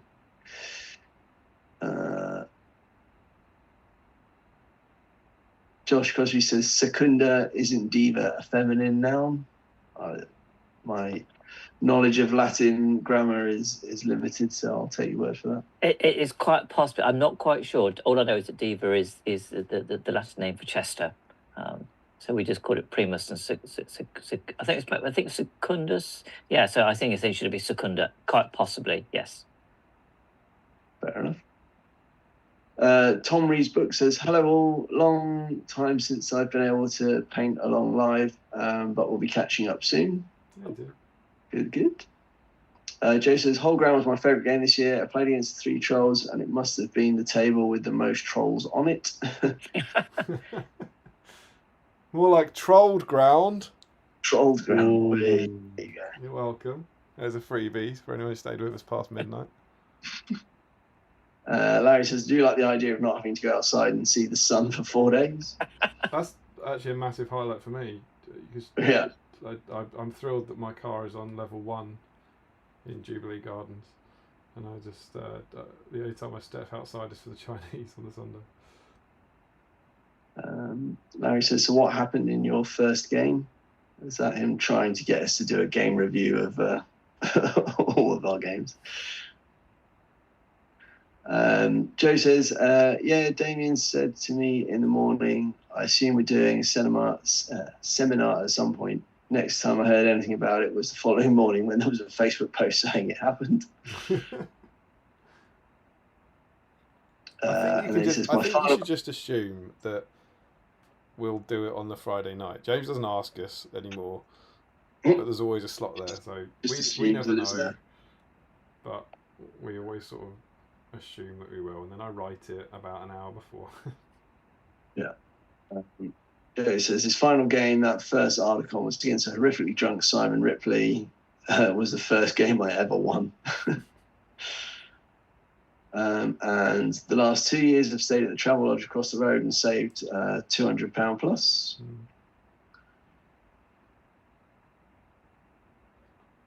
Sean Clark says, "I think this has sold me. I'll show my face next year." Oh, there we go. Yeah, love to see you, Sean. That'd be great. And Larry says, "I thought it was because you were all divas." You could also, Sean's a big hobbyist, and they run like a painting competition, but for whatever reason, there's not much take up on it. And this year, the best display board in the 115-man tournament went to the one person who brought a display board. So, if you want to come along and do well at that, I think there's opportunity there. Yeah, it wasn't exactly 7 stones on the scale of hobby on display, was it?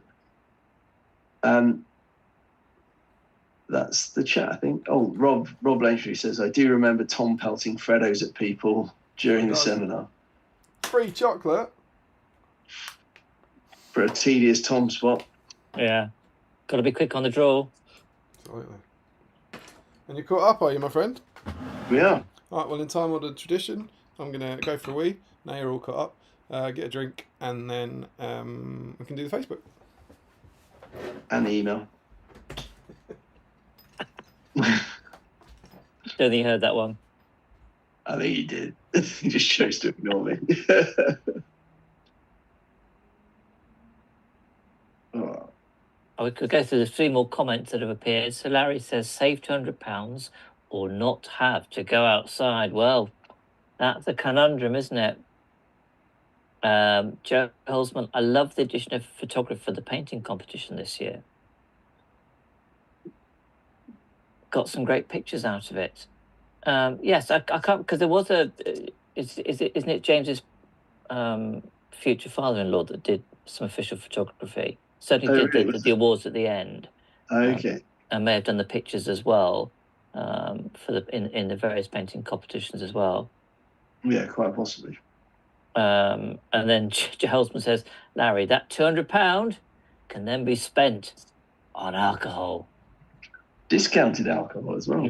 Wristbands. I think you get 10% off food and drinks in the hotel. Yeah, it's something like that. Yes. Which isn't bad. You know, it makes it around five quid a pint, which I think is reasonable these days. I mean, I must admit, I try to make a point of going out at least once, whether just to grab some nosh quickly or just go for a 5-minute walk outside just to get a little bit of fresh air. Yeah, I normally end up wandering down to the subway at some point just for a sandwich. Yeah. But Damien's right. To just have everything all in one place, it is something worthwhile. There we go. Joe saying it was 20% off food and drink. 20%. Yeah.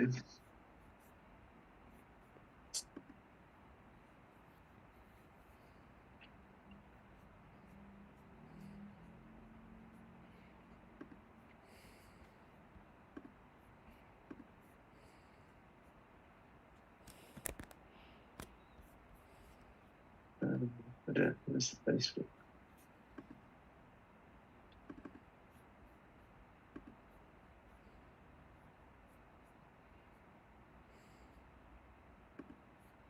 You back with us?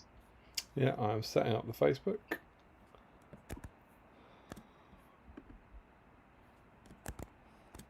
Oh, that looks lovely.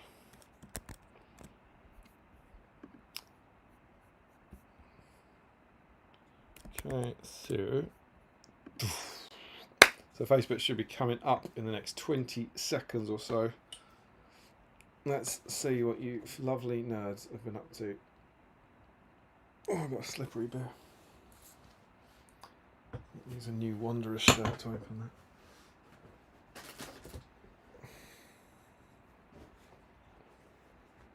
Also, we found. Were you with us the night?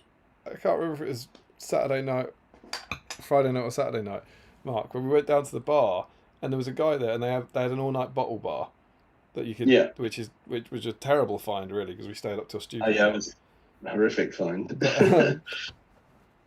So this is a bar at the bottom of the hotel, in the hotel, with people working on reception, one of whose job is to sell beers.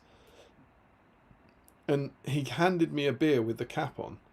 Oh yeah, no bottle opener. And I went, "Can you open it?" And he said, "It's a twist off." And I held it, and I went, "It's not a twist off." Like, you know, quite clearly, it's not a twist off. I was like, "You only sell one beer.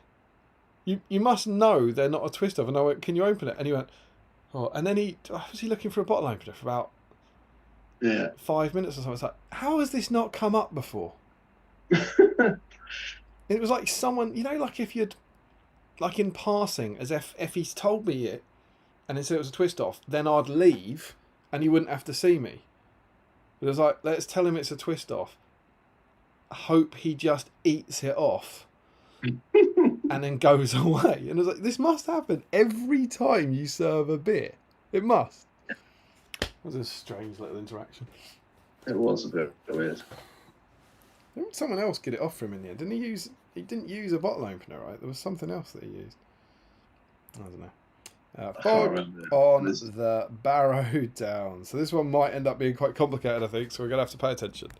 Let's see what we've got. So in classic fashion, Joe Holzman kicks us off. Some paralysed hobbits and some celebrations tonight. Still working my way through the end of term gifts from last month. Congratulations, high quality teaching gifts. Paralysed hobbits, lovely to see. Can't wait to see what you do with them. Mark Greentree, paralysed hobbit for me, and some classic terrain. He's digging into that. I think that was issue 22. Look at that cake. Lovely stuff. Double paralysed hobbit. Next up, we have James Wilson, Goldberry and Hobbits. Finally getting some paint. Lovely stuff, James. It's a trip paralysed hobbits to kick things off. And we have a whip, here we go, of the Fair River Daughter with her green gown and her golden belt. Looking very nice, my friend. Sean Clark is in. We've got an undercoated Goldberry and in classic Sean Clark BSIME fashion, a finished Goldberry. Look at that. No Tom this week. Did everyone get their Toms out of the way last week, I think. So looking lovely model. We'll definitely be tempted to give her a go now, given I've got Tom ready to go. Ricky Colebrook is in. We've got an undercoated Goldberry, so we'll do the update. Base paint and washed. That's me done for the night. I'll finish her up tomorrow, then straight onto eBay for the low price of £700. Was it Ricky that bought her off Goldfish Blue? Someone bought her off Goldfish Blue, right? I think that's what that is. I think he was like really apologetic in the Patreon chat. Going, I can't believe I'm doing this, but needs must. If that is true, Ricky, thank you for your dedication to the stream, for paying his insane prices. Ryan Pickering, these hobbits have been sitting on my desk for 3 weeks waiting for this stream. Look at that Toblerone, lovely stuff. Do you like a Toblerone? Yeah, it's good, isn't it? And I just find them awkward to eat, but we will have had this discussion on the stream, but I'm not sure you. Do you know how you break a bit off a Toblerone? Go on. Well, show me. Imagine you're opening that up and you want to get a piece off. How do you do it? I'd probably get a knife actually and try and. A knife? Can you imagine No, such a- well, because if you use your fingers, they get all greasy trying to sort of snap one off. Yeah, how do you snap it off? Show me. Well, you just grab a bit and try and. Yeah. Mark, yourself? Yeah, same. Yeah, you do. No.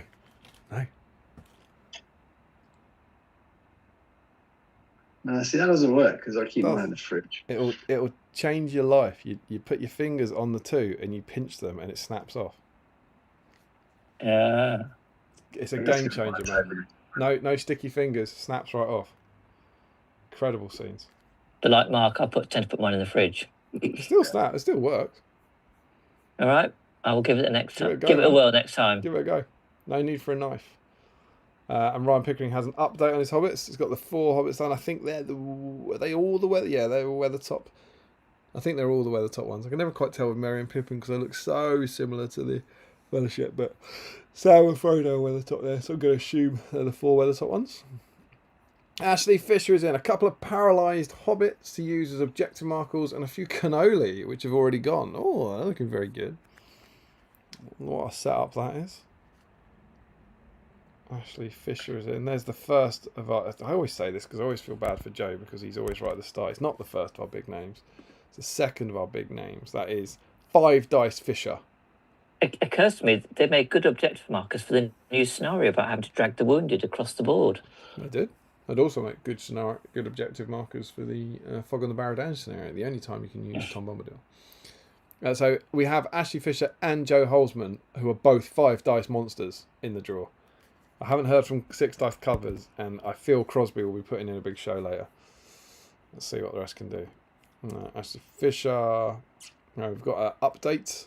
I'm going to call them done. It's actually the first paralysed hobbits I've seen. Like, everyone else has had them undercoated. I haven't seen anyone finish them. There we go. They're cool models. They were considered trying to get hold of those, really. That's a niche within a niche within a niche, right? They must sell less of those than they sell catapult trolls. Jack Zalakowski can't stick around but managed to get some base colours done. We'll catch up with the rest of the stream over the weekend. Very cool. Jack. Boom. Joshua Crosby got a few bits left to finish on Tom tonight. That's like a trailer for Crosby's. Yeah, so declaration of intent. Larry Miller didn't end up finding her base earlier. Dug one out while listening to the stream. Very nice. What's that? It's like a tree stump or something. It's not a Generation Shift one, is it?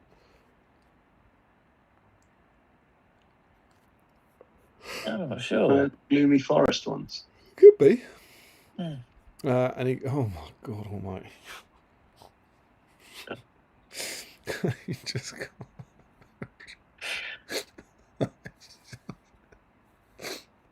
no, that would take down the Titanic. No human needs that much ice. that one at the front is going to fall out as soon as you tip that. Oh God, that's basically making a bid for the fucking cookies.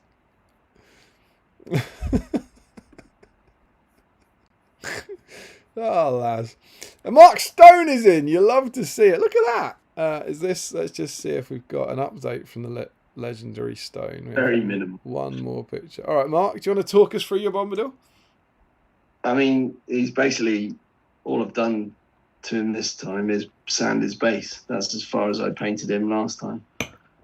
I got distracted. I thought as soon as I got the PVA and glue and sand out, I then based 25 other models. Are you saying in the last 4.5 hours when you've been painting Tom Bombadil, you've just glued sand down? I put sand on Bombadil's base to qualify as an update, and then I thought, well, I've got the sand out now, so I might as well keep going with The that. difference between these two pictures 4.5 hours later is the sand. Yeah. Incredible work. But if you look in the background, you can see an army of elves that have also got sand on their bases. I see. Yeah, all right. Oh, well, I can see a blurry army of elves. Very cool. Well done, sir. Well done for making progress. Rory Campbell. Oh, here it comes. This is where the fun begins. So, Rory, this is important. Rory doesn't have an entry yet for Tom, okay? So, this is Rory's first entry.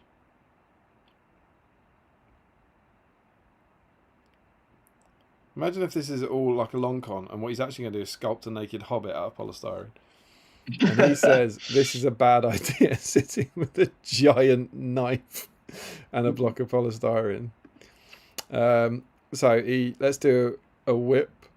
I think that one's just a circle, so we can jump to this one, where he says, Michael, and this is a quote, doing a barrow is quite easy, close quote marks. I beg to differ. You can see he has carved his circular barrow, hopefully carving the doorway with the roof in place as dictated by the guide. Lovely to see it. We then have, you're going to have polystyrene balls around the house from Weeks, from Rob. And then Rory is, look at this, stuck now waiting for PVA glue to dry. Is this not painted? Is this flock glued down to white polystyrene? It's a thing of beauty. I think that's a sterling effort. Absolutely. And then next to it he's got Tom, so now he gets a second one for getting a Tom in. There's his second entry. Blue gaze on the feather with the gigawatt blue from two thin coats. Tom is wondering what on earth this polystyrene abomination is supposed to be.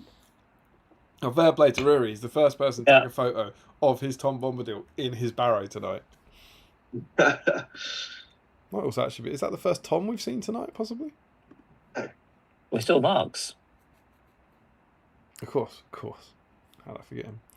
Richard Clammer riding on a dice high from the last stream. I think Richard was our last winner. Back in the dining room with Dol Guldur scenery to remove from their sprues. Oh, thoughts and prayers with that. Dear sweet fingers. Got out my motley Fog on the Barrow-Downs crew. Goldberry needs her chips touched up, and these nachos won't eat themselves. Got actual snacks this time. Yorkies feel like they've got smaller. Is that because girls started eating them? Yorkies have got smaller. That is true. But then I think everything's got smaller. Got a Budweiser shandy to make. But picked up some more Hawkstone from the supermarket. It looks different from the crate I got at the farm shop. Yeah. Last year. My bag's not a thing. Oh, look at a magazine. Good magazine, that. Looks a lot like this one I've got here. Good work. Fingers crossed I can de-sprue some significant amounts tonight. But he definitely gets it. And that is a table and a half. I was going to say, that is a lot of nachos. That's a lot of scenery assembly to do, a lot of painting to do, and a lot of nachos to eat, as always. Enjoy.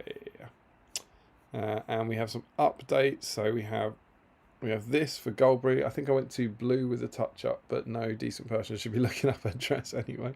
Oh, that's great. And then we also have the scenery. Oh my God, that just makes me feel sick. Finally clipped everything off the sprues minutes before the Facebook section.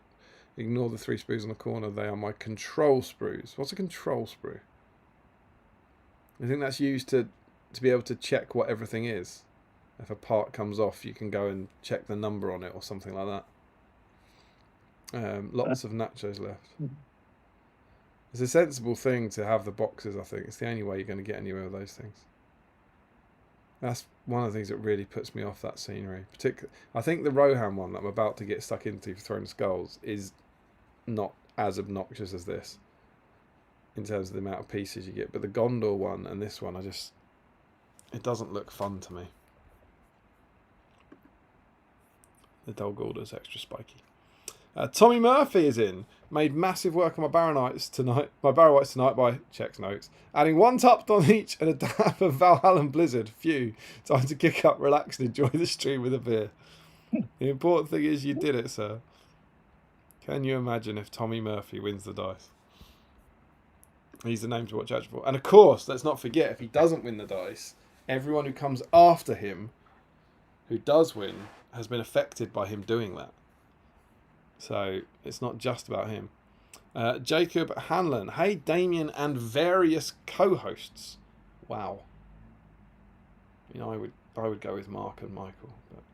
But I always miss the live streams as I'm in Canada and my time zone has me working and then busy with our 3-month-old child. I always catch up eventually. Currently only a few episodes behind, and I absolutely love listening while hobbying after the little one's asleep. Lots of laughs can be heard from my hobby desk late at night. Thanks for the entertainment and hobby content. I really appreciate you guys. Also, has anyone else noticed that when Larry Miller agrees with Damien, he says, yeah, in a very similar voice to the orc Snarger in the Two Towers, who says, yeah, why can't we have some meats? Cheers.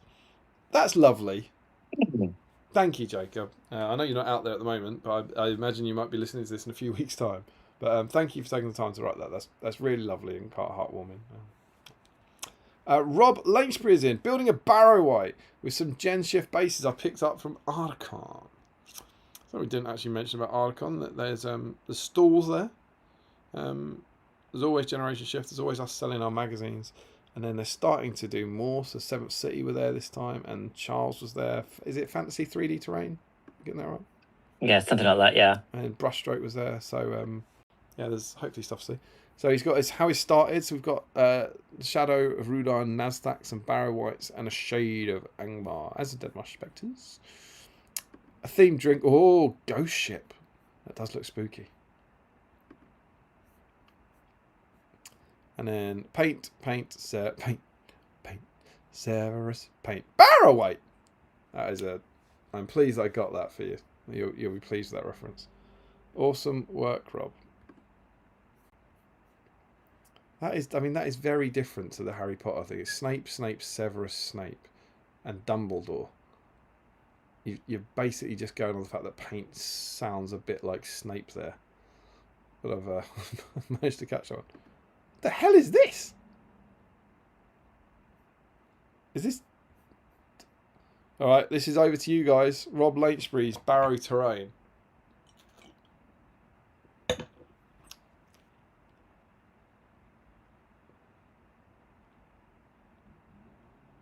Is there anyone out there?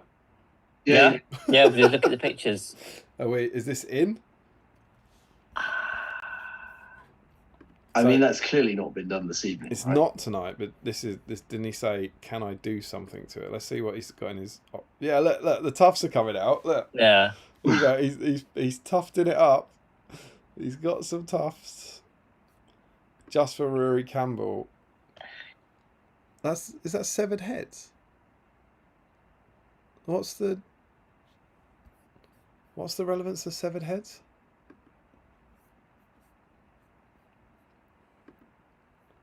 Your Barrow Terrain, and then Rory said your Barrow Terrain is going a lot better than mine. I think he might have started before you. And Ashley Fisher says, Rob, this is great. I'll save this pic to copy when I get around to making Barrow-Downs terrain. Thanks. And then Rob helpfully put some Etsy 3D prints up. Is he getting in? He's touched up his Barrow Terrain. I think he probably does. I think but I will confer with Mark. I think he has to, isn't it? If we're allowing the Barrow-Wights that just had a tuft and a bit of Valhalla and Blizzard on it, then the same rules have to apply to the terrain as well, right? Well, here's the fun thing. The same rules don't have to apply because you can make the rules up. This is a No, but I'm thinking, bonus like, double entry. Morally, they should. You can't have one rule for one and not the other. No, you can. That's the fun thing. You I know you can. Just because you can doesn't mean you should, right? Your rules designers are so preoccupied with what they could, they didn't stop to think if they should. Exactly. But, if you want your bonus entry to be, you should try and make a barrow from scratch like the magazine. He hasn't done it. But you both seem keen to give him another go, so I'm just worried what Rory's going to do with that knife. Is he in? He's in twice? Yeah, I think All right, he's in twice. Yeah. It's not me, guys. Don't be mad at me. Michael Dublay's in with a very kind of delicately high poised looking barrel.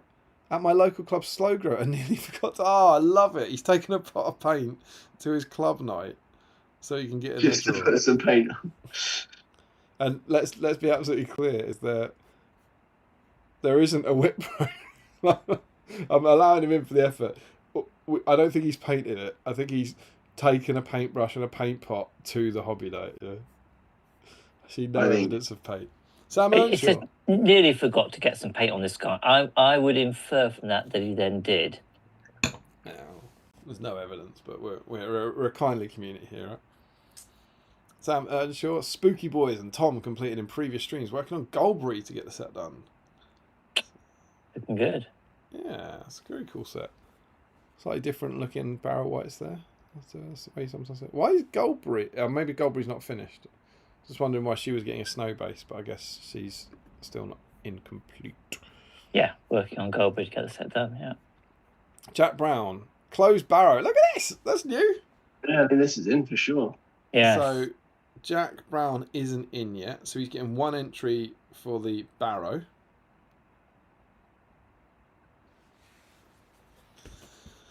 Looking a bit like an igloo in that first picture. Well, look at this. Open with whites. Stopping there for now as need to get bigger slate. He's off to the garden centre. Or the mine.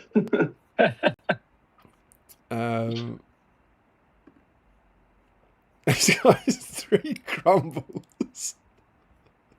This is next level stuff for Jack. I'm feeling hungry now. Crumbly.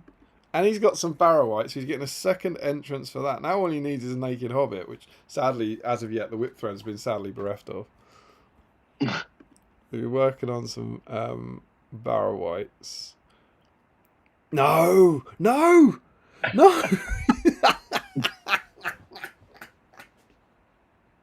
He's only done it. A well-endowed Pippin sits by a pool. My first incredibly ropey attempt at sculpting a model. Are you saying that? What? It's one of the it's a comment on his thing. He's got trip entry. Oh god, yeah, no, there. Now help me out here, boys. I can see his knees. Right. Belly button. Yeah, well, is that a belly? I was going to say, why has he got holes in his chest? But one's a belly button, right? You with me?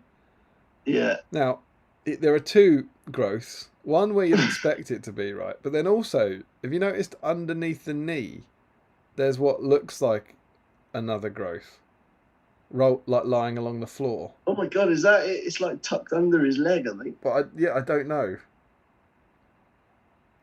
But I mean, mate, that's a Pippin head. That's a real Pippin model. I think it is a gross naked hobbit. I think it's only fitting that we actually for everyone go, what the hell is going on here? For the record, Was what? I say for the record. Yeah. ... Yeah.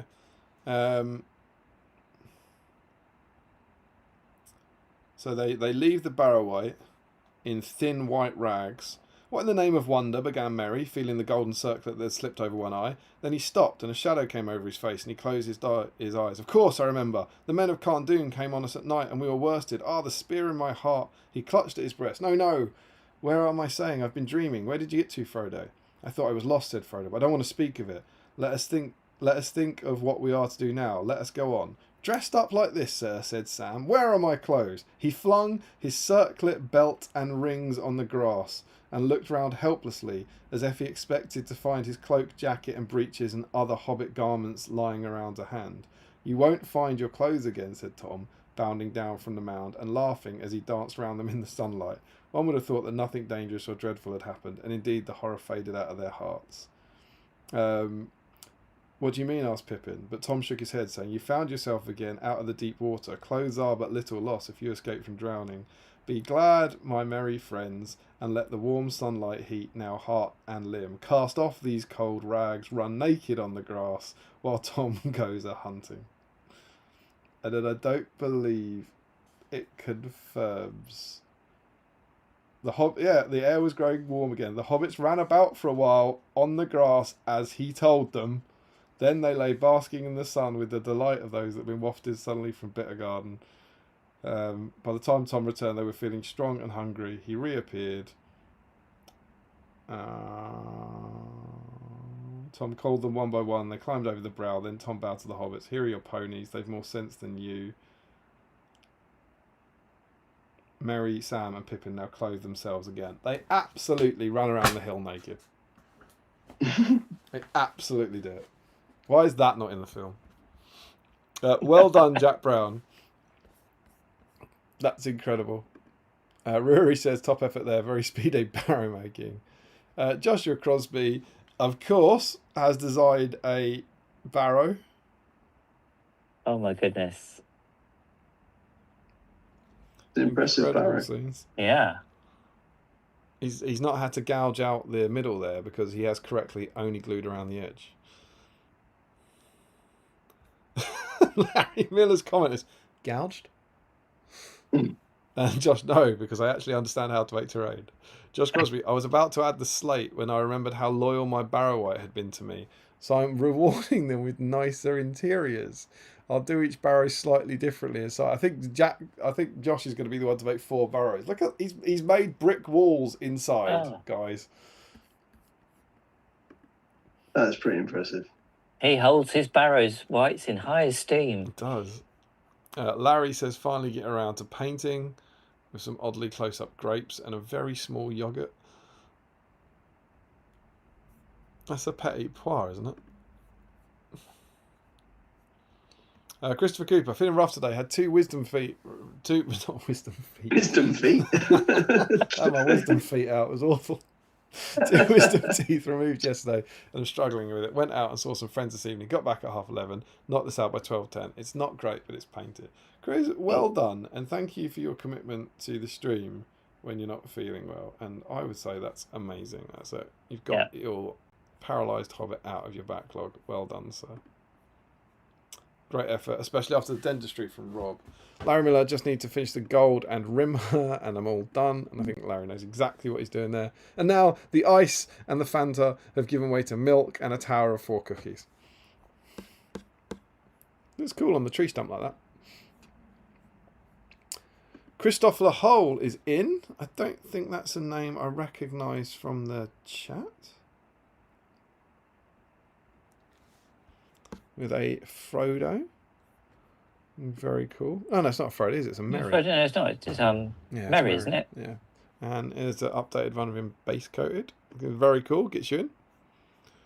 And Joe Holzman at the bottom has 4 paralysed hobbits. Now, I think he's in already for the painting at the start. So this is just an update pick. 4 paralysed hobbits finished other than the basing. So what I now need to do, I feel slightly strange that Josh Crosby has only got 1 entry for the Barrow. That doesn't feel right to me. If anyone paints on theme, it's Josh. So I'm refreshing. I'm going to go and check back down the comments. It might be later. Right down at the bottom. It is still Joe, but let's go and check out Josh's. Yeah, because he comments that he's got a few bits left to finish on Tom tonight. But I don't. The only pictures are of the. Yeah. Barrow. I wouldn't do it for most people, but Josh, maybe give us a message in the patron chat or something. Not in the patron chat, sorry, in the YouTube chat, because I can't see Josh having put anything in for a model. Maybe he wasn't. But that seems unlikely for Josh. I am going to go over and check the emails. Maybe he's emailed it to you. No, he's a goodie. There you go. He just says, "I'm painting Tom, shared a photo." Although he's like 122 streams in, he's forgotten how to submit. So I'm going to put him next to where he is then in the group. Joshua Crosby. Michael Haskell. Hello. We talked about this.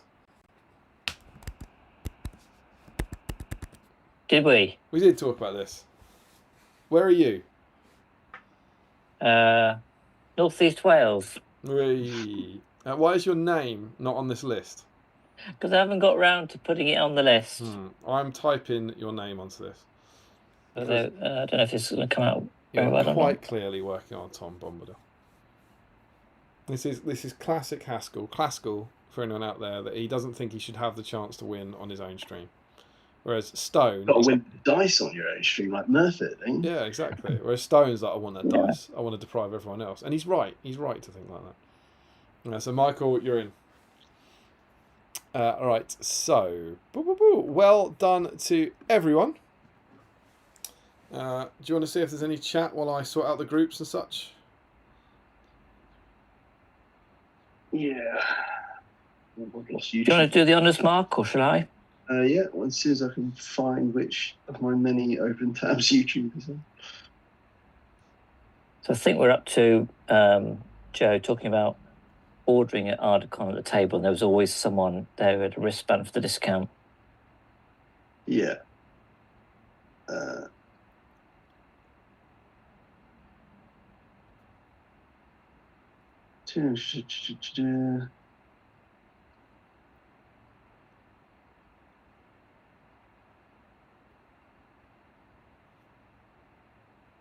Did we go through all the talking about the wristbands and the discounts? I think we just mentioned it towards the end. Yeah. So I think this is where we're at. So, because that's right, Joe confirmed it was 20% off. Larry confirmed he likes alcohol but dislikes sunlight. Joe said, if you just order rounds at the table, there's always someone who had a wristband off the discount. And Larry then says, it's also so rare I get an opportunity to not go outside at all for so long. Joe says, you don't need to choose, Larry. Mercury is cheaper next year, and the price difference means it's not worth staying across the road. Do the bottle trick with your foot. That was it Steve's idea? There's a live stream about opening a bottle with your foot, and we did it. Oh, really? Yeah, we did not manage it first time, but we did manage it. I've forgotten that, yeah. Basically, just you need to be wearing a shoe. Yeah. Hurt yourself. You just lift your leg backwards, so your heels up towards your arse. I can't remember. Did you just kick it or something, and then you just kind of knock it down on your heel, I think, and it pops off. But some sort of movement like that, yes. Okay.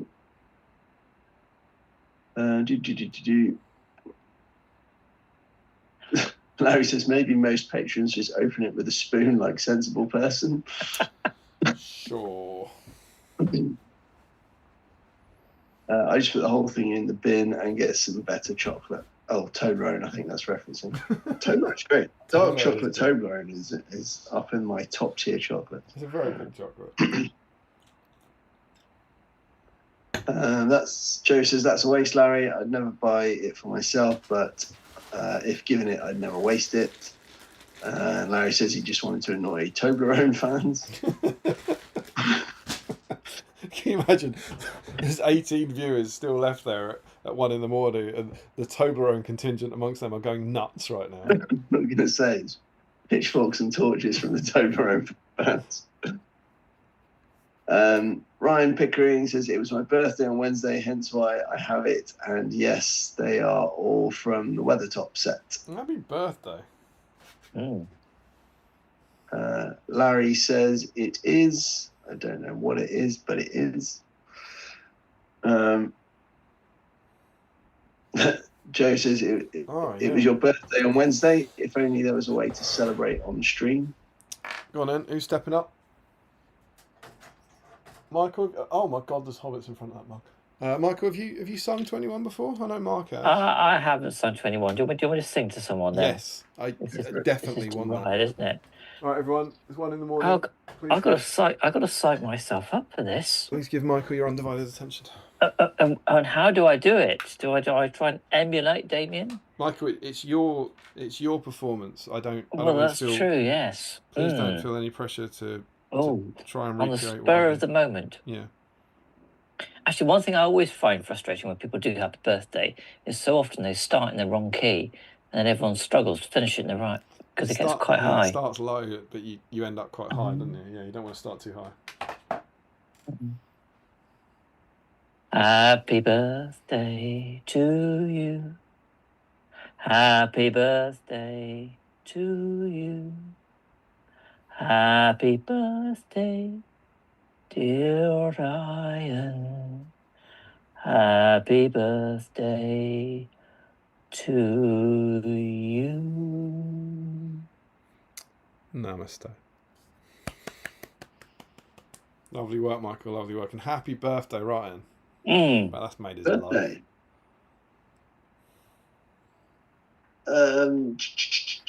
Larry then says, I took the first 2 cubes out by hand to let them melt in my mouth as I am wont to do.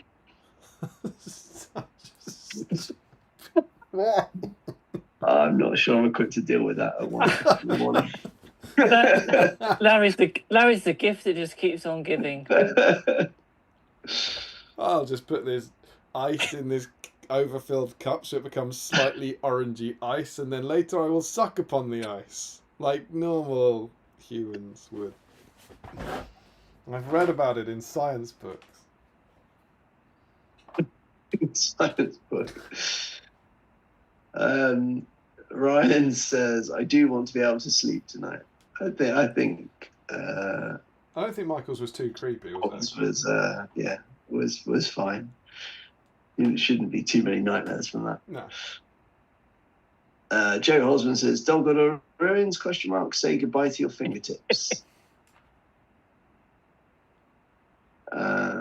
Larry then says, are you sure you haven't just got bigger, Damien? Is it about Yorkies getting smaller, do you think? Possibly, Yeah. Yorkies are definitely smaller. Yeah. And then he says, what puts me off is having too much freedom, so I have to work out what I want to try and build out of it. This is for the dog order, is it? Yeah. I do also agree that we should be able to have some meat. I think that's in reference to the comment, isn't it, from the Canadian chap?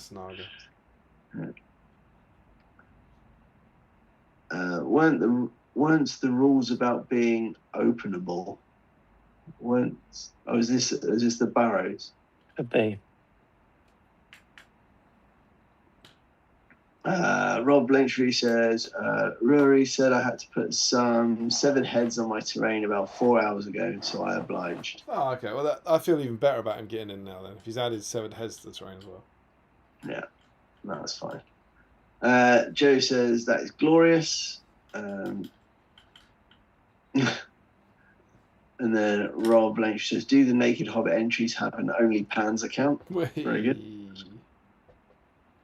Larry says it is again. I'm not sure what it is, but it is. It definitely is. Joe says, is there going to be one with straw walls and one with stick walls? I think that's in relation to Crosby's Barrows. Yeah. Larry says it's tropical juice, not Fanta. We've been through this. It's not the flavour of the juice that concerns me, mate. Yeah, that's the least of the worries.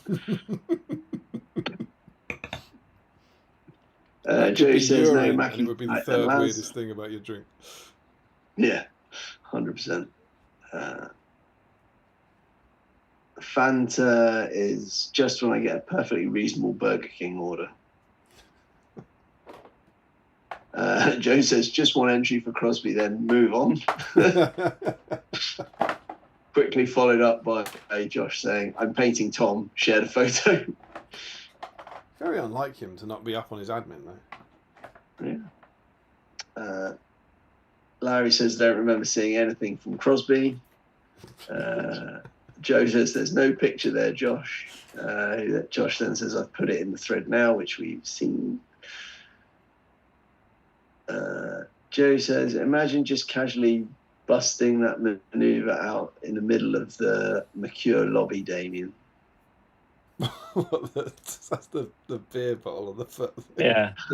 I think I did it. I don't even know what stream it was. It might be on our notes. I think I did it at like the 8th attempt, and so I don't think it's one for, you know, if you did it in 1, you'd look super cool. If you did it in 8, That's impressive. it wouldn't be a good look. I feel like it is in my spreadsheet, you know. I think that would be in the notes.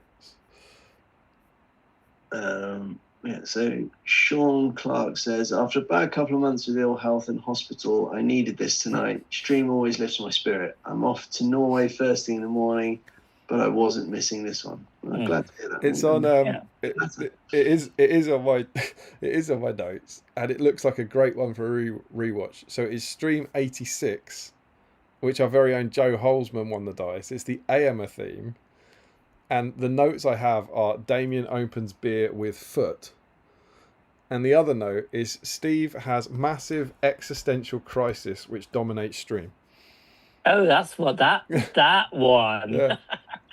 And I remember that. That was when he was saying, I think I might just sell everything and get out of it. And we were like, well, don't do that. And he didn't for about a year. It got very serious. Yeah, well, it was. He seemed a bit sad about things. But then also, I opened a beer with my foot. So yeah, stream 86, if anyone wants to go back and watch that. I'm sure some kind soul will find us a time code, and it'll be in the patron chat later.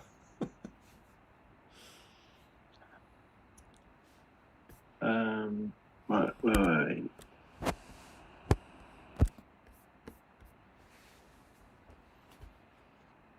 Sorry, just got lost in the chat.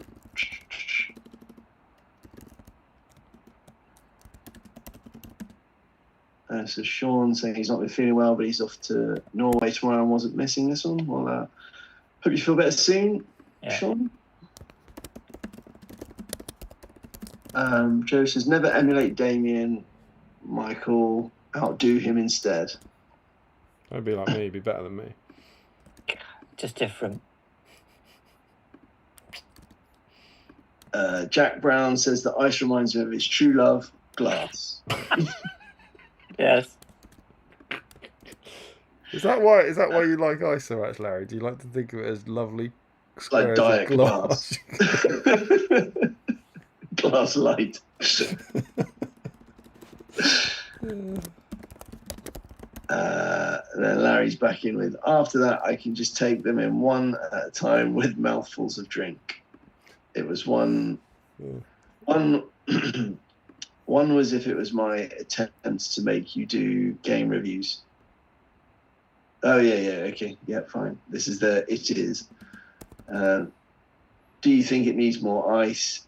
You always look cool if you do it with a spoon. No, that's true.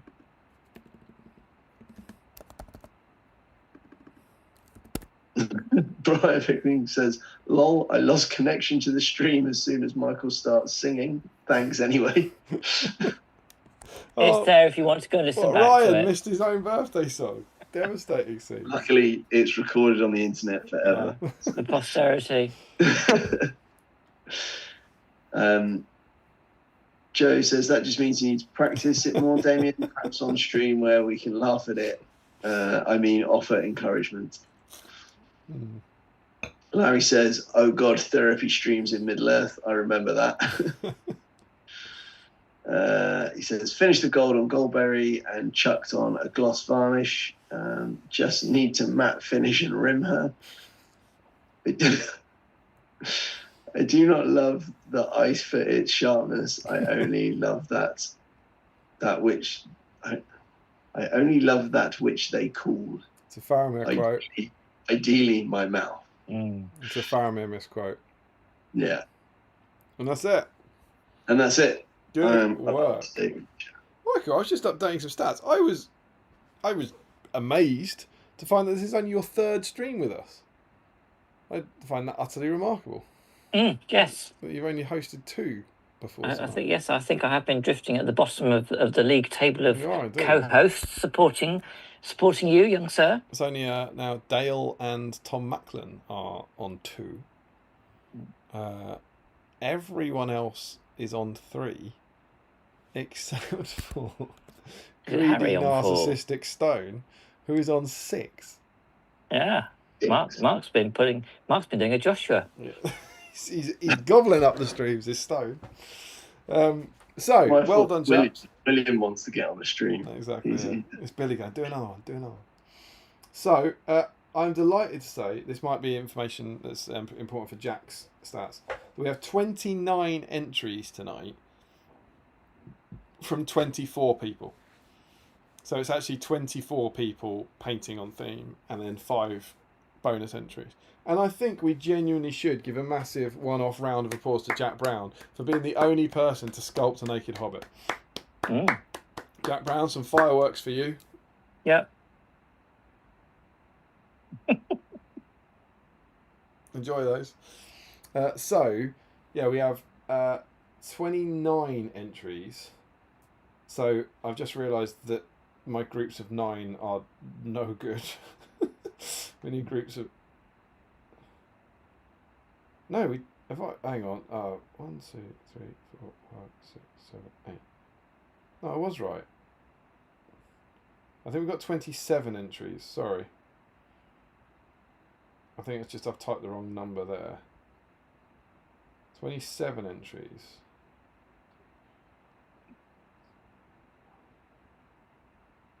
What?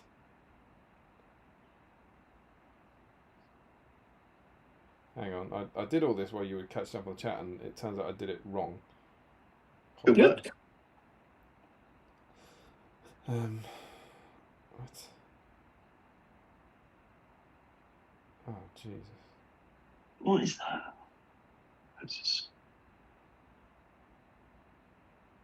Oh, it's gone terribly wrong here. Go on, Damien, you've got this. I know, right? 122 streams in. There we go. Right. So Jack's helpfully got it here. He says, I have it as 26 entries. But he says he may be wrong. Good old Jack. It feels like your 27 is probably... No, it is. It is 26. It is 26.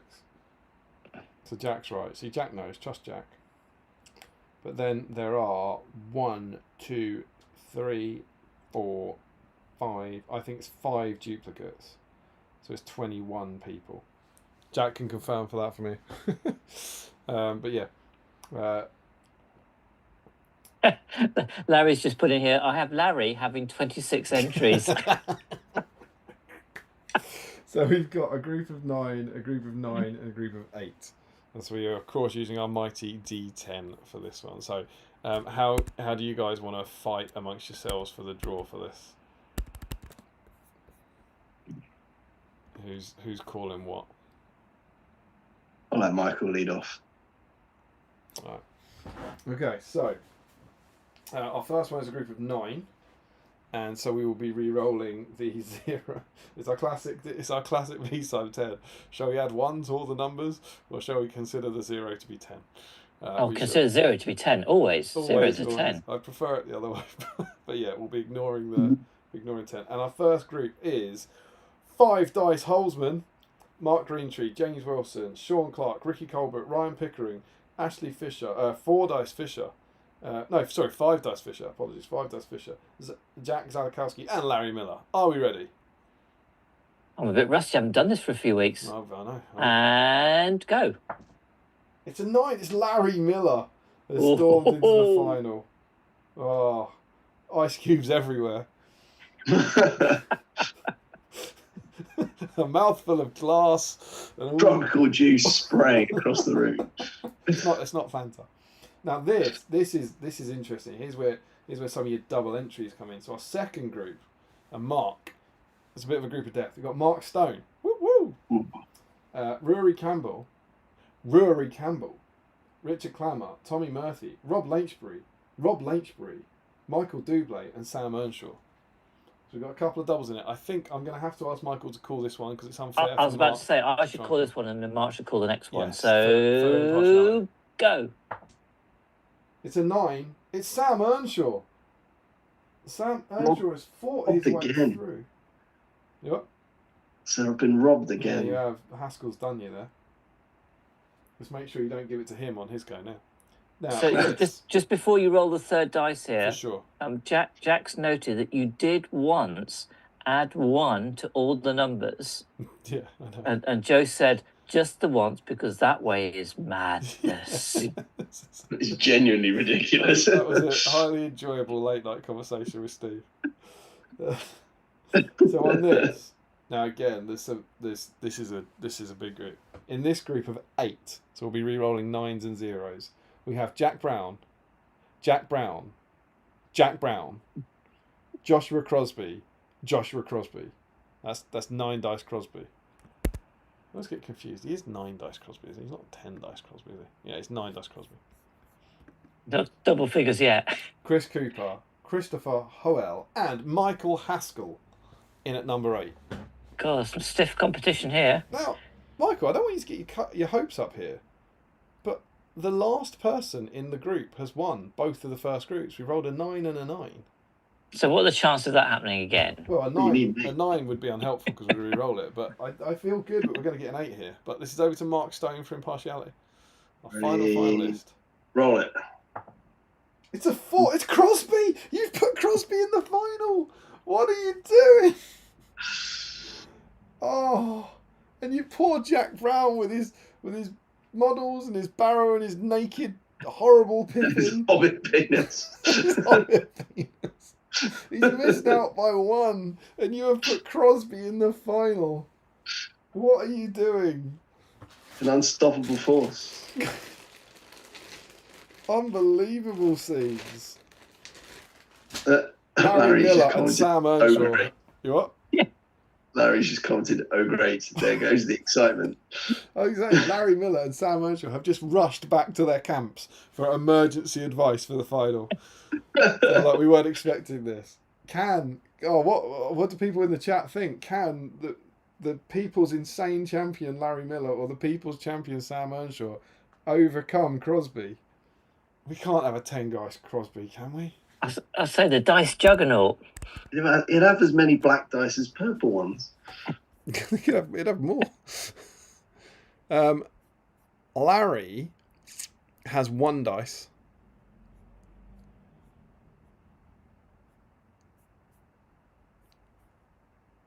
Shall not have any? I don't think so.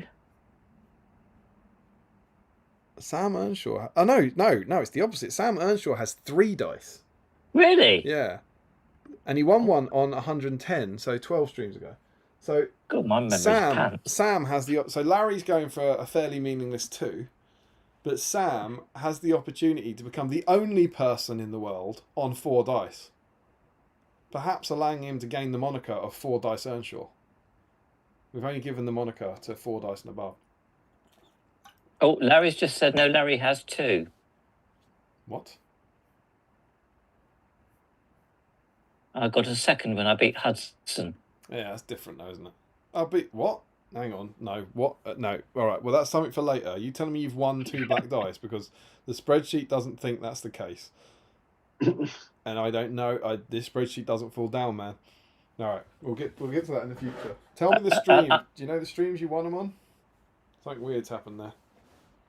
I'm afraid Joel's put the boot in again by saying, in a week where Grimsby could beat United, Larry can beat Crosby. That's the spirit. And yeah, Crosby's a United fan as well, so he's he'll be running scared. Right, so here we go, the big moment. All right, so we've got Larry Miller is on 1, Sam Earnshaw's on 2, and Josh Crosby is on 3. Should we alternate the calls here, Mark? Yeah, go on then.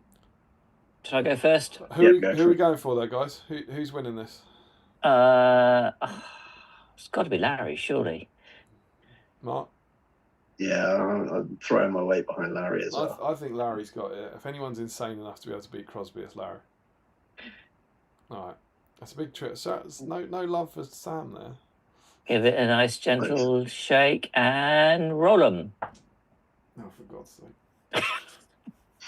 Oh, God, it's happening. Just give me straight sets. Crosby's 1 up. Over to you, Mark. Ready? Let it go. Oh, Oh no! oh God. Oh dear. Well, I'm gonna do one. You guys are screwing this up. I'm gonna sort things out. There we go. That's how you do it, all right? Larry's in the game. It's 1 to Larry, none to Sam, and 2 to Crosby because of you two monsters. Do you want to keep going then, Damien? I was confident in getting through 1. Do you want to see if I can steer Larry through to victory? Yeah, go on. All right. Oh God, I've screwed it. I can't believe it. Oh no. Unbelievable scenes. Oh God, it's Crosby. Relentless dice winning machine. It's a dice juggernaut. It's unstoppable. Joshua Crosby, you've won your 10th dice.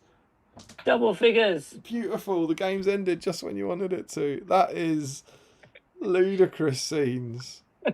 What is happening? What is happening? I think surely we should make sure that Joshua goes through with those 4 barrows, with whether it's straw, wood, or bricks or whatever. He has to complete the quartet for reaching 10 dice. 10 dice. Absolute lunacy. The chat won't like that. And No, the chat doesn't like it. Joshua's just posted up, thanks, all the hosts helped out there. Were we updated on the chat? Were you doing that as we were going? Well, I picked selected ones in terms of context. Do you want me to skip through? Yeah, just see. It's always nice to see how the live vote goes.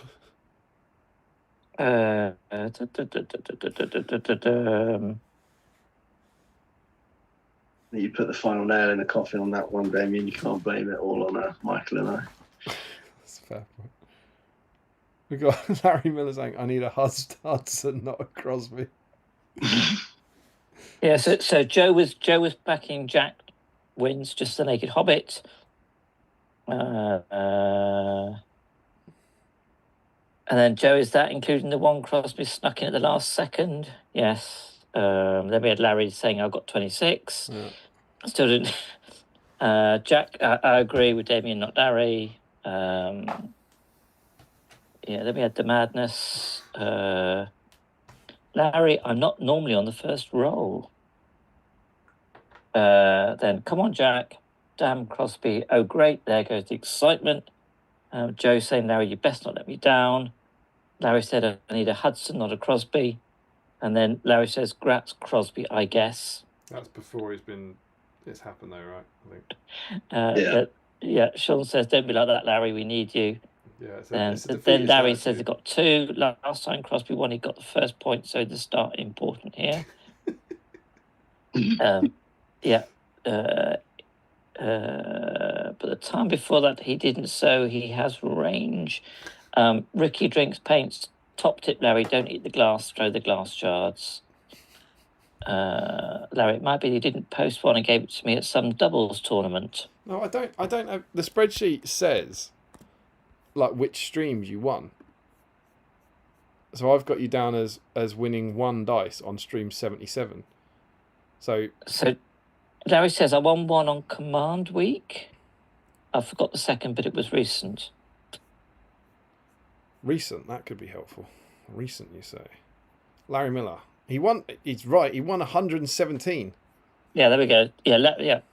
Jack's just said stream 117 in straight sets. Straight sets.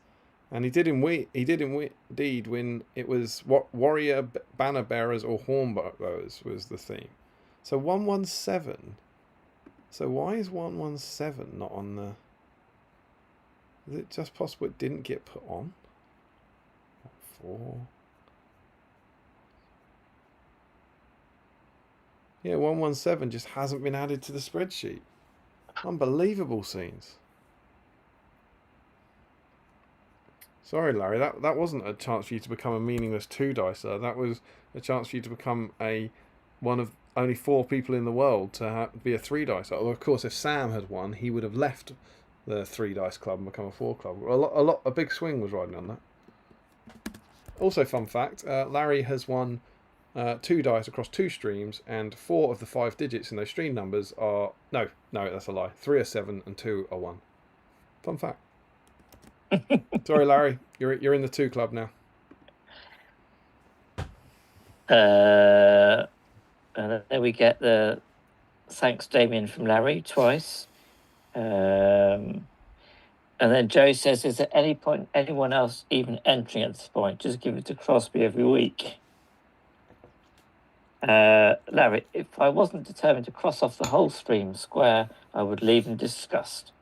Hooray for Hobby Bingo maintaining our viewers. Ricky drinks paints. Cheers. The kids are crying now. Sean Clark, just put Crosby's address in your next order. Joe Holzman, it's like the SPL. Larry, probably would be cheaper to just get Josh to send off the occasional ones other people win. But Joe says, "Grats, Crosby." Yeah, Jack reminded me I missed a comment. Stream 117. Only 2, not 100. Yeah, okay.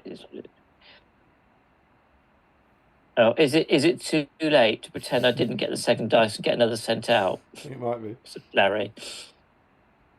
Then Jack Brown says 21 entries for that stream, Damien, for your records. Joe Kelly. Sorry, I stepped away for dinner and just got back. Did Crosby really just win? Again? How is that possible? No one knows. Congrats, Josh. Go and buy some lottery tickets. And then Jack Brown probably missed it as it was the one just before 7 stones. Yeah. I reckon it was Mark's fault then. Did Mark distract me at the end? He probably threw me some chocolate or something when I was meant to be putting it into the spreadsheet. Quite possibly. He's probably telling you to paint Gandalf or something. And what does this mean? Larry says, technically, I also won the Dale Groves doesn't look like anything else. Oh, was that? That's when Dale Grove gave one of his dice. Yeah, he did, yes. Party hat. Yeah, his dice of him wearing a party hat engraved in white, which absolutely doesn't look like anything else. Not a great look. Well, we joke, but well done to Josh Crosby. Indeed. You just can't argue it, can you? Like, relentless. The form is there. It's always there. It's an impossible. I think we just saw the real emotion there, where Larry and Sam were excited to be in the final, and then when Crosby's in, you just kind of like, you just can't. What can you do?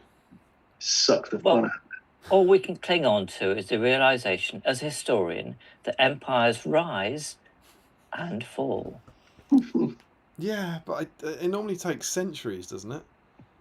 Well, it depends on which ones. But I'm yeah, not sure if we've got enough streams left before we're all dead for anyone to catch Josh up. Yeah. Well, there is that to it. Anyway, you're never going to stop these.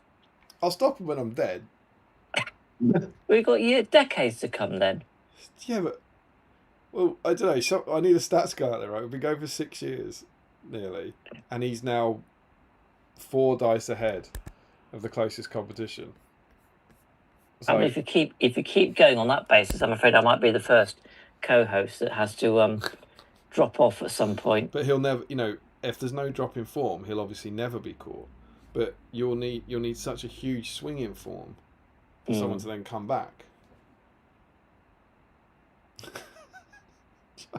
Josh says, I had them beaten before the final started. They had such little belief. Funny, really. Larry says, for the grease stuff balls, I never got around to putting on bases. I had too much last minute painting still to do. Joe Holzman, it's like this. It's like the excitement of finally being in the second round of the League Cup and then getting drawn against the titan of the game.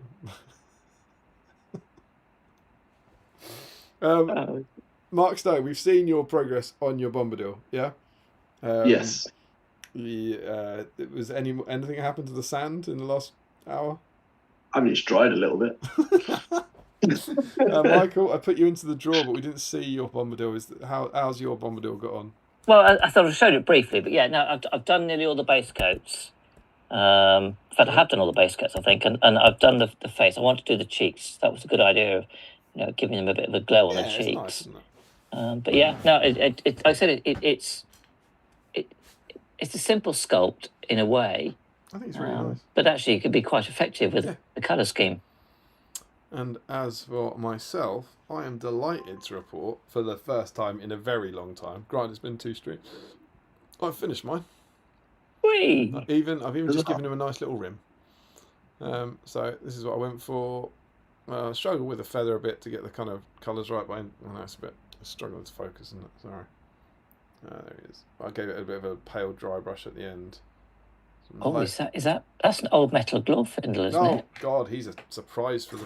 You'll see him in 5 minutes. Ignore the elf behind the curtain. So for this. Good, I've kept still there. Sorry, Damien. No, it's my own foolish fault. But there we go. I'm really happy with him.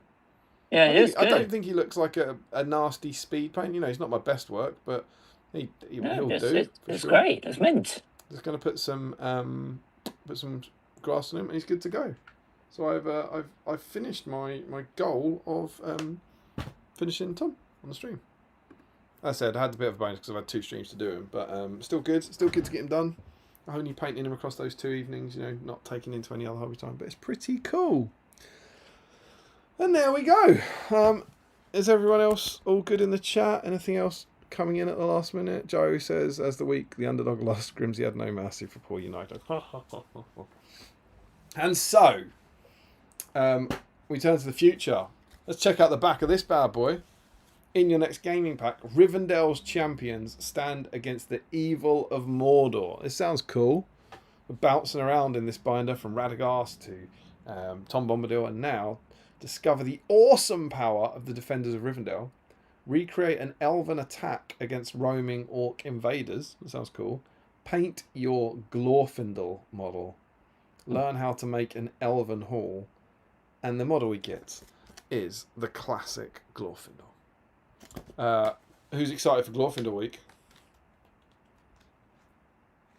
Oh, Yep. Look at that. Oh, Mark. Look at that. Here's one I made earlier. He's not painted yet, but he got his base done today, and he is at the top of the painting queue. It's quite a daunting one to for sure. to paint. He is a joy to paint because the sculpt's so lovely. Yeah, I mean, but there are lots of bits. Yeah, I never really thought of or wanted an elf army until that Glorfindel model came out, and it literally was like, no, I've got to do it in some way, shape, or form. So he is sat there, based and ready to be painted on the next stream, or at least started by the next stream. Yeah, perfect timing for you, right, for the Throne of Skulls, that. Absolutely. Very cool. Have you done Glorfindel before? No, my first one. First Glorfindel for mounted. Michael, will you be Glorfindeling the night away? Well, it's a good question. I've got the metal mounted Glorfindel painted.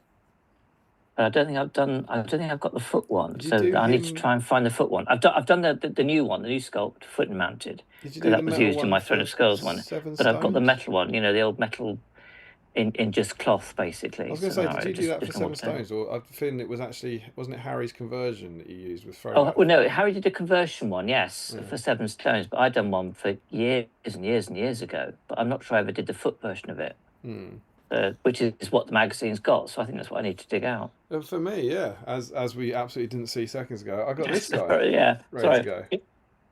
And this, I'm just stupidly excited about it. So I'm on triple classic model. Yeah, I did the metal Radagast, I've done the metal Tom, and I'm doing this. I've been really looking forward to this little swing of mags to paint some really cool classic models that I don't bloody want. I think this is a fairly horrible model that I have no need for. I think the metal armoured one is better, and then obviously the new Forge World one is incredible. But this is a fairly rubbish model, and I can't wait to paint it. In very, very much how I did the Radagast and the Tom Bombadil in the last few weeks. So I don't think it's rubbish. I mean, all right, you can maybe it's not as good as the model Glorfindels. I still quite like it as a model. Yeah. Well, maybe I'll fall in love with him again through the. Well, you have done that with some figures, haven't you? When you start to paint them, you have changed your tune, as it were. I definitely think your relationship with models changes as you paint them. Sometimes for the better and sometimes for the worse. True. Larry Miller says, why did Redacted get a proper painting handle and Tom got stuck on a milk lid? And Joe Holzman has nailed it. He says, I suspect Tom was removed from the painting handle for rimming. That's exactly it. I was painting him on a handle all night, and then to do his rim, I then blue tack is available. I blue tack my models to paint lids to do the rims. So that's that. He says, I've got an old... I just hold the model upside down and just do the rim, because you're doing the rim once. So why spend time attaching it onto blue tack and painting it? Why just hold it and paint the rim? Well, my answer is that it's twofold. One, I'm always worried I might rub the paint off, and two, I do 3 coats of a base rim. Oh, I do one. I never find. Do you do black? No. Because I find more foam brown to get round a white base that's got some other colour on it from where you've painted the base. I'll grant you that, yes, if you've overspilled on something, yes, that's right. I've still got some bestial brown, which I've got a pot which I'm just hanging on to and just using for bases. Yeah. But yeah, that's why I do it. Fair point. Joe's got an old metal Glorfy I've got with a mag, me and you both. I've also ordered the last 2 models I was missing from the rest of the mags, so I should be on theme for all the remaining mags. Amazing. Ryan Pickering, I've already painted my Glorfindel. I do have the twins in armour on my backlog, so that'll be next. And Joe says, well, I haven't seen you need to turn it upside down. Well, I trust Tom Bombadil to not fall off blue tack in a way that I would not trust £140 of resin catapult roll. Joe does 2 coats of rimming, and I usually rim black. So That floats your boat, man. I guess there is a question. Are we just going to make Glorfindel Glorfindel? Yes, I think so. I think Glorfindel deserves a week. He hasn't had a week on his own. There are... Killed a Balrog, man. What? So he killed a Balrog. He deserves a week in his... There are 5 sculpts, so there's quite a lot of choice. And he's mega important. I'm going to try and do some deep dive stuff on him, because there's some really interesting stuff. There is, of course, the big question around Glorfindel about who he is. But there's some interesting stuff with Glorfindel. Too much to do in a deep dive, really, because he goes right back to the Silmarillion, right back to the First Age and all that sort of stuff. Well, he did, yeah. Or does he? But there's some fun stuff to explore there, and I think Glorfy deserves his own stream, and particularly because he's got that really exciting new Forge World model. I think it'll be exciting to see. I'm very curious to see if we get more of, because this guy's basically 2, right? He's got foot and mounted, then the armoured version's only foot, and then the new one's foot and mounted. I'm really curious to see if Rubbish Roby Glorfindel gets more votes than fantastic new Glorfindel in the kind of BSIME manner. I think that would be quite interesting. But we'll see. Actually, I've just thought about this. My challenge is going to be, because I've already got the metal painted one, if I do find the foot one and I haven't painted it, I haven't done it, I'm going to have to find the colour scheme that I did about 10 years ago to match the foot one. Oh dear. You must have known. You must have known the stream was coming. There'll probably be a helpful painting guide. That's what I work for Radagast and work for Tom. I'm loving the painting guides now. They're helping for these one-shot models. I've got some delightful news. Larry Miller also ends up doing 2 rounds on a rim job. Like you're the same person. I'm one at most. Larry says, but normally do it after varnishing. Joe Holswood. So mega important. He was absolutely included in the movies, and he doesn't normally varnish. No one does. Larry has an important Glorfindel question too. And Joe says, in fact, I had never varnished a model until my Wolfpack army this year. I've never varnished a model. Larry says, if I do, it's metal or I'm using contrast. And Joe says, the Wild Chieftains are ridiculously front heavy. I said chip. And Larry says, which is most of the time these days.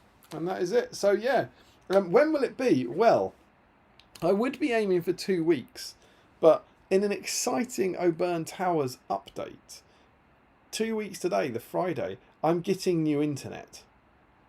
Ooh. Yeah, I know, right? Now, I have to say, I was saying this to Michael before the stream started, that I think, all joking aside, the streams have been really stable for the last year or so. If you go back to the start of 2024, we've got like 3-part wargs and 2-part cavalry, where that's where Steve's internet was just like cacking out after an hour or something.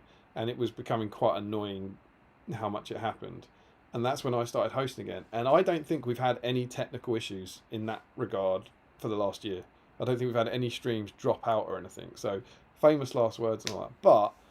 But I should be getting super speedy internet 2 weeks today, which might open up some high res battle report filming or something, a live bat rep filming where we can see. Might be worth having a look or something. But I don't think I'm confident scheduling a stream for the night that the internet might be being installed. So we'll play it by ear. Maybe that Saturday night or something, or maybe it'll be the weekend after. But fingers crossed we'll do something. But I'm just twitchy that if we put the link up and we tell everyone it's the Friday night and then something doesn't go right with the installation, it's just not worth it. So that's what's coming. But it will be along soon. And in the meantime, to get you, if you are one of our wonderful patrons, you'll be getting a new hobby vlog next week as an exclusive. And if you're not one of our patrons, you'll be getting the hobby vlog that the patrons have had for a week next week as well. So there should be a new vlog, however you enjoy your hobby vlog content on Battle Streams in Middle-earth. And if you haven't joined up to our wonderful Patreon community, please consider doing so. And at the bare minimum, please hit that subscribe button because we really appreciate it. Mark and Michael, is there anything else you would like to say to these fine folks on Tom Bombadil Week before we bid them good night and good morning? Oh, I'd just say thanks to everyone for, especially those ones that are still with us. I've had a really enjoyable evening. So, yeah, thanks all. Yeah, no, same. It's been great fun. Thanks for tuning in. Joe Harsef will get a 4K camera like Steve. I don't think the better internet helps to get the camera. I don't know. Jack Brown asked for Magcam, and Joe Osmond, have you acquired his since he doesn't need it now he's passed? He's not dead. Joe Achilles says, my favourite character, amazing deep dive coming, I would believe. Ooh. Well, no pressure or anything. Hopefully. And I'm glad that you'll have your favourite character. So yes, well done to everyone. Thank you all for joining us. You're all amazing as ever. Well done for clearing your backlogs with us and getting some Tom Bombadil and Goldberry stuff going. And yeah, we hope you enjoyed it. Thank you as ever so much. You guys are amazing. And we'll see you very soon here on Battle Streams in Middle-earth. Good night. Good night.